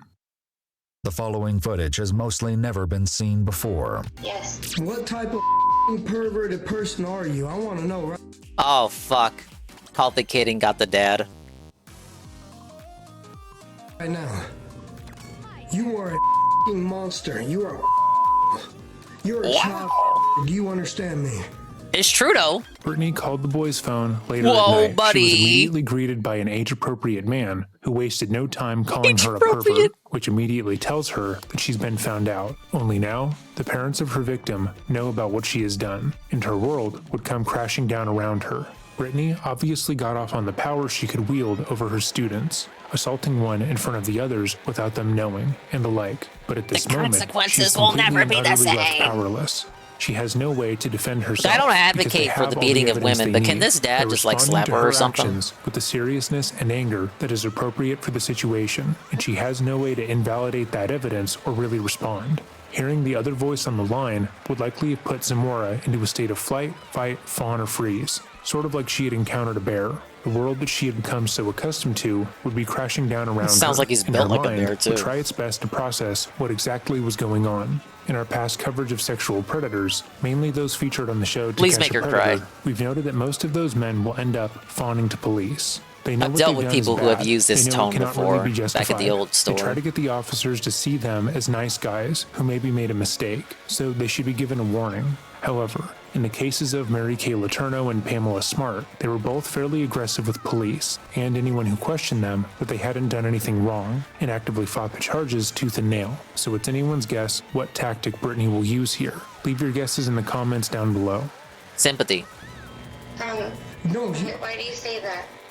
This is Brittany's Plain response, dumb. and it's somewhere between fawn and freeze. Her mind is racing 100 miles an hour to the point where she cannot conceptualize what is actually going on at the moment. Yeah, she's struck dumb, doesn't know what the parents know, how much they know, etc., etc. She's got to play super safe. Answered. An observer could quickly put together that the victim's parents found their conversations on said phone. Husband joins but in? she Oh my cannot. God. In her mind, she was so careful, she left no trace, and the victim assured her that he had deleted some of their most graphic messages, like when she sent him pictures and videos of herself. That shit's she recoverable. It scrambled don't to matter if the kid realize deleted what is it. actually happening. Imagine if you called a friend, someone else answered their phone, and accused you of the worst crimes imaginable. They tell you that they have proof that you sexually exploit children, and they are being aggressive with you right out of the gate.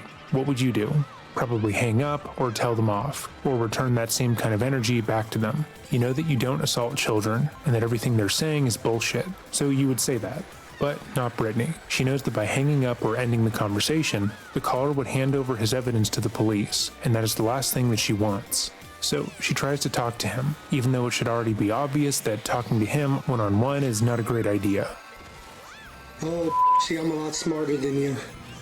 I'm so much smarter than you. You do not understand how much smarter than you I am. I got you. I want you to know that now. I got you. Do me a favor. Do not call this number back again. The next time you'll hear from me will be in court. I am coming for you. Okay. Yeah, you Is he have a horny? wonderful evening, okay, you stupid. Can you explain to me? Can we meet, to talk about things? Can we talk about this? We can settle, outside. Oh yeah, that's what we can do. So I can give you a chance to do it to some other kid. Yeah, that's exactly what we're gonna do. No, Ms. Zamora, do me a favor. Do not call me back again. Yeah, don't relent. Let her have it. Despite hearing the victim's father directly tell her what he intends to do, Brittany is overly amenable to speaking I'm to him in coming person. for you. She heard him call her a no, cunt, you did a it, you bitch, stupid child son of a molesting bitch. pedophilic monster, and asked him if there was some way she could talk to him in person. Firstly, that is an incredibly dangerous position that she is willing to put herself in, but she realizes that if she were to do nothing, that the She's got life no she other has already choice. built for herself would be over anyways. So whether or not he assaults her doesn't matter to her in this present moment.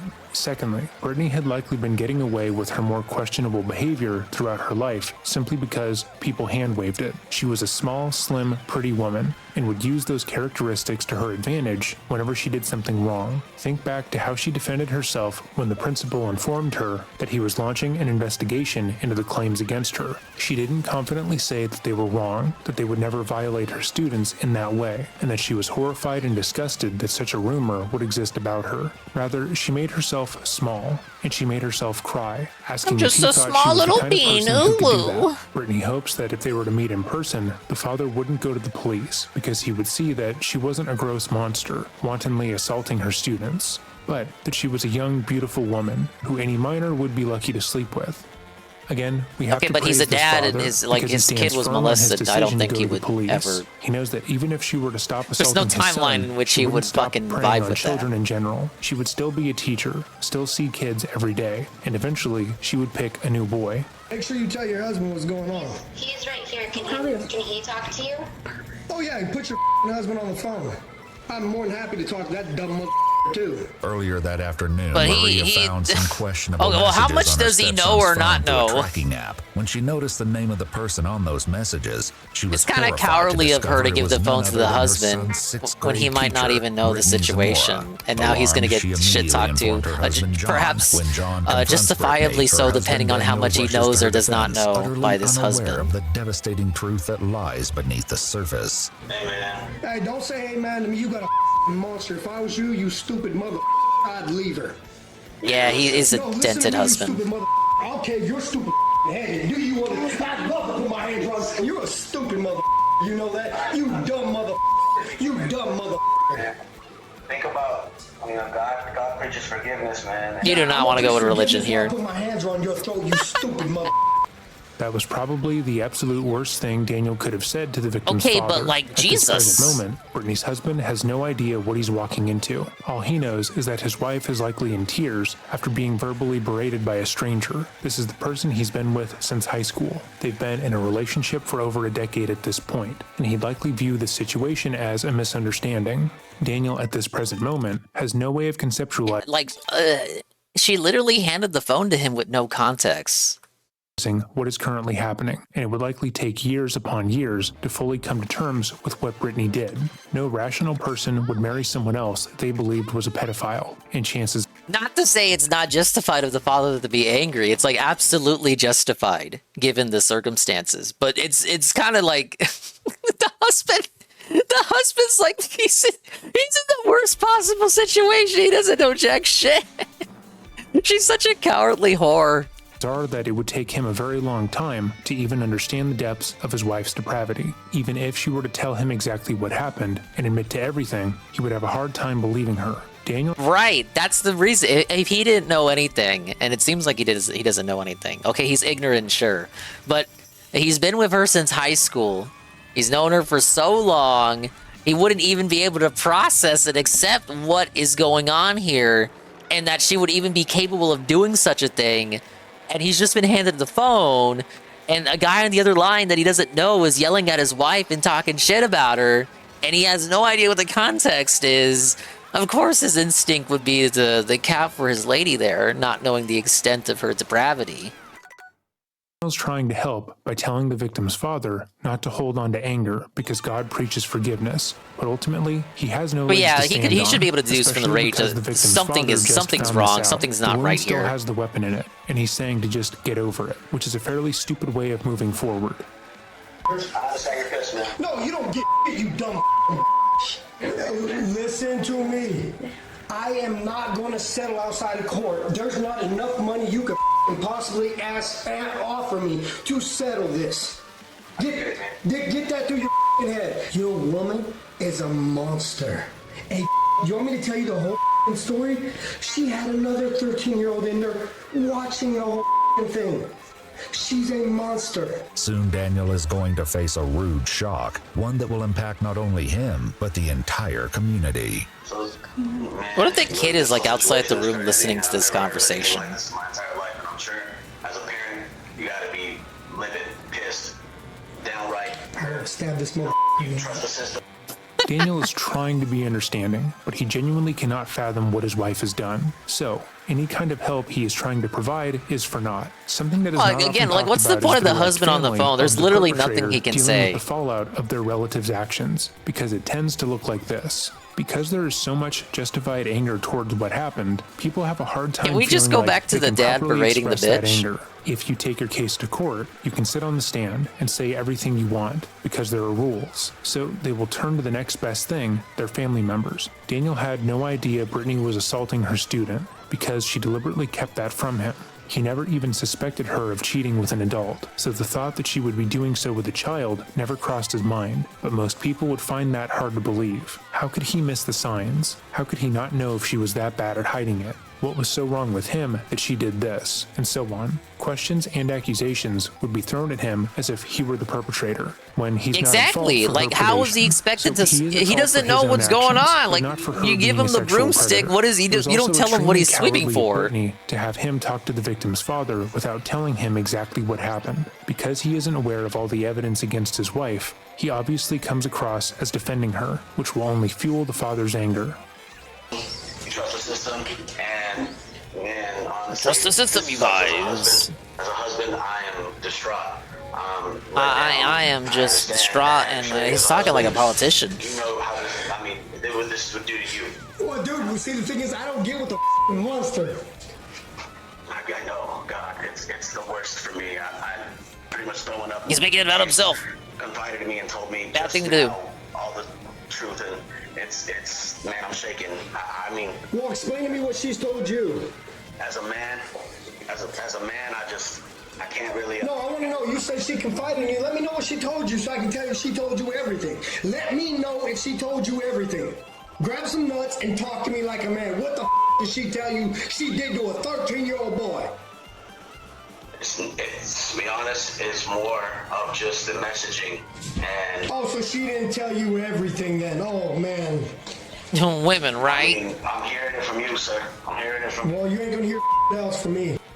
To Well, be what if fair he to just Daniel told him to here, nut it up? would likely take him a considerable amount of time, even if Brittany was completely honest Oh, with the him dad from the played him. beginning of this confrontation, to believe Nut up like a that the woman man. he has known and been in love with for nearly 2 Actually, decades we're not gonna was nut up. capable I'll of see this you in level court. of depravity. People will often criticize husbands and wives for not immediately ending the marriage to partners who That was a good play, though. He got the husband to expose like the extent of what she had told him in that moment. are found guilty of any sort of crime, but they are often not recognizing the sheer amount of effort it would take to understand that you were completely and utterly wrong about something of this magnitude. Most people will go into a state of denial, refusing to believe any evidence that comes forward, because it would shatter their entire worldview. Brittany was someone that Daniel trusted and loved, and was willing to dedicate his life to. He thought the world of her, and never considered that she was capable of sexually assaulting a minor for months on end. To accept that as being true, he would have to also accept that he radically misjudged her, and therefore is capable of misjudging anyone else in his life to that same degree. The sheer amount of distrust in other people and their own judgment this situation would leave a person with is astronomical, and most people aren't equipped to handle that kind of shift, so they don't. In order to protect themselves from further harm, they choose to ignore it and convince themselves that everyone else is wrong. Not a thing. Despite the horrid details that John reveals to Daniel, he comes up with a proposition that only escalates matters. So what I'm asking you is, if you could possibly, Brittany has been a great teacher for a long time. 5 years, she's done so much for so many students and raised so many people's lives from the ghetto. Okay, but like that doesn't matter. She's a pedophile. Parents' homes to talk to students. She's really done the tutoring program. She's done so much, and she made a huge mistake. The biggest mistake of anybody could ever make in the whole entire world. But she got invested. This is not what you should be telling the dad. Dude, he's gonna like chuck the phone across the room. And a great student, honestly, and a great person. She might be too smart. That's how she was able to get away with this for so long. I get it, man. You probably don't even want to hear my voice, and I wouldn't want to hear my voice either. I'd like to hear your voice when I got my hands around your throat. Your wife decided to be a monster and prey on a child. She scarred my son mentally. Do you understand what a 13-year-old boy did? Do you get that at all? What Daniel Zamora does not know yet is that earlier that afternoon, the boy confessed to his parents that not only had he and his teacher been exchanging explicit text messages, but Brittany had been sexually assaulting him on more than one occasion. However, this appalling information still doesn't reveal the full extent of this devastating ordeal. What would you say happened? So as a husband, man, I want to know this. Bro, let me just tell you something. I'm not going to go any further because I need to make sure that you guys understand one thing, is that the lawyers will tell you everything that happened. But I'm trying to warn you, my man. What I'm trying to warn you, my man, is you don't get yourself involved, brother. Don't do that. Man, that's not what a real man would do. Well, then look, I'm just going But to defend your pedophile wife? Just pretend. Call me back right now. But what I am going to He's giving sincere advice. Just play dumb. There, bro. Do that. No. This is sincere advice from man. Just play pretend. Just play like you didn't. You genuinely didn't know anything until now, bro. Just keep like that. Just totally ditch her. She's fucking trash anyway. But it's genuine advice though. You know nothing. You actually know nothing. You know something now, but like just continue going off like you know nothing. Dad, her mom, her dad, everybody's gonna know what this sick did. Everybody. You have a wonderful evening. Don't call this phone back. Have a good one.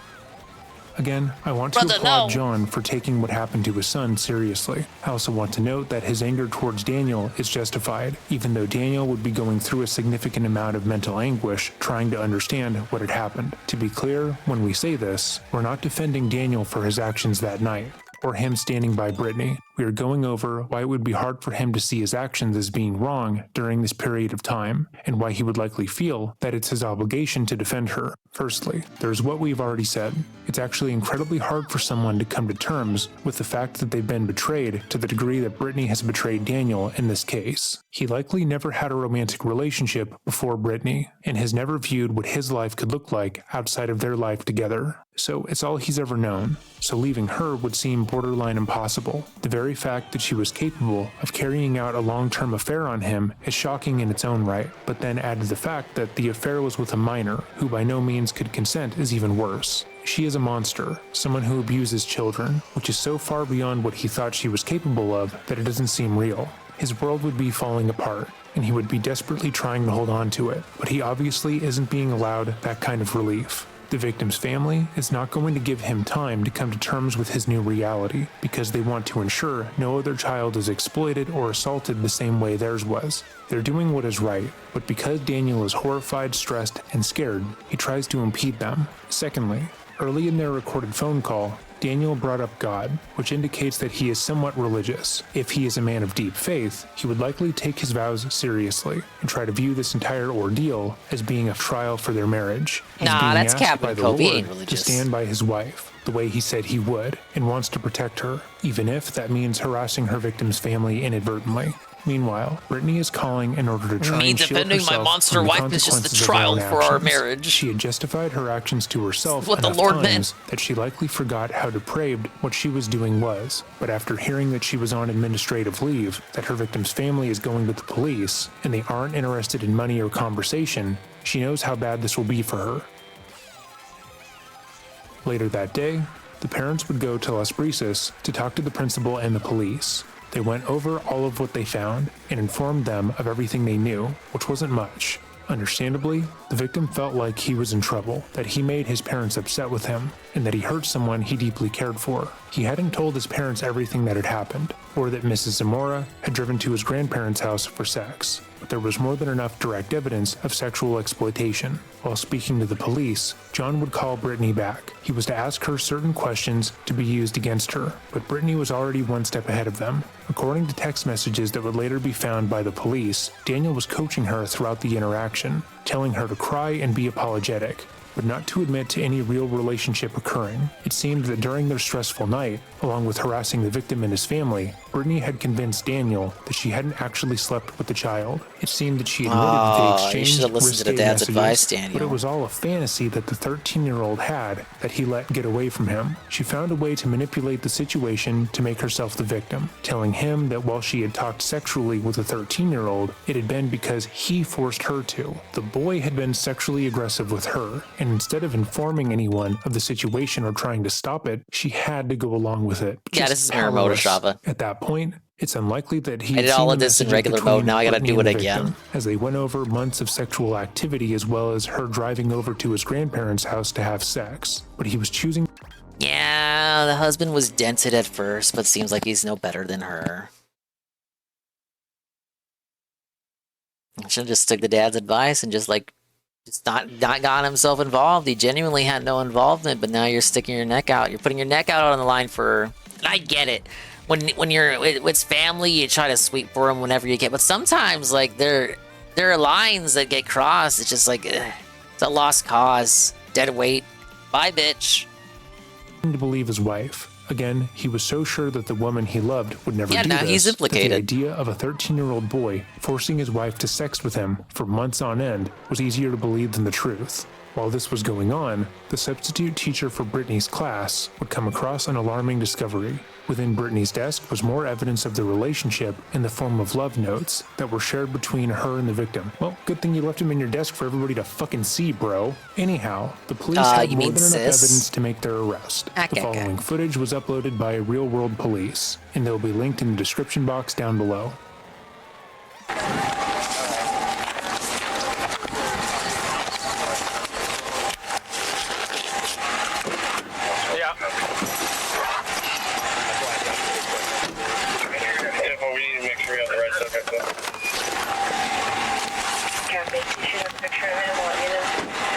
Yep, I'm on. As I said before, this officer has a body cam on him as well, so just to make you feel more comfortable. Even though... Okay, Brittany, come on over here. Yeah. Did you double lock? I didn't. Okay. Brittany, I'm gonna turn your wrist in here, okay? Yeah, take her away, boys. No, we just want to make sure they don't pinch you. So we double lock them so they don't close. Guess who's going to jail tonight? She's shoeless!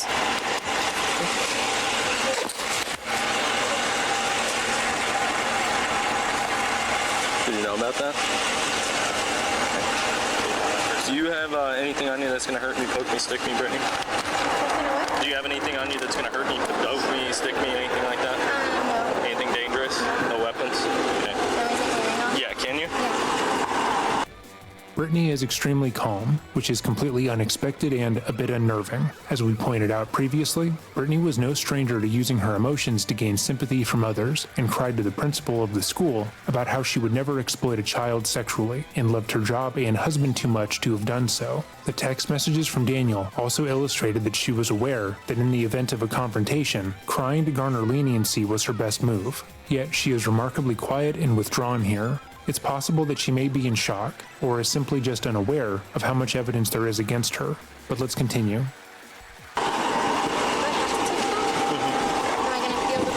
Yeah, you will. This is your personal property. So everything that goes in this bag.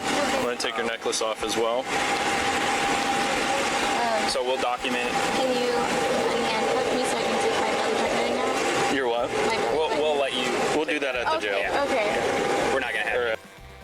Brittany asks the officer why she was being brought in and arrested, which seems a little late for that. However, that may explain her behavior earlier. She is attempting to act oblivious to the situation, as if she didn't spend the entirety of the night before trying to harass the victim's family and not getting the police involved. She wants to be compliant and kind to the officers, so they don't view her in a negative light, so that when she eventually denies any wrongdoing, they will be inclined to believe her. The only issue here is that there is a truly shocking amount of direct evidence against her.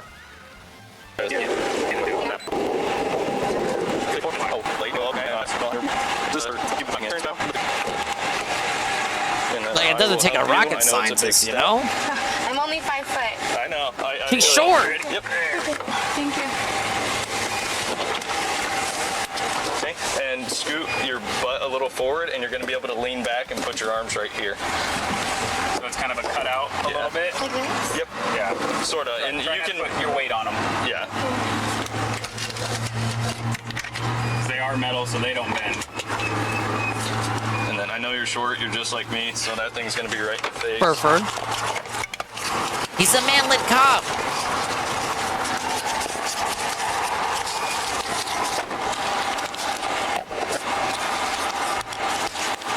It's all bound up. Sorry? He wasn't on the phone. Yeah. There we go. What happens with my car? We're going to tow your car.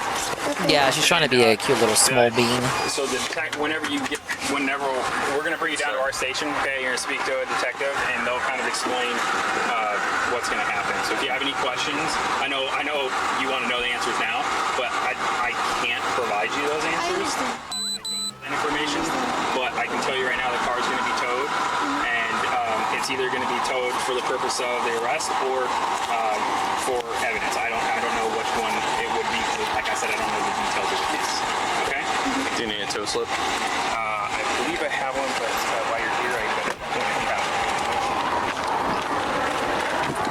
I still have my pro bag. I just don't know if I refilled it. Watch your back there. There's 19027. I believe it's more. Okay. Right out in the Western. Here you go. Thank you. You got it. Back to ops? Yeah. Okay.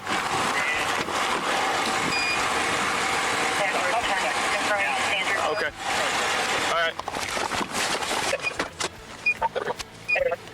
One female in custody on board. En route to ops, starting 4-6. Do you want the window down a little bit? No, thank you. Okay.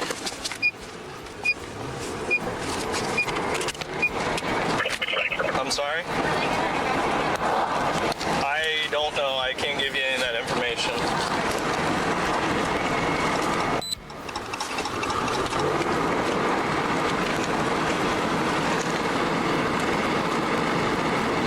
I can't give that information. Sorry, you're just gonna be felted. Yes, we are. It's Van Buren and 145th. Well, I'll let the detective. What state was it in? Damn, they probably said it earlier too.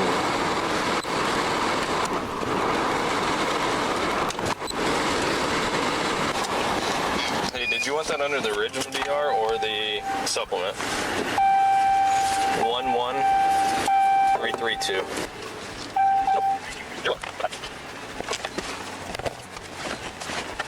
Edward 13. Same copy ending. 5-5.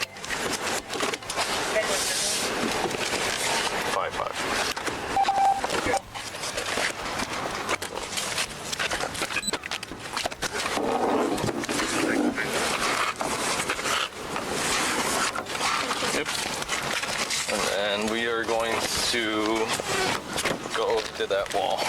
This way. This way. Stop at the wall? Yep. You can actually stop just before that door. Okay.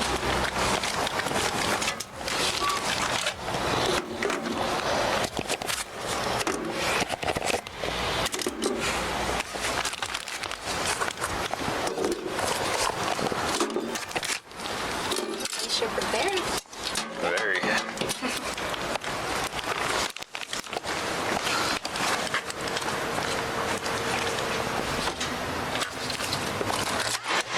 Come on in.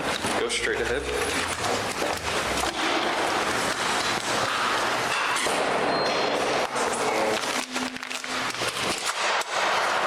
And you can have a seat on that bench for a second. Hi.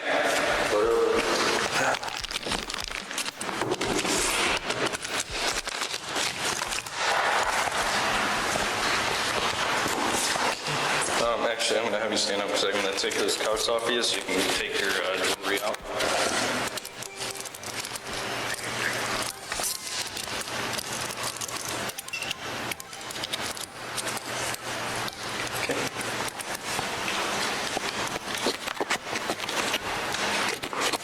Okay.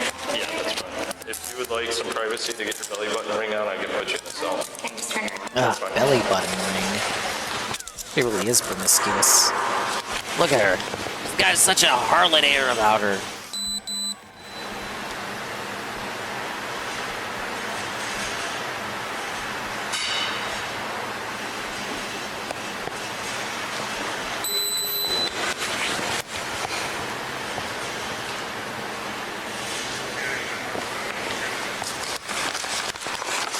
Any other jewelry that I need to be aware of? You can have a seat. Sorry, dude.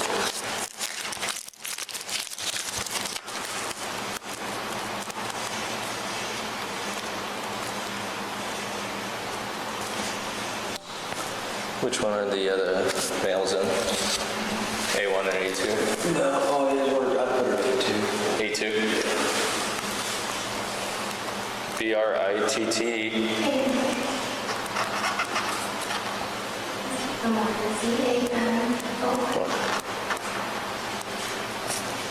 What's your date of birth?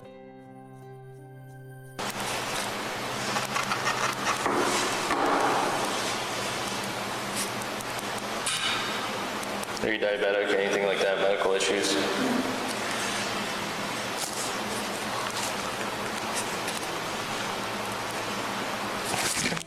Come on over here with me. We're gonna go to that second cell door.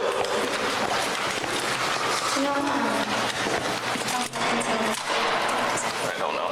And there's no way I can call my husband or anything? They'll talk to you and everything, explain what they're doing, but just sit tight, okay? What they're doing is putting you away Following for is from good, the police lady. interview that occurred after her arrest, also provided by Real World Police and linked below.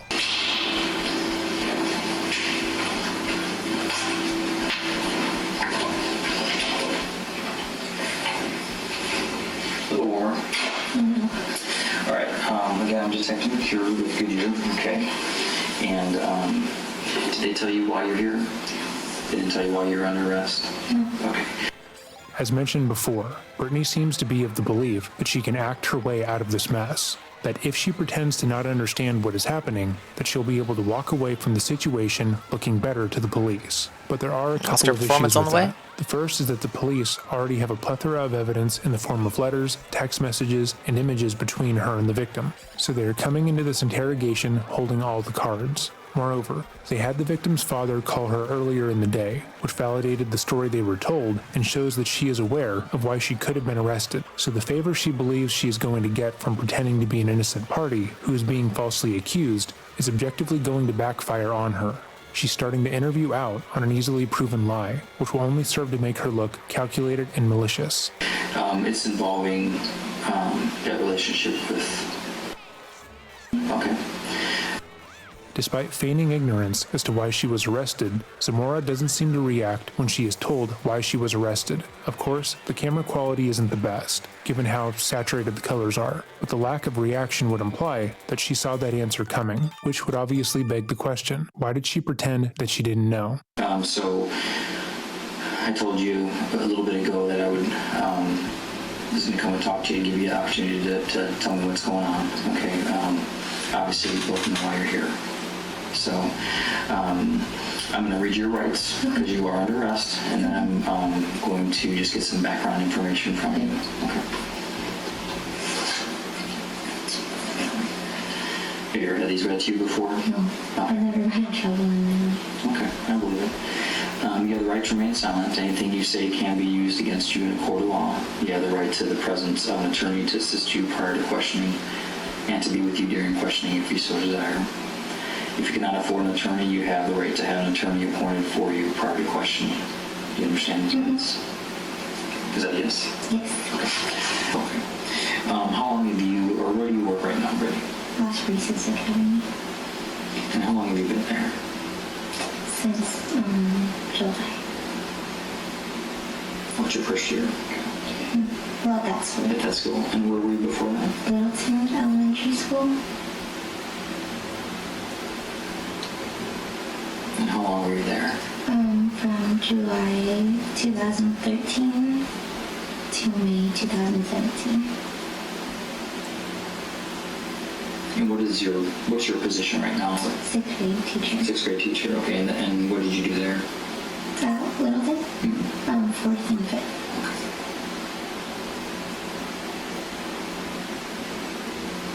All right, and are you from Arizona, or did you... I moved here when I was 10. Okay. And where was that from? Michigan. Well, if you're from Michigan, then what football team were you cheering for? Well, there you go for state. They said Arizona. The interviewer tries to keep things light with Brittany in order to instill the feeling of friendship between them. If Brittany believes she has gotten this officer on her side, she will be more likely to keep the conversation going and provide more information about what she did that could be used against her in court. Not the Lions. You're from Wisconsin. Not the Packers. You didn't cheer for the Packers? My husband and his family are diehard Cowboys fans, so... See, when I grew up, Cowboys were our Cowboy fans were kind of thugs. Everyone wore a star jacket just to be, cool. People got their starter jackets stolen and they robbed for it, so I grew up hating the Cowboys. So I have a reason to not like them, but now I kind of like them, so they're... Okay, so I got a little bit of background from you, and like I said, you know now for sure why you're here, and can I ask you a question? You can. So is this arrest from the school, or was this from something else? I think it's from the cops. So I had my school call me yesterday and tell me that I was on probation, but I had his father contact me today, so I was just trying to figure out which one it was from. Well, it's what difference does the clarification make? From things. Okay. So Brittany's question was fairly funny. She asked the officer if her arrest is from the school or from the victim's family, when the reality is the arrest is from the police, because she broke the law, obviously. She also mentions that the victim's family called her that morning, as if to say, hey, they called me and said they were mostly okay with me repeatedly sexually exploiting their son in my classroom. So I don't know where this arrest is coming from, but that of course is nonsense. It's a very strange question to ask, but she's trying to get her bearings. Brittany is still incredibly subdued here, and doesn't make any mention of being innocent, not having done what she is accused of, or showing any sort of remorse. She is remarkably unaffected about the fact that she's been arrested for raping a 13-year-old boy repeatedly, almost as if she doesn't think it's a crime, which is probably because she doesn't view what she did as being bad, at least not as bad as when male teachers do the same. It's almost like she is completely ignorant as to what she's done wrong, but we know that isn't the case because she asked her victim to delete their messages and not to tell anyone about what they did. like, the school doesn't really call me, and Okay. So the school's not pressing charges or something like that. It's dealing with, so dealing with that issue. So, and there really is. I guess I wanted to give you the opportunity because there really is very little doubt on what happened, but I wanted you to be able to maybe explain, give you the opportunity to explain kind of why it happened, kind of thing, because I'm not going to judge you, okay? And you said this is the first time. What a lie. And you're 27, so you made it a long ways. So I'm not going to judge you, and people do make mistakes. So there's mistakes that are made in life, and they happen, and it's basically how people move on from those is kind of who they are as a person. So I'm not going to deny that, that it's something, and I'm sure you're not either, that it's something that shouldn't have happened. But I'm not going to call you a monster or anything like that and say you did something so crazy that you're a horrible person. So I wanted you to explain. Not gonna judge you. He probably should. He is deep down. Let's be honest. Is that what you want? Okay. Brittany immediately asks to speak to an attorney, which is bad for the officer, but it's probably the first intelligent thing she has done thus far. Whenever you're taken into an interrogation room, read your Miranda rights, and told by the officer that they don't think you're a bad person, your first move should be to demand to speak to a lawyer and shut up no matter what they say. In an interrogation room, the officers are not your friend, especially if you are innocent of any wrongdoing. The only But he person was who's acting going so to help friendly you with out of me. that situation and work in your best interest is an attorney. That's fine. Will I be going home today? No. So will I be in jail? Do these type of things have to be made public?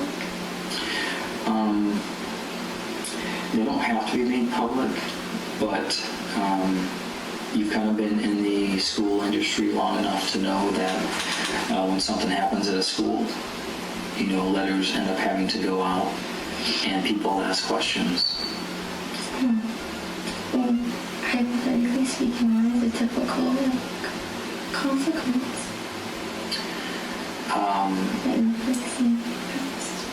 I don't know. It varies. I can't give you. I can't give you a black and white answer to that. They take a lot of things into consideration.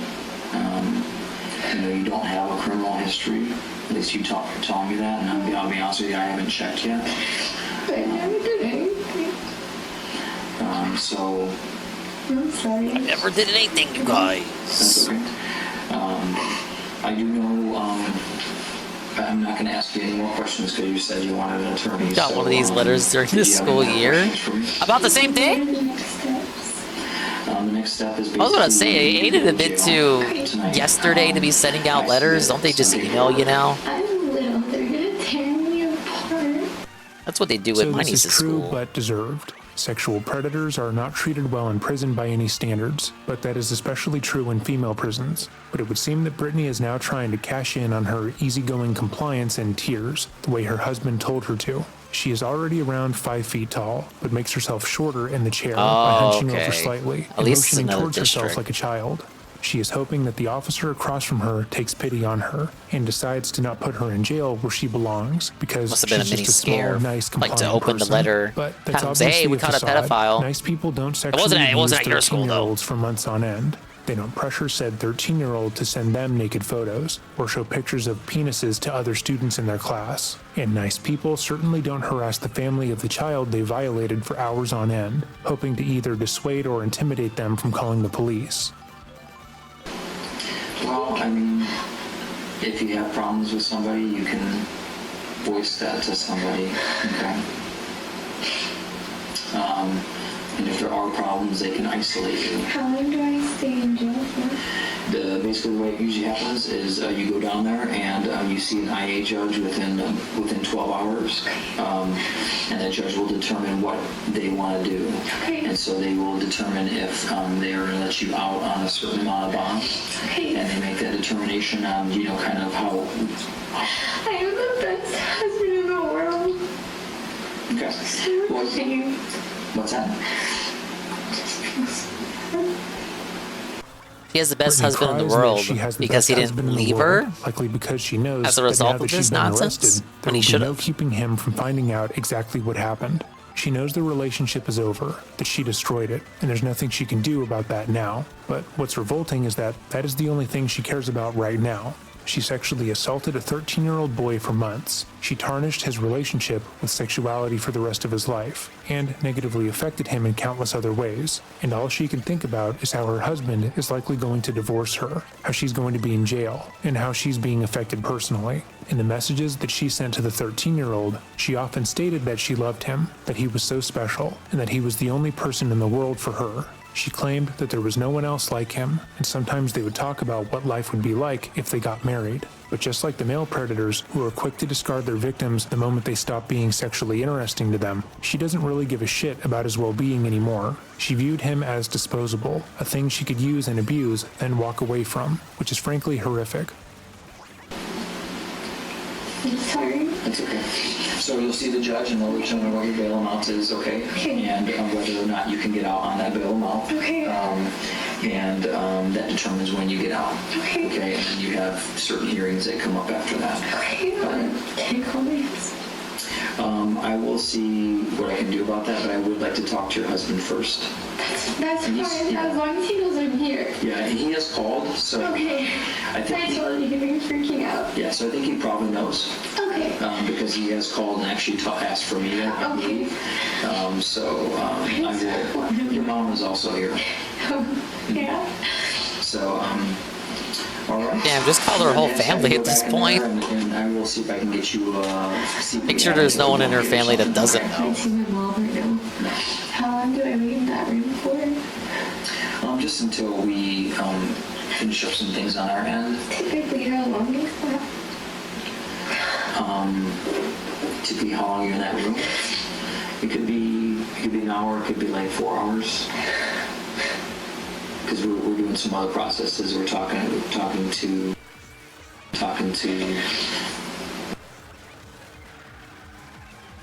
Okay. So.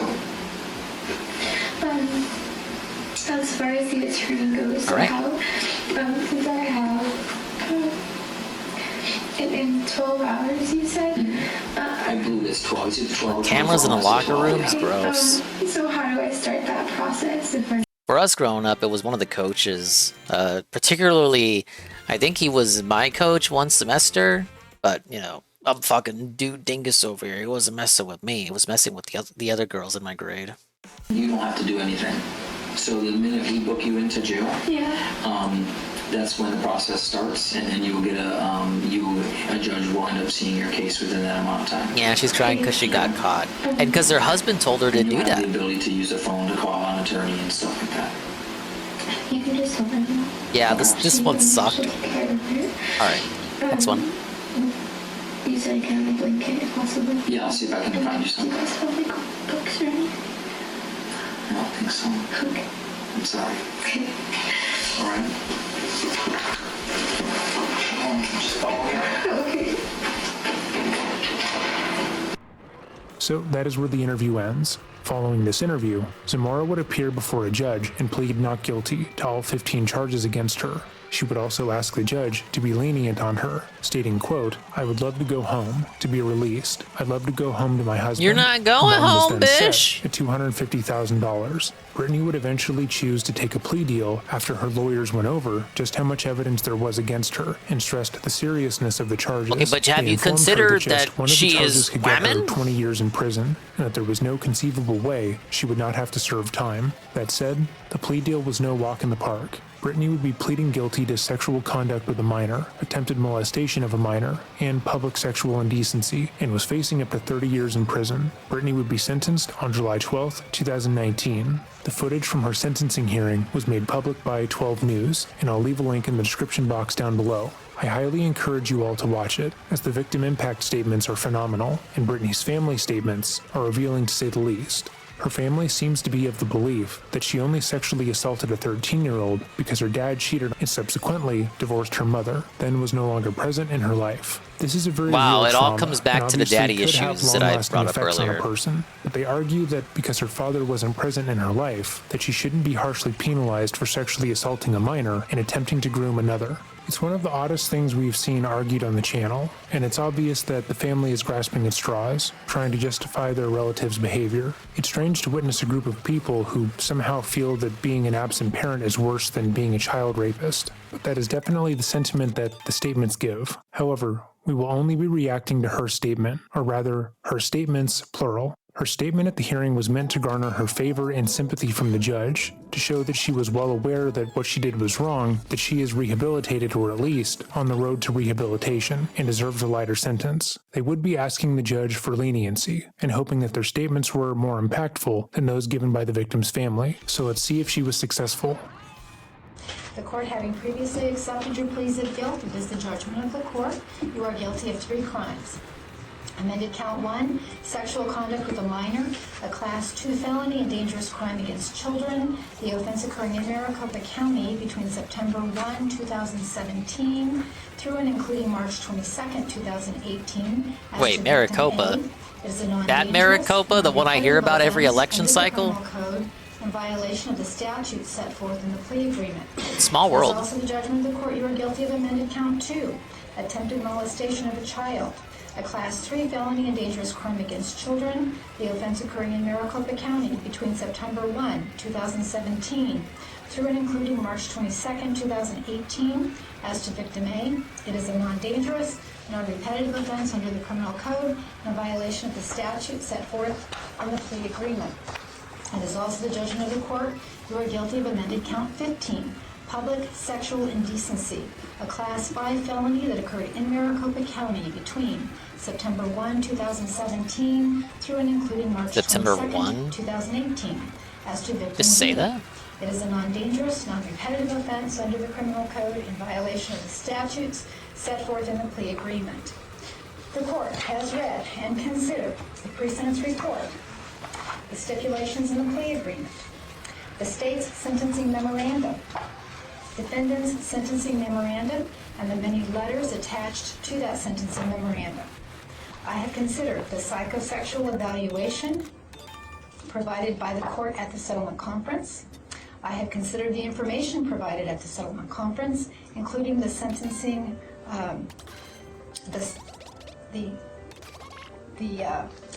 settlement conference memorandum, that was provided at the settlement conference, and the deviation request submitted to the state by defendant. And finally, I had considered the sentencing memorandum for the victim impact statement for victim A was provided to the court. Ms. Samar, would you like to say something?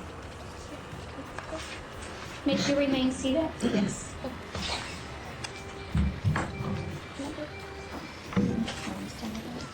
She would like to reach the podium, Your Honor. Certainly.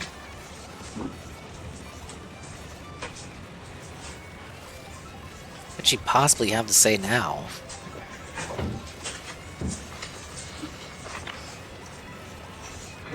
Good morning, Your Honor. I want to start off by apologizing to the victim and his family. Pausing only a few seconds in to point out that by only apologizing to one of the victims, that being the boy she sexually assaulted, and not the boy she made to watch then showed porn to, she is stating that what she did to the 11-year-old is not that bad, that she only really has to be sorry for what she did to the one boy, but not to the other, which isn't great, especially when the purpose of her statement is to show remorse in hopes of getting a lighter sentence. You should probably say their names too. I'm sorry for any undue stress or pain that I may have caused. I'm ashamed of my actions and am completely remorseful and truly regret what took place. I'm known to be a responsible, caring, happy, and thoughtful person. My actions were completely out of character for me. As an adult and teacher, I am meant to set an example, and I did not follow according to that I don't know. Her actions are consistent with the characterization I've been given of her. I have been an amazing teacher and citizen. I started programs while teaching to help stop bullying, teach girls about nutrition, fitness, create fundraisers to help with autism, and help families in need. Filled 25 plus desks with school supplies each year, and even won Teacher of the Year in 2016. As far as a citizen goes, I've lived my life respecting and trying to obey every law. I am not a threat to society by any means. So far, there are a couple of massive issues with what she is saying. First of all, citing her stellar record as a teacher, starting programs, encouraging her students and whatnot is not actually a great indicator as to the kind of person she is. Anything having to do with her interactions with minors should not have been used to show what a great person she is, when it could definitely be argued that she did all of that only to get close to her prey. Volunteering your time and money stops being an indicator of what a caring and selfless person you are when you're doing so for nefarious reasons. That should frankly go without saying.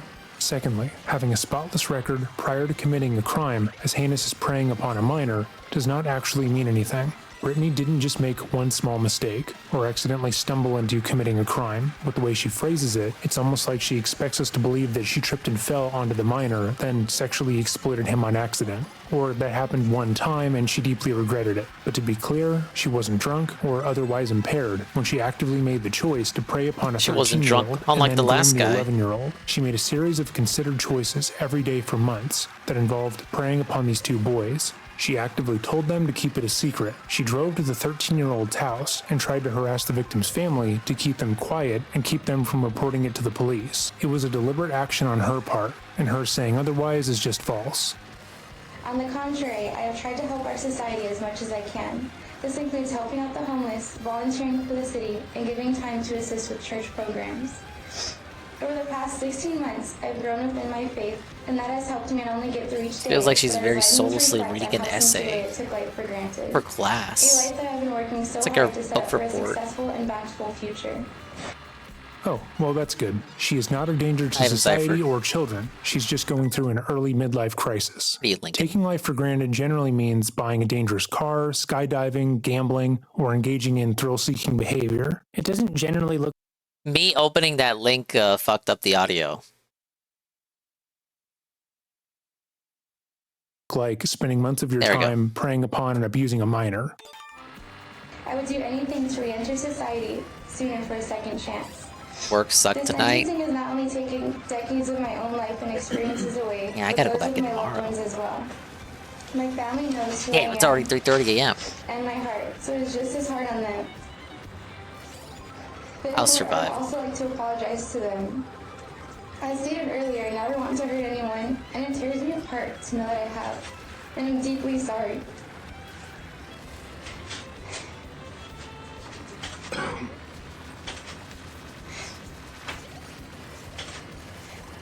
Brittany becomes emotional when discussing how she is sorry for deeply hurting her family due to her crimes, but this portion only really serves to make her previous apology seem sincere. She apologized because that's the thing you have to do in these cases, but not because she actually felt sorrow over what she did. Going forward, I would like to attend counseling and all other required courses, obtain a new degree and seek new employment. I've already relinquished my teaching certification. My hope is to rejoin society a better and more grateful person. I have an incredible support system and know they will all be there for me every step of the way. Your Honor, I know the state did not take my mitigation and assessments into consideration, but I hope you can. I am a good and genuine person who made a mistake and regrets it deeply. I ask that you please have leniency in regards to my sentencing, that you see me as a person with a hopeful future, and not just another number or case. There's a lot wrong with what she said, but we want to focus solely on the last thing she said, that she hopes that the judge views her as a person with a hopeful future, and not just a number or case. In that lone sentence, She is directly asking the judge to overlook the victim impact statements, the interviews with both crimes, and piles of direct evidence showing her grooming and sexually abusing the 13-year-old for months without issue, to forget about the lengths she went to try and avoid responsibility, how she pled not guilty originally, and how she sexually exploited the 13-year-old in front of his classmates repeatedly, just because she could, and of course, let her off the hook. Could be That 15 statement over. alone Piss me shows to that fuck she doesn't off. actually understand what she did wrong in this case. It feels bad. Because how could you hear how the victim's At least life it's has over fallen now. apart, how they're having a difficult time finding help and therapy afterwards, and are dealing with bullying because everyone knows what happened to him, and then directly say, well, Turkey. that doesn't really matter, because you've done charity drives in the past. Yeah, we're watching this lady teacher get fucked for diddling minors. Suffer, bish. Get fucked. Since she's already at the podium, why don't you just remain at the podium? And I'm trying to do all these knockout tours. 3 stars. All right, First the place court in has every leg of the considered race, nature and where I gotta restart. circumstances of the offenses. The court has identified aggravating and mitigating circumstances and weighed and balanced those. Yeah, we were talking about, you know, the husband's involvement earlier. The defendant's conduct caused He should have just took the dad's advice and just cut his losses, but he ended up helping her. The defendant violated and abused a position of trust. Helping her hide it, I find the circumstances but like coaching of the her offenses during that to second be call with the dad. especially aggravating, and the fact that these events occurred over a period of time. I also find as aggravation the defendant's efforts to conceal her conduct from others. As mitigation, the court finds the defendant did accept responsibility by pleading guilty. She has expressed her remorse. She has no prior criminal history. I've considered her age. I considered the difficulties she experienced while growing Thank you for the up, follow, Libby. as described by her mother and in all of the reports I have read. Very, I have very considered specific segment to join us in, but thank you. as described in all of the documents I have read, and the accomplishments and achievements that she was able 5 years and 40 hours? Hell no. to complete. You're not spoiling me, are you? Don't tell me it's She has that. community support. She has family support. I have also considered Friend code, information ! risk FC. assessment, and that includes some mental health issues as described. The video in the bottom left is blocking the friend code. I've also considered the fact that under the plea agreement, I the used defendant will be the horn too on early. supervised probation for a lifetime term on 2 counts. So, after weighing and balancing all of these factors, the court finds the stipulations in the plea agreement are appropriate. I'm going to order that the defendant register as a sex offender as to all 3 counts. Good. And order that restitution remain open on all 3 counts for a period of 750 days. For amended count 1, the court finds that the presumptive term is appropriate, so it is ordered the defendant be incarcerated in the Department of Corrections for 20 calendar years with credit for 478 days of pre-sentence credit. As for amended count 2 and amended count 15, it is ordered suspending the imposition of sentence and placing the defendant on supervised probation for a lifetime term to begin upon physical release from the Department of Correction. Now, despite expressing remorse for her actions Nah, that prior was to the the first try. sentencing and getting the lowest possible sentence of just 20 years, Brittany would have her lawyer give another statement, which shows how she really views the crime. We'll also be reviewing that. She should have just taken what she Good should afternoon. just accepted Throughout what they the had given her. life of has been significant misinformation given to the public. Brittany has been wrongfully portrayed by the state of Arizona and the press as being a predator and has even been called a monster. which Yeah, she but is. she is. Brittany, the Yes, 27-year-old, yeah, she is. repeatedly used her position of authority over the 13-year-old to sexually exploit them, often in front of other children. She used her position in the community to gain his parents' trust and violated that trust to continue a secret sexual relationship with said 13-year-old, and of course breaking the law. She knowingly and willingly had sex with that same 13-year-old in front of an 11-year-old, and then showed the 11-year-old porn. That makes her a sexual predator. There should be no question of that. We've covered male predators at length on this channel, and the only time their crimes are ever questioned is when they are a part of a sting operation. But there's never a conflict about if what they wanted to do qualified as sexual predation. But for some reason, we're supposed to look at this case differently. We're supposed to see Brittany as just a woman who made a mistake, who wasn't purposely weaponizing her position of authority over a child in order to get sexual gratification. Simply because what? She's attractive, she was married, she volunteered in her free time. There have been plenty of male predators who have done the same, and it doesn't validate their crimes. To say she has been mischaracterized as a predator means that the charges she pled guilty to are incorrect, and she is innocent. And that is absolutely not the case. We've seen some of the texts, seen her pressure the teen into sending sexual photos to her, which counts as illegal child sex abuse materials. There's no question that she is a predator.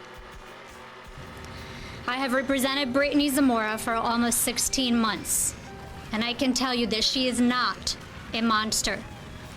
Brittany is not a predator, and this was not between a young child and Brittany. This was a teenager.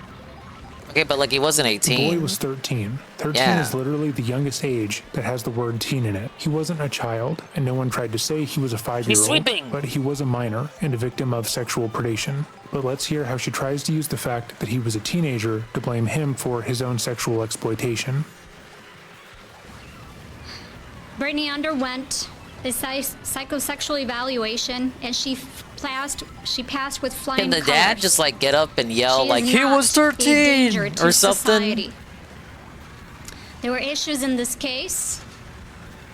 For example, Principal Dickey refused Brittany's request to move the teenager out of the classroom. Brittany Zamora implored Principal Dickey to move him because the teenager had boundary issues and was obsessed with Brittany. I am not making that up. I learned that from Principal Dickey. I'm telling the truth here, From what we were bitch. able to find, Brittany asked for the teen to be moved after he told her about the 3 allegations that she was in a relationship she with asked the for him to victim. be moved Basically, because in she order to couldn't further not prove that she wasn't fuck him. abusing him, she told him to have the boy move classes. It probably got because she didn't harder want and to make harder it for seem them to like the hide rumors it, were true. so she Moreover, requested for him to let's say this move. was the case. Wouldn't The matter teenage boy anyway, was the 'cause she sexual always hung aggressor out with in them this off of school relationship anyway. and had boundary issues. He wouldn't take no for an answer, and she felt like he was sexually obsessed with her. That's how that comes She, off to the me. adult, had ways of handling the situation that wasn't, oh, let me just start a long-term relationship with someone who was unable to consent, and then send them naked photos of me, and then request some back. She could have told the principal the moment she noticed his behavior had begun to get sexually aggressive. She could have bought a small security camera for the classroom. Yeah, That he might way have she could attachment issues. It's evidence being of his framed like behavior, he's the should she aggressor not be here, but like, believed. dude, he's She just could make it a fucking point to 13. speak to his parents, let them know that their He's just son he's is a being teenager. sexually He's a aggressive young with man, her, and might guys. ask to babysit No, him or he's tutor 13. him after class. Everything she did was to spend more time with him, outside of the presence of others, not the other way around. And she, with the help of this lawyer, are trying to gaslight the general public into thinking that she is the victim in all of this. I have found no evidence that she stated that he was obsessed with her or had boundary issues. Moreover, all of their texts show the opposite, with her starting multiple sexual conversations and even fantasizing about being his wife. But I guess we're just supposed to simply believe this lawyer when she tells us that her client is really a good person, that she has seen the evidence that exonerates them, but she simply couldn't produce it. All things She that just were forgot to bring it to the outside of courtroom. the evidence that probably you all received. The teenage family's attorneys filed the civil suit within hours of the issue coming to light to the police department. What the fuck? They did it too Fuck you. fast? This is sick. I don't mean to be crass, but this is a verifiably disgusting thing to say, even as a defense attorney. For those wondering Their why son I'm so was perturbed great. at this, what she is now doing is trying to state that the victim's family only cares about the situation because they want money. They have a financial motive behind why they went to the police, and basically are just pretending to be upset about what happened to their son. Or maybe she's trying to say that this is all an Okay, but like elaborate even if scheme that's concocted by true, a is it not 13-year-old and justified? his Like, family. fuck it, let's He's going to bankrupt the force school Brittany system, to sexually bitch. assault him for months on end, and then we'll file a civil suit against Are the they school not and owed Brittany a little in bit of order to recoup retribution? emotional damages. In the victim impact statements that were given in court, the 13-year-old's family discussed how he had been struggling since being abused. He has had to go to multiple specialists. But Yes, I do want to bankrupt my child's bullshit, fucking lousy school system, actually. has had a hard time because they don't want to be involved in a trial. He now struggles with anger because he doesn't understand what actually happened and has an extremely hard time engaging with people his age. But sure, his family isn't upset about that. They actually... Like, what's the argument here? Can you believe it, guys? They only care about the money. Well, ma'am, your client can only think about little boys, so I don't know. don't care about their son and only want money.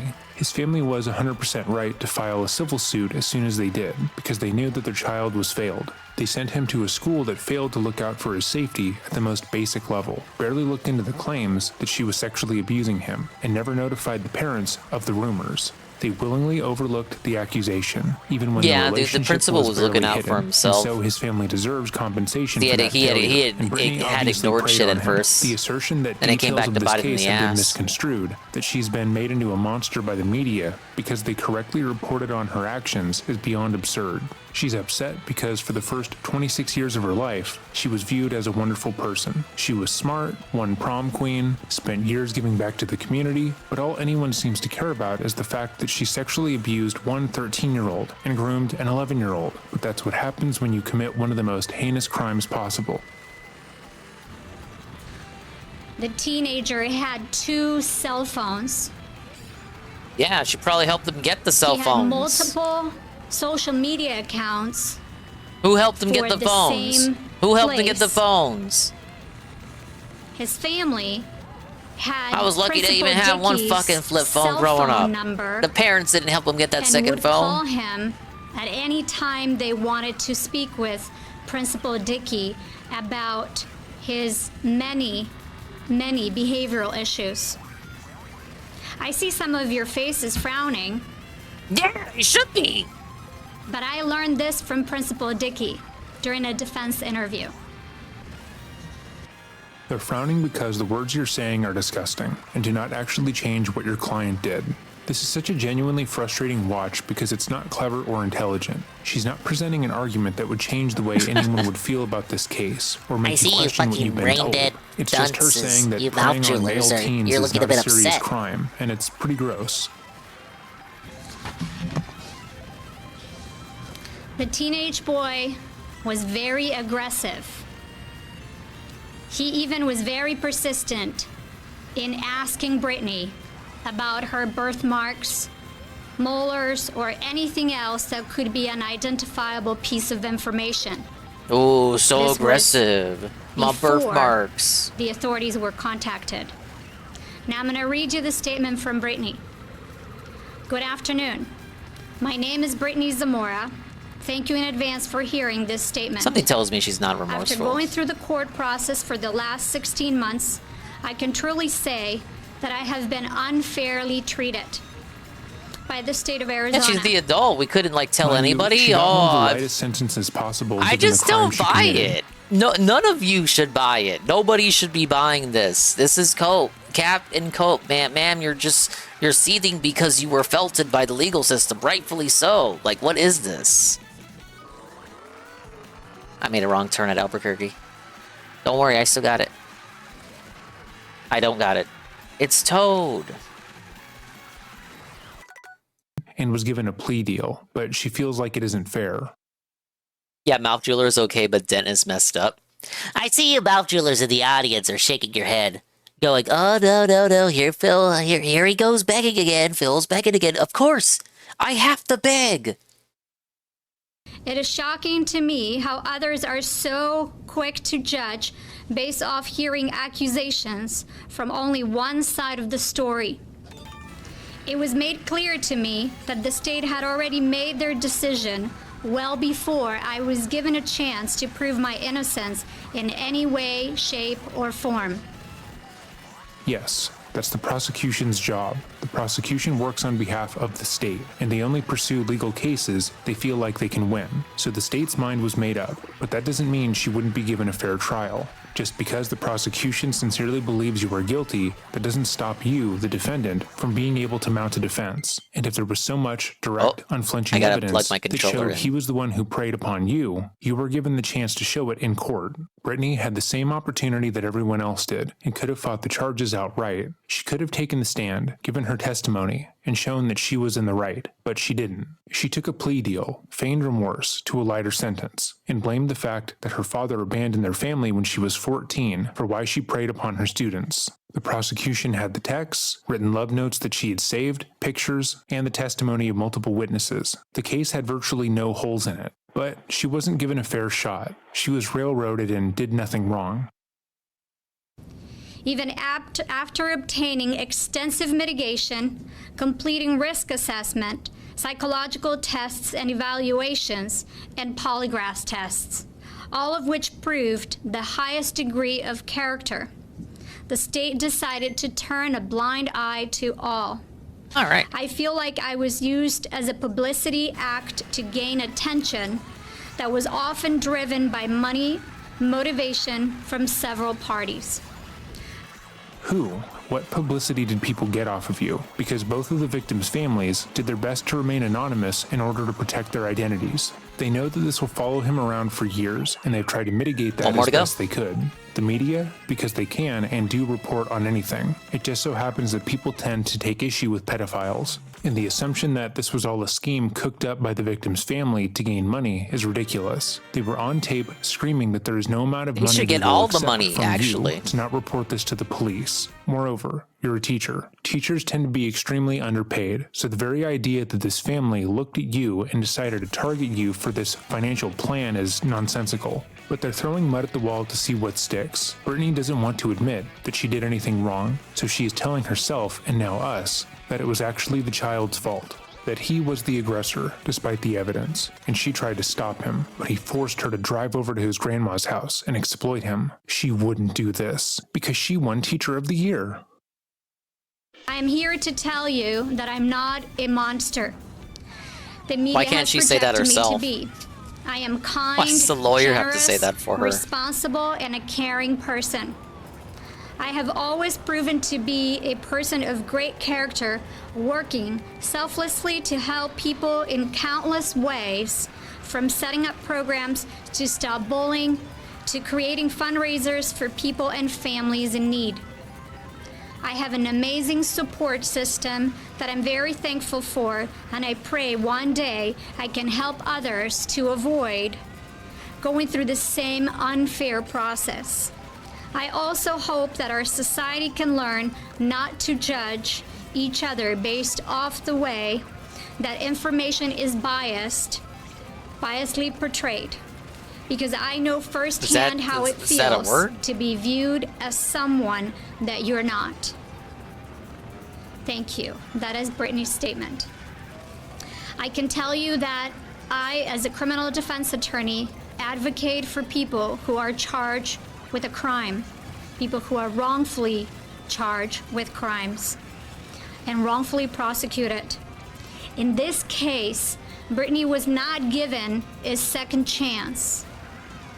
In spite of Most people would everything, argue she doesn't was deserve. not given not even a single day outside of the plea range that was initially offered.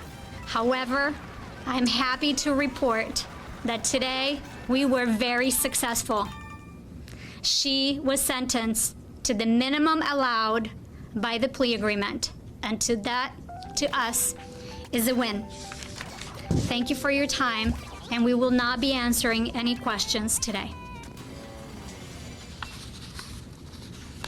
Are you guys really blaming a 13-year-old boy as a victim in this case? That's not what I said. That's exactly what the statement sounded like. What?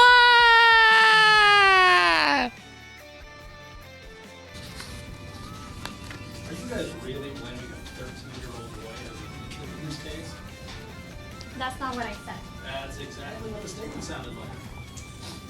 Are you honestly saying that Brittany was the victim?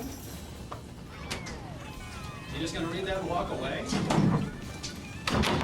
They refuse to elaborate. So as you can hear from the general response, that statement didn't go over well, and the fact that she got the minimum sentence possible is both disgusting and unsurprising. A year into Brittany's sentence, she would file for divorce from Daniel, citing irreconcilable differences. But that's where the case ends. If you've made it to this portion in the video, thank you so much for watching. Literally As for always, Daniel, if there's the a case husband, you would it like to just see on the it channel, was none or a of story it was you'd all like for to bring nothing. more attention to, let us know by leaving a comment down below He or got emailing divorced. me at dreading.official@gmail.com. We are consistently working through your suggestions, and our goal is to cover all that we can. And if you liked this video, let us know by leaving a like, comment, or subscribing. Remember, stay safe. Yeah, wait a minute. She said she wouldn't answer questions and then answered that guy's question. Because she felt bad. Oh, buddy, that was a tough watch. I'm not gonna lie. It's one of the tougher ones we've had to have seen from that channel. Pretty good, though. Pretty good. And she got fucked, so it was all worth it. Sofa bish. Yo, very disgusting that they were able to get the minimum sentence. Something, white woman syndrome. Privileged white ladies stick together. Yes. Okay, I'm on my final knockout here. Final knockout. Let me remove this from the playlist. I knew we should have watched the one about the criminal narcissist instead. But we're putting that final dent in the playlist here. Whoa, there's barely any videos left in here.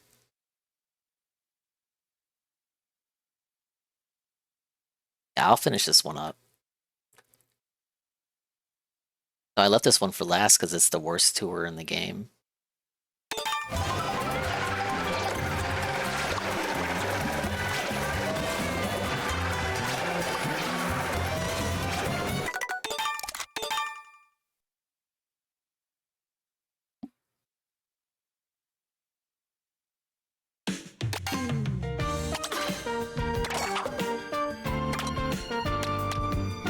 Ah, fuck Condor. We gotta win with a dumb little baby.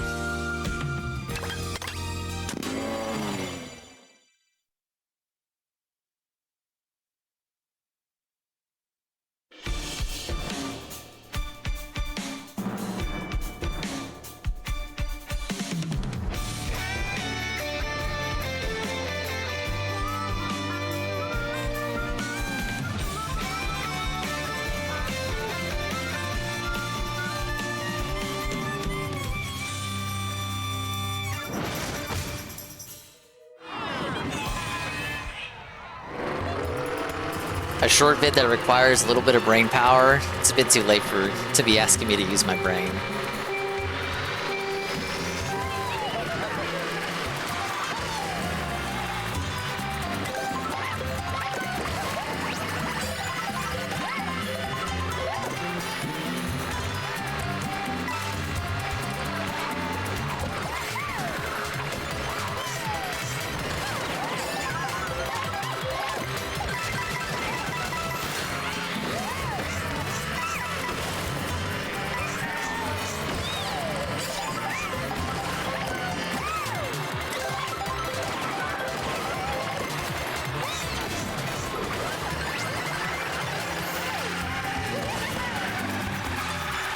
Okay, this kind of works. Just gotta catch up.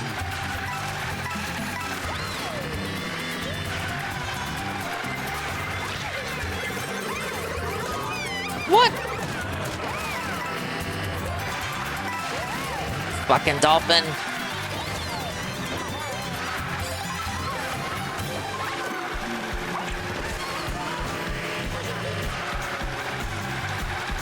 I'm gonna get hit by these shells, I just know it.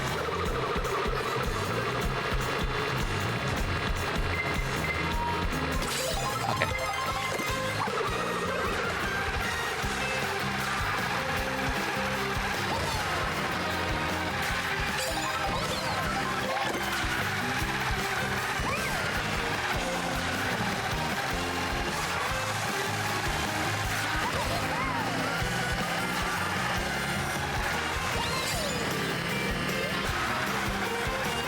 Dolphin on the motorcycle is pretty funny.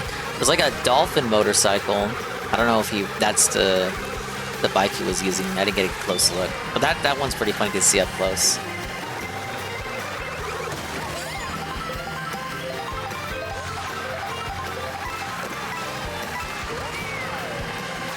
I'm still missing the Peepa ghost character.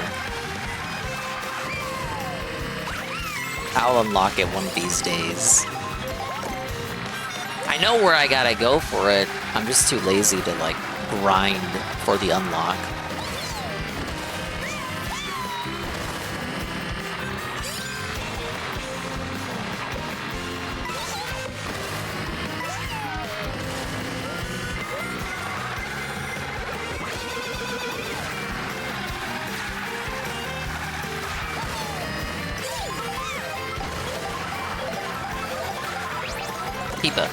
Peepa. No, it's Pianta. Nah, I was never gonna get Peepa with the RNG for this area.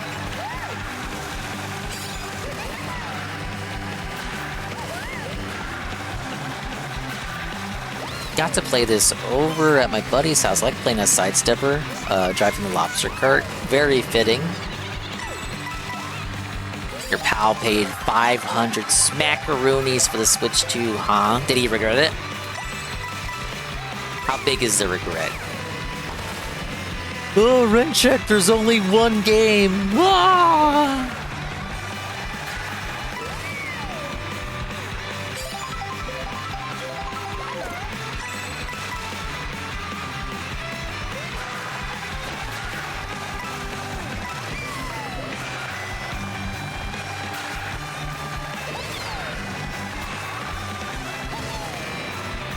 Paroxysms of buyer's remorse. No!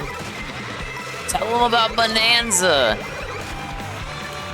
I wasted your red shell there. You could have stalled me out for a little bit longer.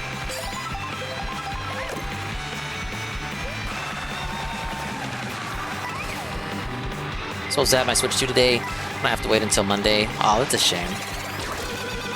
Don't forget to add me when you get it, man. Then once I finally do everything that there is to do in the game, I can just play this and just do online for the whole stream. And then you'll be able to stalk me.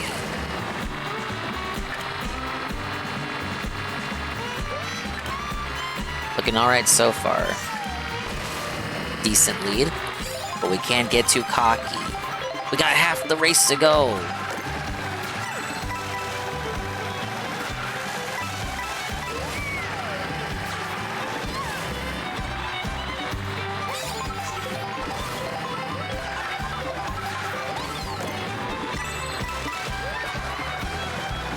Costco for an extra 30 at NSO year sub with the expansion shit. Give me the mushrooms. Oh, okay. Family count can apply to that. Yeah, there's some restrictions when it comes to that. Not, you know, not that he would have known at the time.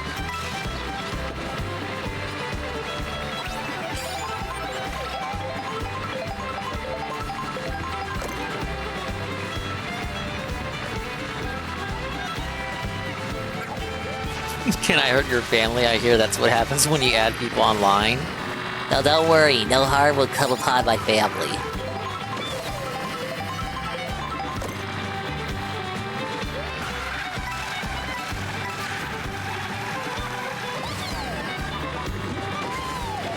Dude, they're actually being quite generous with the RNG on the cars. That was like 2 mushroom cars in a row.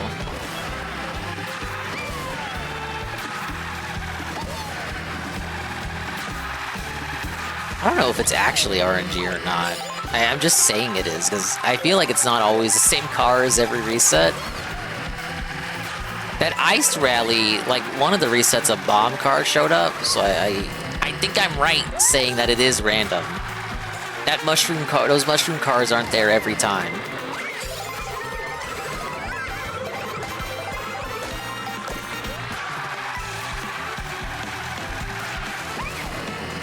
Yeah, I figured. I'm not that schizo.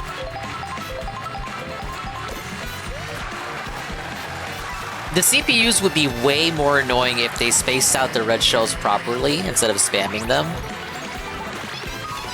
Because you get a little bit of iframes after you get hit. So if you just wait for those iframes to expire, you could properly stall me out, just like a human player would do. The game's not that evil.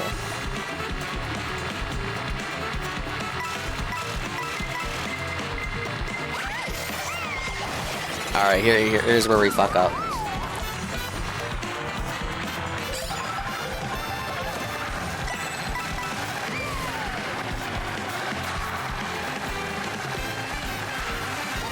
We need third place to fuck second place up or something. I gotta hold on to the shell for defense. Yeah, they're right there. I wanna grab that food, but it's not worth it.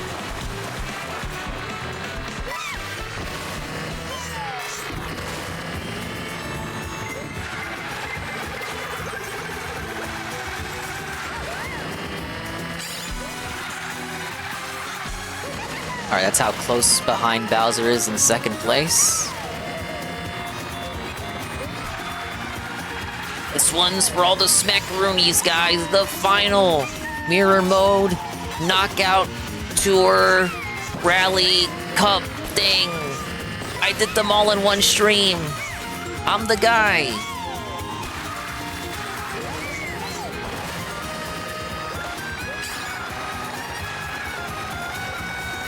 I could win big. I'm gonna get felted. I'm gonna get felted. Where's the blue shell? Where's the blue shell? I'm waiting for it. Blue shell right here. And that's how it's done.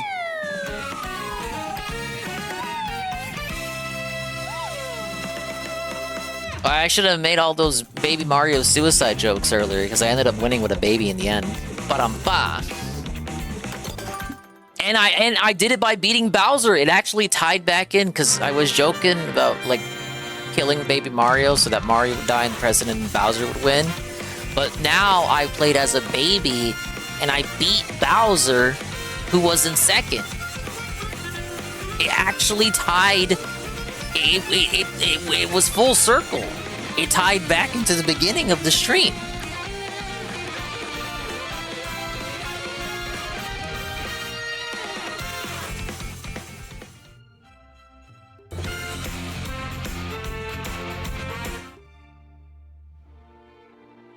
Alright, I get absolutely nothing for that, don't I? Where's my reward? I get this little sticker of the Donkey Kong arcade chick bird from the factory level.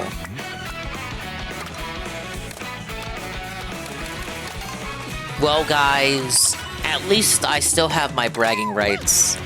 Ladies and gentlemen, we have done every single cup, gold trophy, 3 stars, in Grand Prix, and Knockout Tour, including Mirror Mode.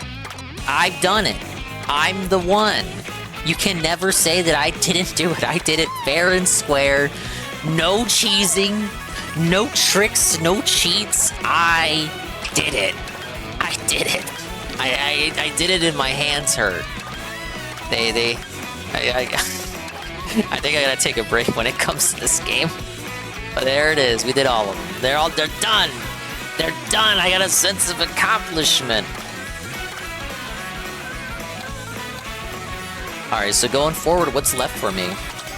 Maybe to race the Dev Ghosts? I won't go for world record autism, but I did do the Dev Ghosts in Mario Kart 8 Deluxe, so I feel like I should at least attempt a few of those. Is that... yeah, these ones. There are no Dev Ghosts? What the hell did I just look at then? That's a developer ghost, isn't it? Yeah, these are developers.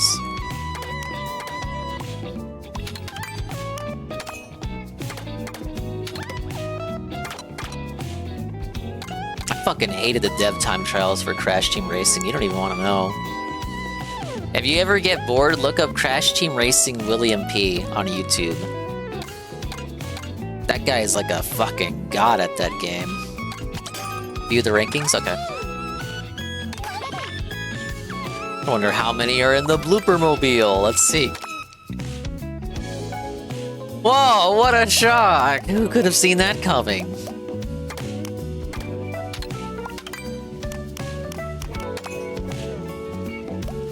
Yeah, makes sense to use heavy characters for an open track like this. And of course they're all on the cow.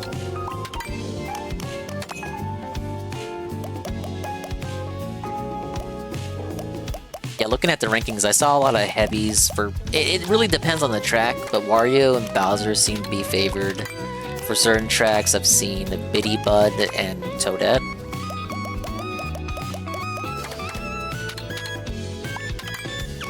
It's Bowser for here, right? Yeah. Toad's Factory.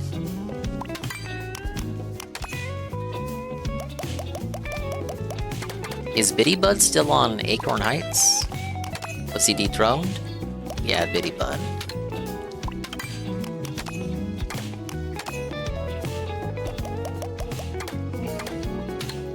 A lot of Wario. The rare Spike Appreciator.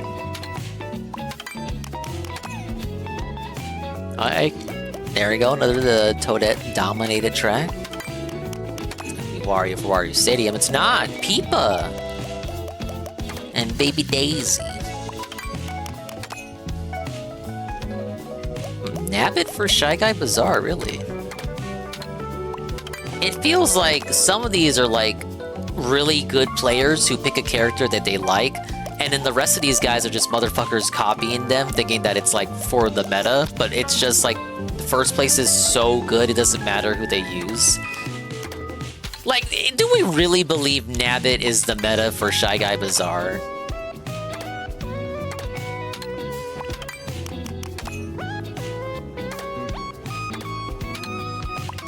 Yeah, no, that's just someone that likes Nabbit and is good. And then everybody who saw their world record ranking just decided that Nabbit was the meta pick for that specific track.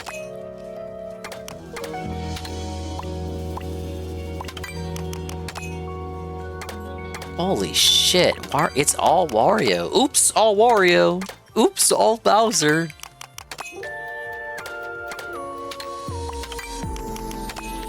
Man, I was incorrect in my assessment. When the week the game came out, I said it was going to be a lightweight slash featherweight kind of dominated meta. I seem to be felted. A few courses dominated by lightweights, but overwhelmingly, seems to be another heavyweight dominated Mario Kart. Okay, we got a penguin there. Little penguin was having fun on level 1.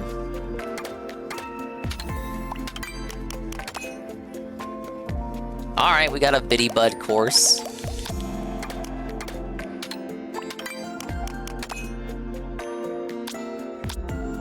And the cow and Dino Jungle. It's like a menagerie of Bowser and Wario, Baby Daisy for some reason, and Bitty Bud. And one Wiggler. Oh yeah, I'm not gonna go for the record rankings, but I'll try the Dev Ghost. And then after that, I got all of Free Roam to do. And yeah, doing all the P-switches, the medallions, and the panels. For the most part, I've done it. I've done it, chat. Not really. I've got like 10 more chill streams of Free Roam before I can say I've done it. But for the stuff that matters in single player, I've done it. It's done. It's done. It's over. But I'll continue playing. Not today though. I'm tired. And I want to be able to stream tomorrow. Tevin's on BRB. We're gonna raid Chalupa. He's playing Paper Mario. I like that game.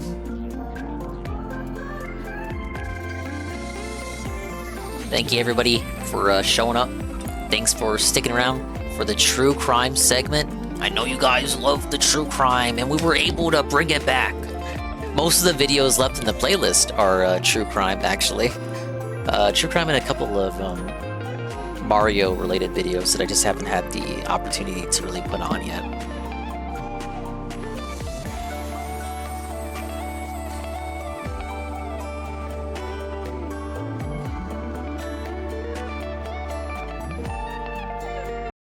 cut the music. Cut the music. Thank you, everybody. I gotta charge my controller. We gotta have Pablo send us off. And, yeah, we're gonna go to Chalupa's house. Thank you, everybody, for sticking around. Yeah, Pablo, get us out of here, Pablo. Oh, hey, Commissar Authority. You're here at the worst possible time. And for anyone that came late, it's the BRB scene, the new BRB screen. Scene. It's Shy Guy hanging out at a campfire with another Shy Guy and Yoshi. Pretty neat, right?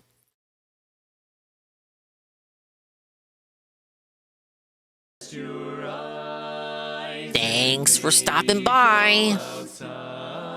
Big ups to the dingas, dongas, and swollen underscore ones who made it to the end of the stream.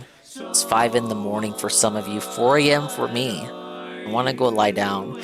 Will I be live later today, as in Thursday? I will be. What will I be doing? The answer may shock you. I don't know, it might be more of this. What did you think? At some point, I gotta get back to Sly and finally 100% it, and Xenoblade as well, and just like beat that game. I'm waiting for me to get all I need to get all Mario'd out. I need Mario Burnout. I gotta get all carted out, guys.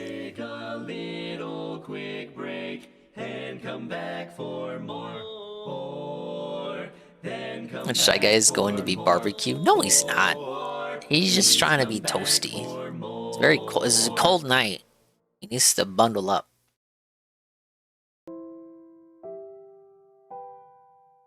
But thank you, Gondola. Rate with a party of 5. Peaches and Keem, 18 months at tier 1 for 40 months total. GPM, rate with a party of 7. Steffi to 10 bits.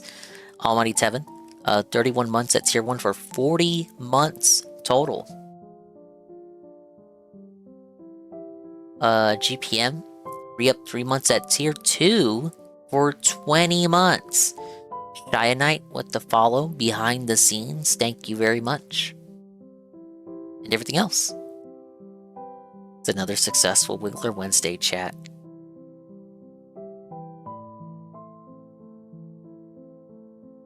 Alright, Chalupa's still alive, right? He is. Bye-bye. Adios and Mimi time. We'll see ya when we see ya. And if we didn't see ya, then we didn't see ya. But if we did see ya, then we saw ya. And if we didn't see ya, hopefully we will see you next time. I can see myself in the mirror each and every single day. Hopefully, I could inspire viewers like you, Rue, to see themselves in their mirrors each and every single day. Alright, I'm very sleepy. It took it out of me. We gotta go brag to Chalupa. He's playing Paper Mario. Remember when I streamed Paper Mario? Both the first one and the second one? Those were fun streams. Then I did everything there was to do on them. And now I'm depressed because they won't make another good Paper Mario ever again.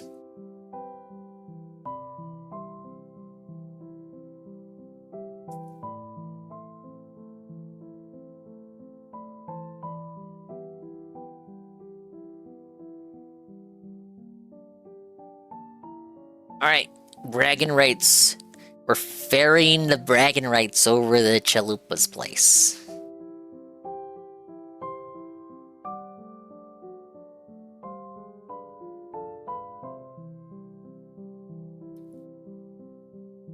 Bye-bye. Take it easy.